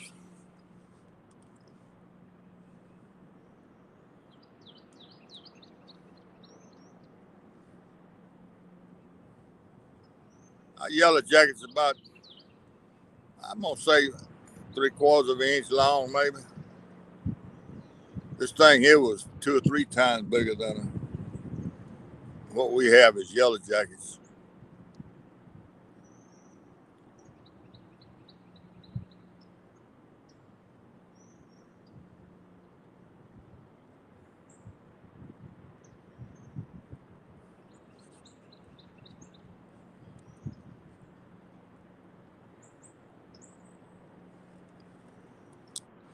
I must have got his attention that last visit because he ain't been back that I've seen him. I'm pretty sure I didn't kill him or hurt him. I tried to.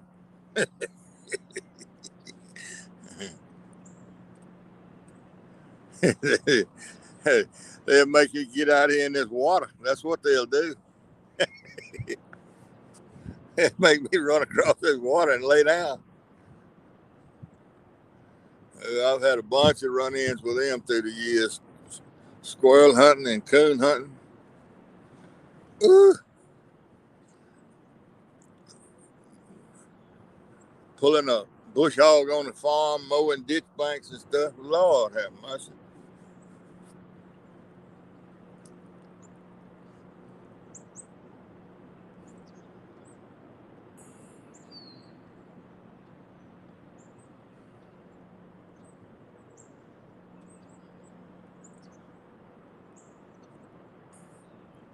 And they come in droves. They get after you.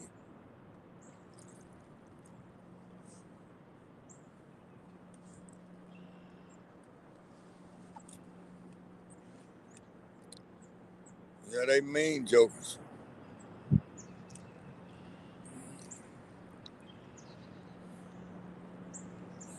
Two little woodpeckers.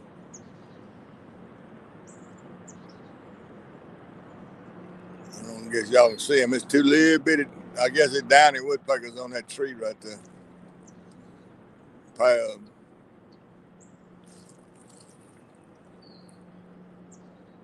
Either that might be towheads. No, that's woodpecker. Little bitty thing.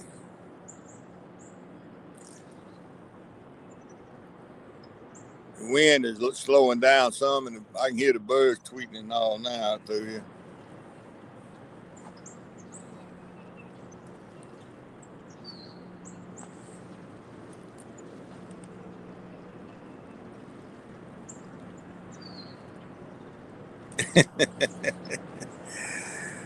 Yeah, that thing, I had my hand sitting here on the chair. I felt something land on my hand.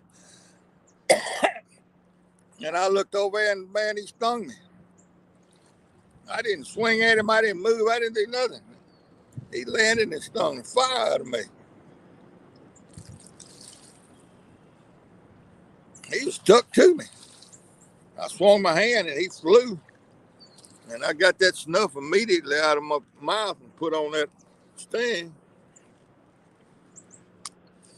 And hell, he came back and I didn't get a swat at him that time. A good one anyway. And then he came back and got in my hat. I showed y'all when he was crawling around on my hat.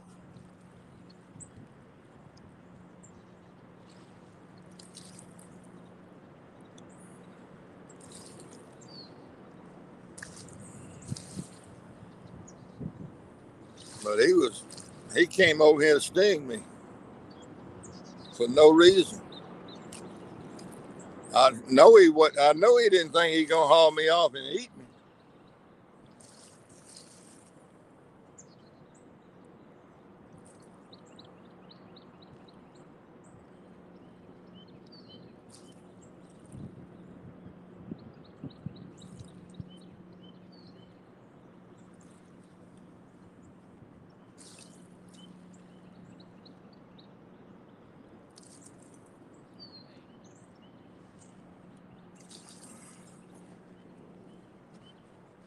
Hey, Steve Adams. Oh yeah, Smith. Yeah.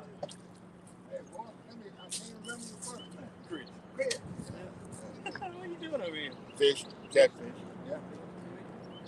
Y'all live on YouTube now, so watch your language.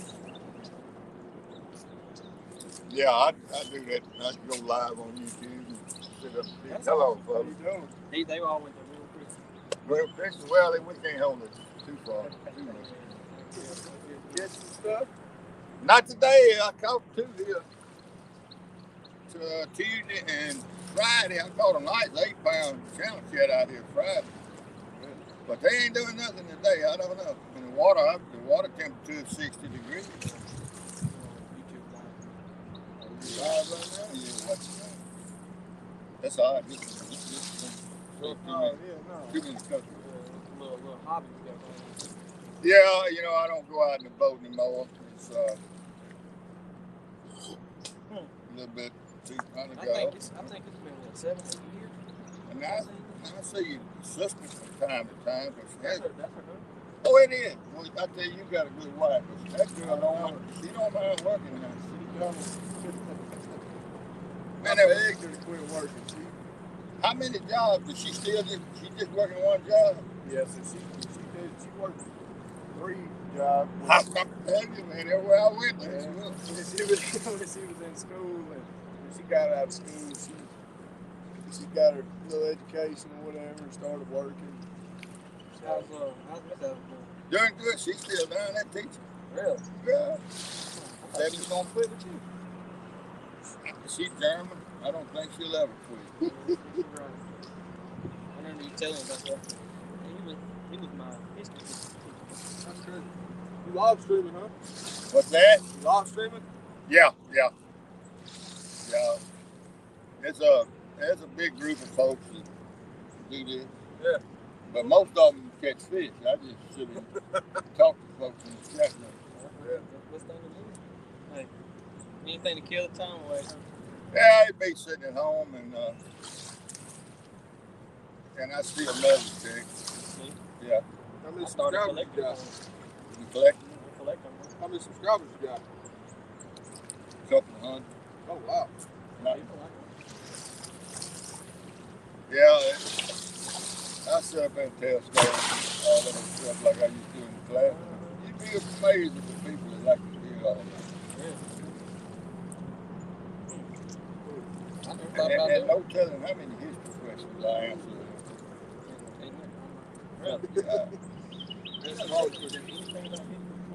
I've heard about it. He told me. Yeah, I told him, man.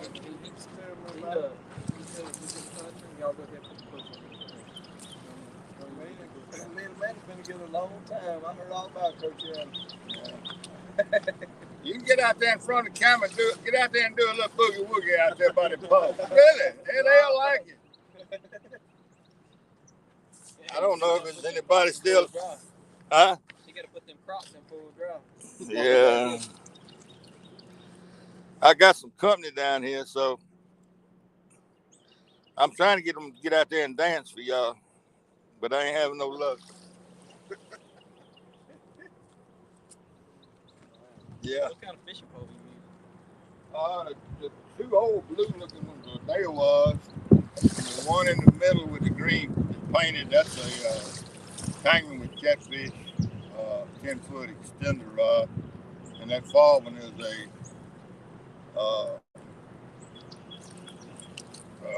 That's a little one. tiger. Tiger. It's a popular name rod. I can't remember the name. My mind is gone blank, but it's an ugly stick tiger rod. Ugly stick tiger.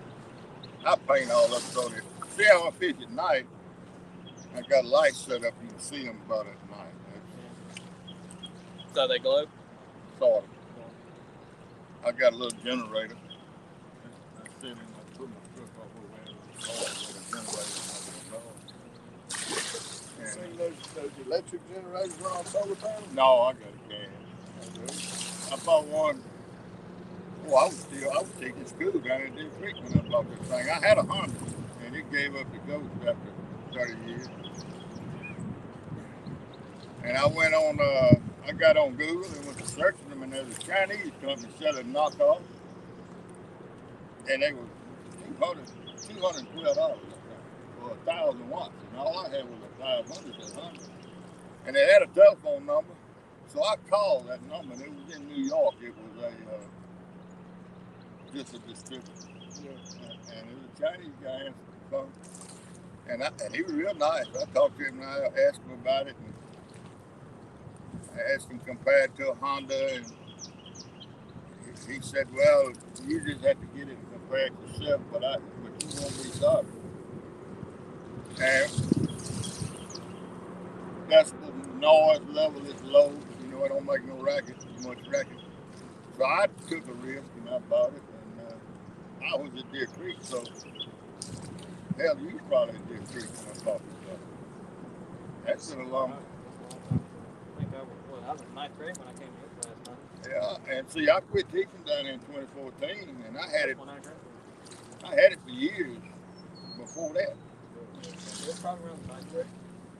But you mix the Honda was straight gas. The one I got now, it's two cycles. You mix all. Yeah. That ain't no problem. New solar electric. Yeah, if I didn't have one, that's probably what I'd do. And if you bought one in now, you just had your other one sitting somewhere, or one of the other ones just sat. Well, the reason I've always had one, see, I bought one back in 77 was the first one I bought, the little Honda. When my boys were young, we used to take off and stay gone for 4 or 5 days on the river camping. And we'd carry a fan and some lights. We had lights and we had a cool air to blow at night to sleep by, you know. And I always had one. And then it quit and it gave up. You can't get that 50 around here. So I went on and found this one. I got one of the solar ones that just a little video. Don't weigh nothing, carry like a little sack. Just a little dang. And I set the solar panels up. Got to put in 4-wheel drive. It'll charge. Yeah, I'm ready to go now. You gonna get some hits on that. Yeah, if I had to do it, if I had to buy one, that's what I'd do. I'd buy one of those because they're lightweight and they do what I need to do. So you can load all this up in the back of your truck and carry it down. Load it up, hell, that bag right here. I just had to walk from here to there. Did you stay here last week? No, I came over about 10:30. You put the spikes in the ground and everything? Just rebar stuck in the ground.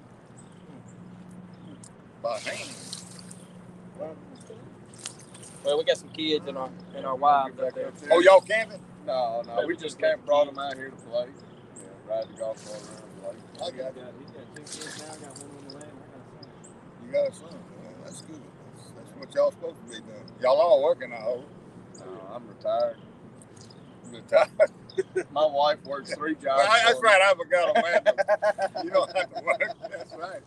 I just thought about that when I said it. Excuse me for insulting you. All right, Coach Evans. All right, boy. We'll see you Nice later. to meet you guys. Yes, sir. Be careful, okay? Good luck to I you. will. Tell your wife if that happens. I will. And I appreciate y'all stopping by. Oh, yes, sir. My name, hey, look here. My name on there is Steve Adams, Catfishing in Mississippi. Steve Adams, Catfishing, Mississippi. And the Mississippi is spelled M-I-S-I-P-Y, Mississippi. All right, I'll look it up.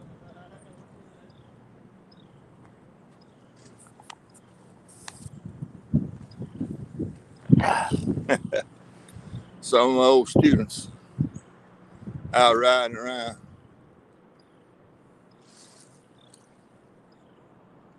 That was a nice visit. I ain't seen that kid in 7 or 8 years.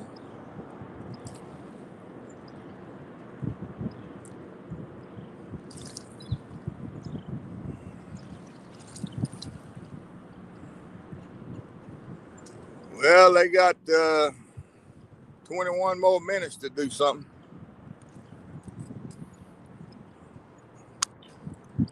And I'm going to be history.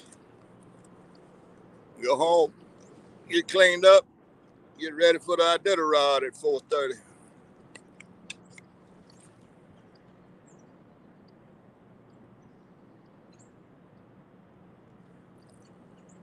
Always fun to see some of your old students. I couldn't remember his first name. I knew his last name.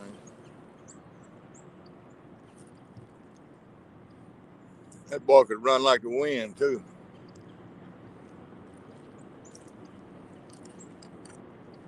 Good football player.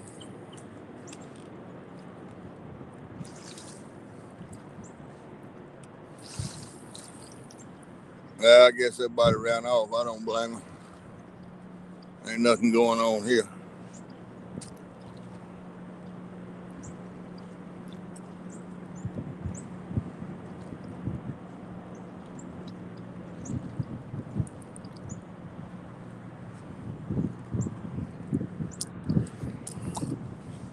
Boy, that northbound is churning out there.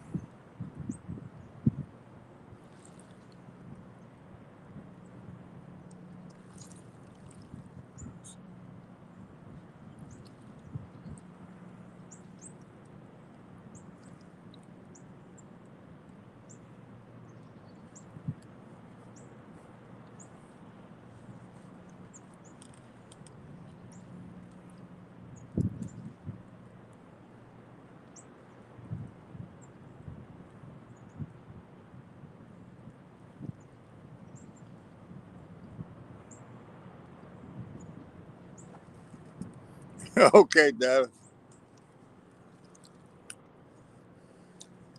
Well, I had to visit with him. I ain't seen that kid in years. I think since he was in the 9th grade, he married now and got a family.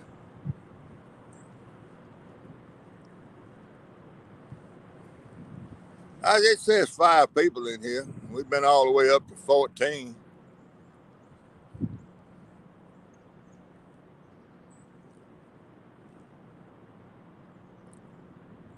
And I can't imagine folks sitting here watching this.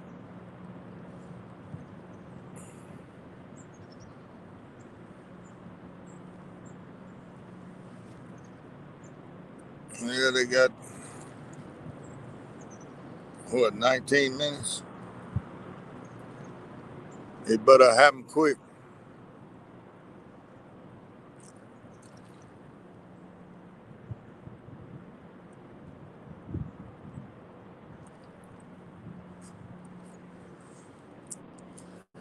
I'm going to have to fool around here and buy an annual plan for this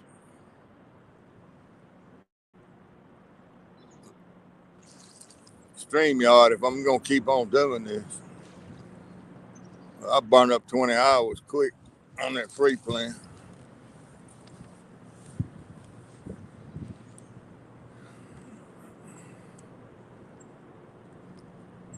And YouTube is all right, but I don't think you can bring anybody up on panel with you, and the chat disappears quick.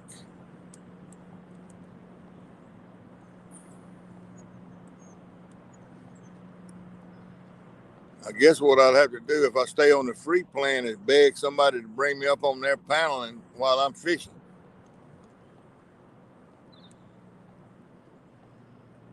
Please let me come up on your panel so I'll be live.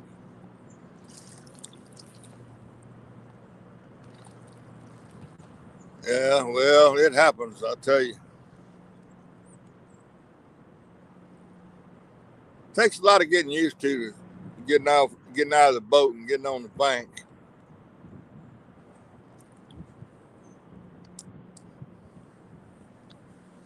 Takes a lot of getting used to.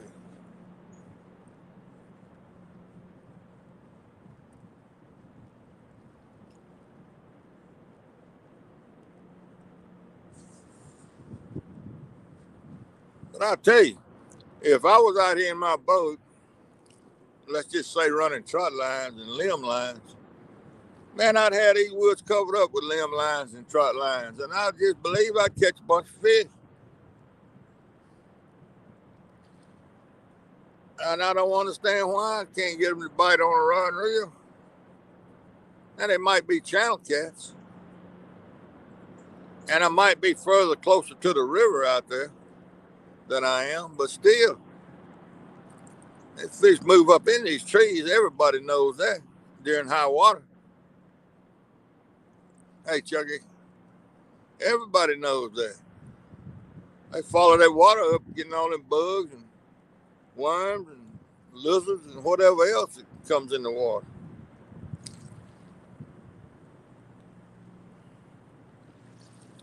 But I sure can't get them to do anything here.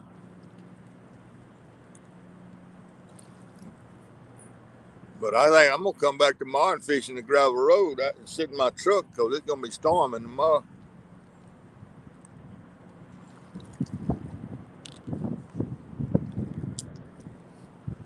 Three B must not be feeling good at all.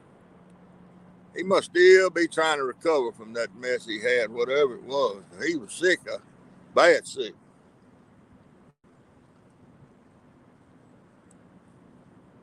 Yeah, Chucky, you know daggum well that in this backwater that there woods be covered up with catfish at some point.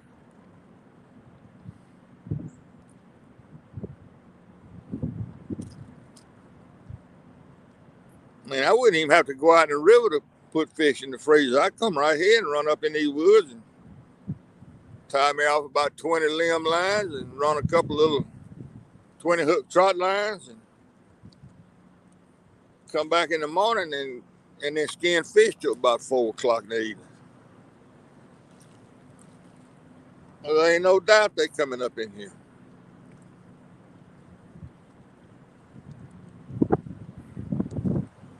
Right here where I'm sitting, where the camera's facing, that's the Mississippi River. It's out there at 400 yards. All the way around to the right, this first pole all the way around to the right is 8 miles of lake. It goes around in dead ends. Hell, the lake itself is backwater. And then empties into the Mississippi River right straight out there over that short willow snag that's sticking up out there, that big stump out there. Why, you just can't ask for a better spot.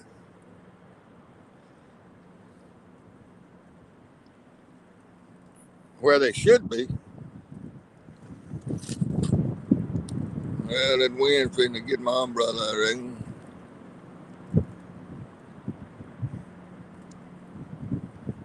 Well, it should.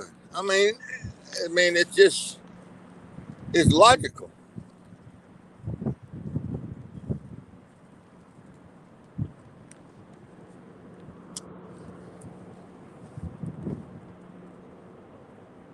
I mean, I know people will come out of the lake and they'll go out and go across the river and go way on back up there 3, 4, 5 miles to run trot line. I've done it myself like an idiot. But when that water's up like it is now, right here is as good a place as you want.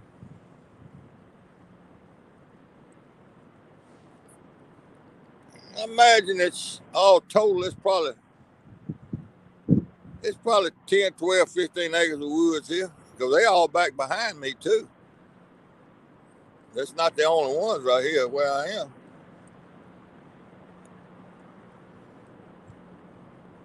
And right here where I'm sitting, it's probably 250, 300 yards out across those woods to open water.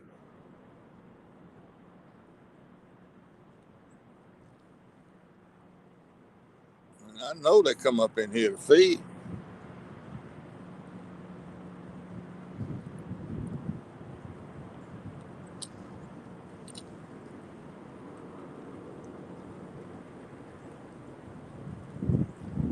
Maybe it's nighttime, I don't know. But I stayed here after dark Friday night, and I caught that fish in the afternoon, and the sun was still up bright.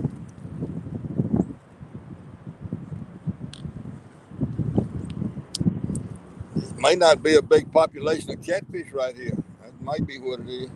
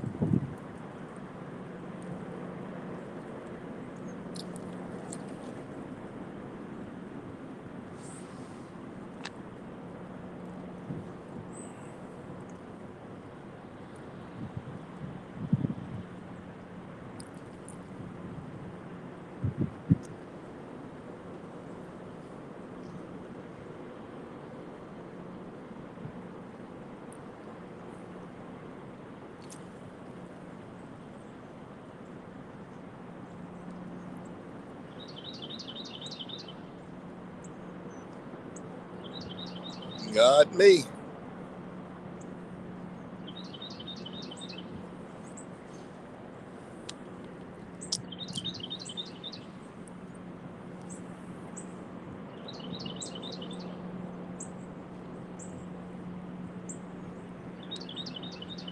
That water steady coming up. It's getting close to the back tire. Close to the back tire on my truck.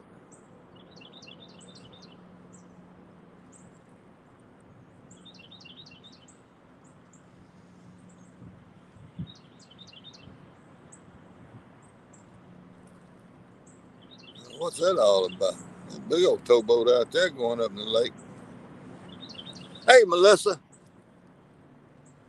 I got caught by a hornet on my right hand. That's it. It's the only bite I've had. No, I hadn't seen either one of them. I'm gonna unsubscribe to both of them's channel. Hogleg, Mike T, and Kenneth Takedown Powell. I'm gonna tell you, I'm gonna unsubscribe to all of them as soon as I get home. Because I support them wholeheartedly, and they won't even come in my chat room. Won't even come on a live with me.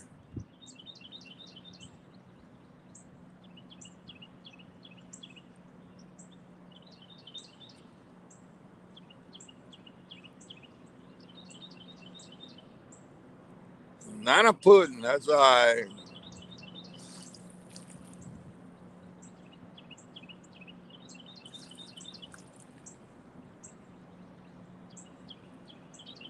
Well, I ain't been live but since 10 o'clock, Melissa. You tell Hogleg that. 10:30 maybe.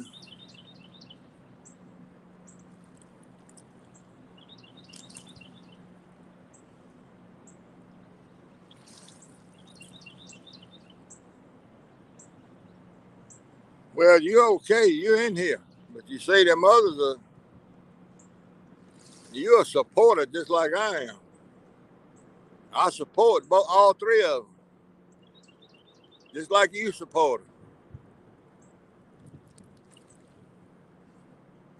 And then they won't come in here for 5 seconds. I see how it is. Blackberry dumplings. I got chocolate covered fresh strawberries at home. I bet you I'm gonna eat me a portion of them when I get home too. And down to 7 minutes, folks. 7 minutes. And then I got to get that nasty bait all over my hands.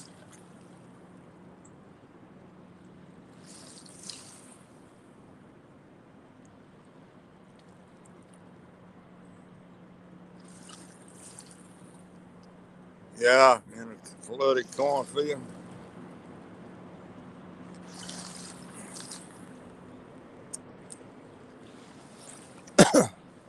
Back up the river where I grew up, there was a little old ditch that ran out in a dried up lake bed in Arkansas. And it wasn't a farmland. It was just a low spot out there and had a few trees in it. But cuckabirds, I don't know if y'all know what a cuckabird is, but it was full of cuckabirds. I mean, those things would be head high. And when the river would come up in the spring, it's called Mellwood, Mellwood, Mellwood. When the river would come up in the spring, water would go out in those cuckabirds. And the guys that crappie fish would watch the river gauge, and they knew when the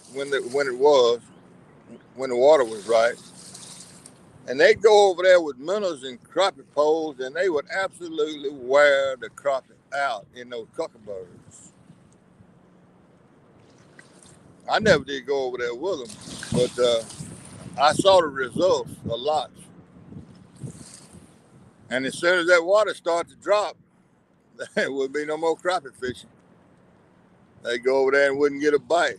As soon as that water dropped 1 inch, I reckon every one of those fish went back in the river. But they did it every time the water come up, every spring they'd go over there.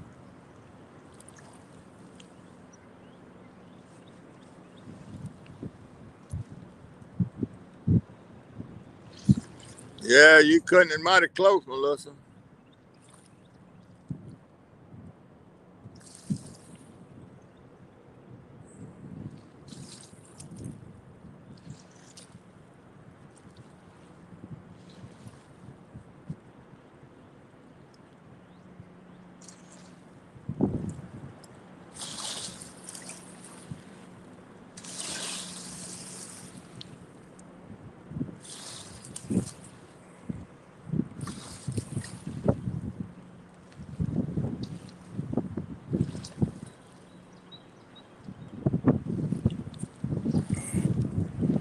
me turn around here and show y'all my setup.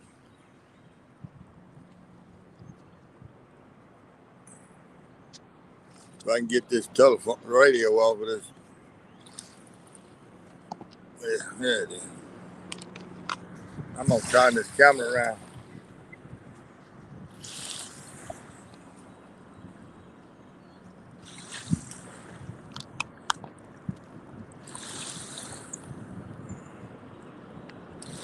How y'all like that? Ain't that cute?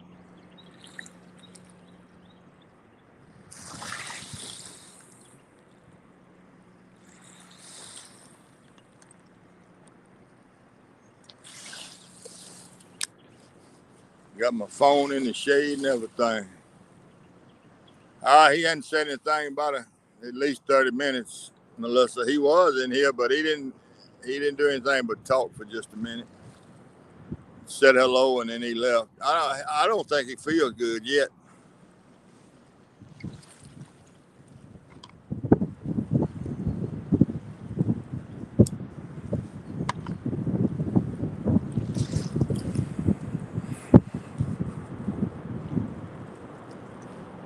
Yeah, that umbrella keeps his phone in the shade and keeps me in the shade too.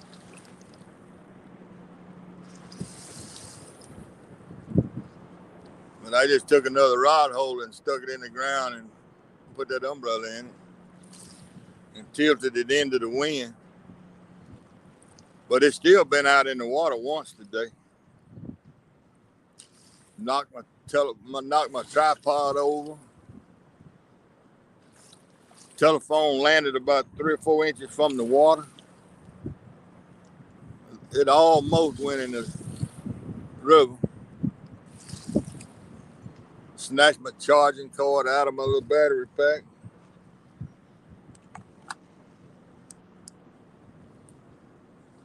It was almost a catastrophe.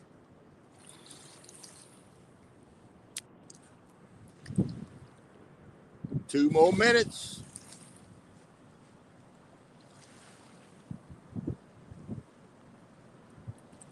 Now the dust is gonna start flying across here.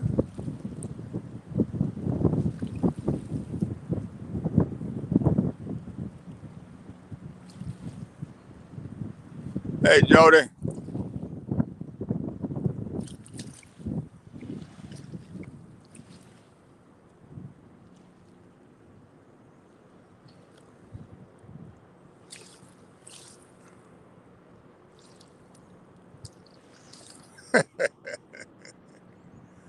Oh, man.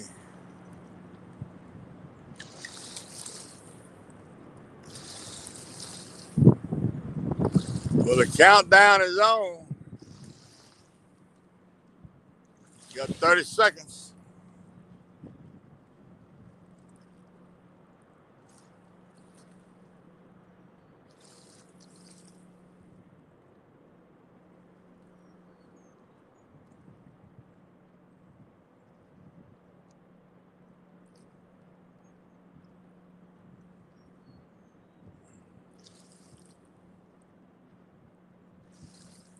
Jody saved by Jody's a busy lady. She don't have time for peons to go watching fish, you know. She got to go make folks wear dresses and everything. But that's all right too. All right, y'all, time's up. I appreciate y'all stopping by. I'm going to pack up, go home, and watch the start of the dinner ride. Eat me some chocolate-covered fresh strawberries. Might even eat a can of sardines. Who knows? But I appreciate y'all stopping by. And y'all have a good day, a good night, and I'll see you later. Bye-bye.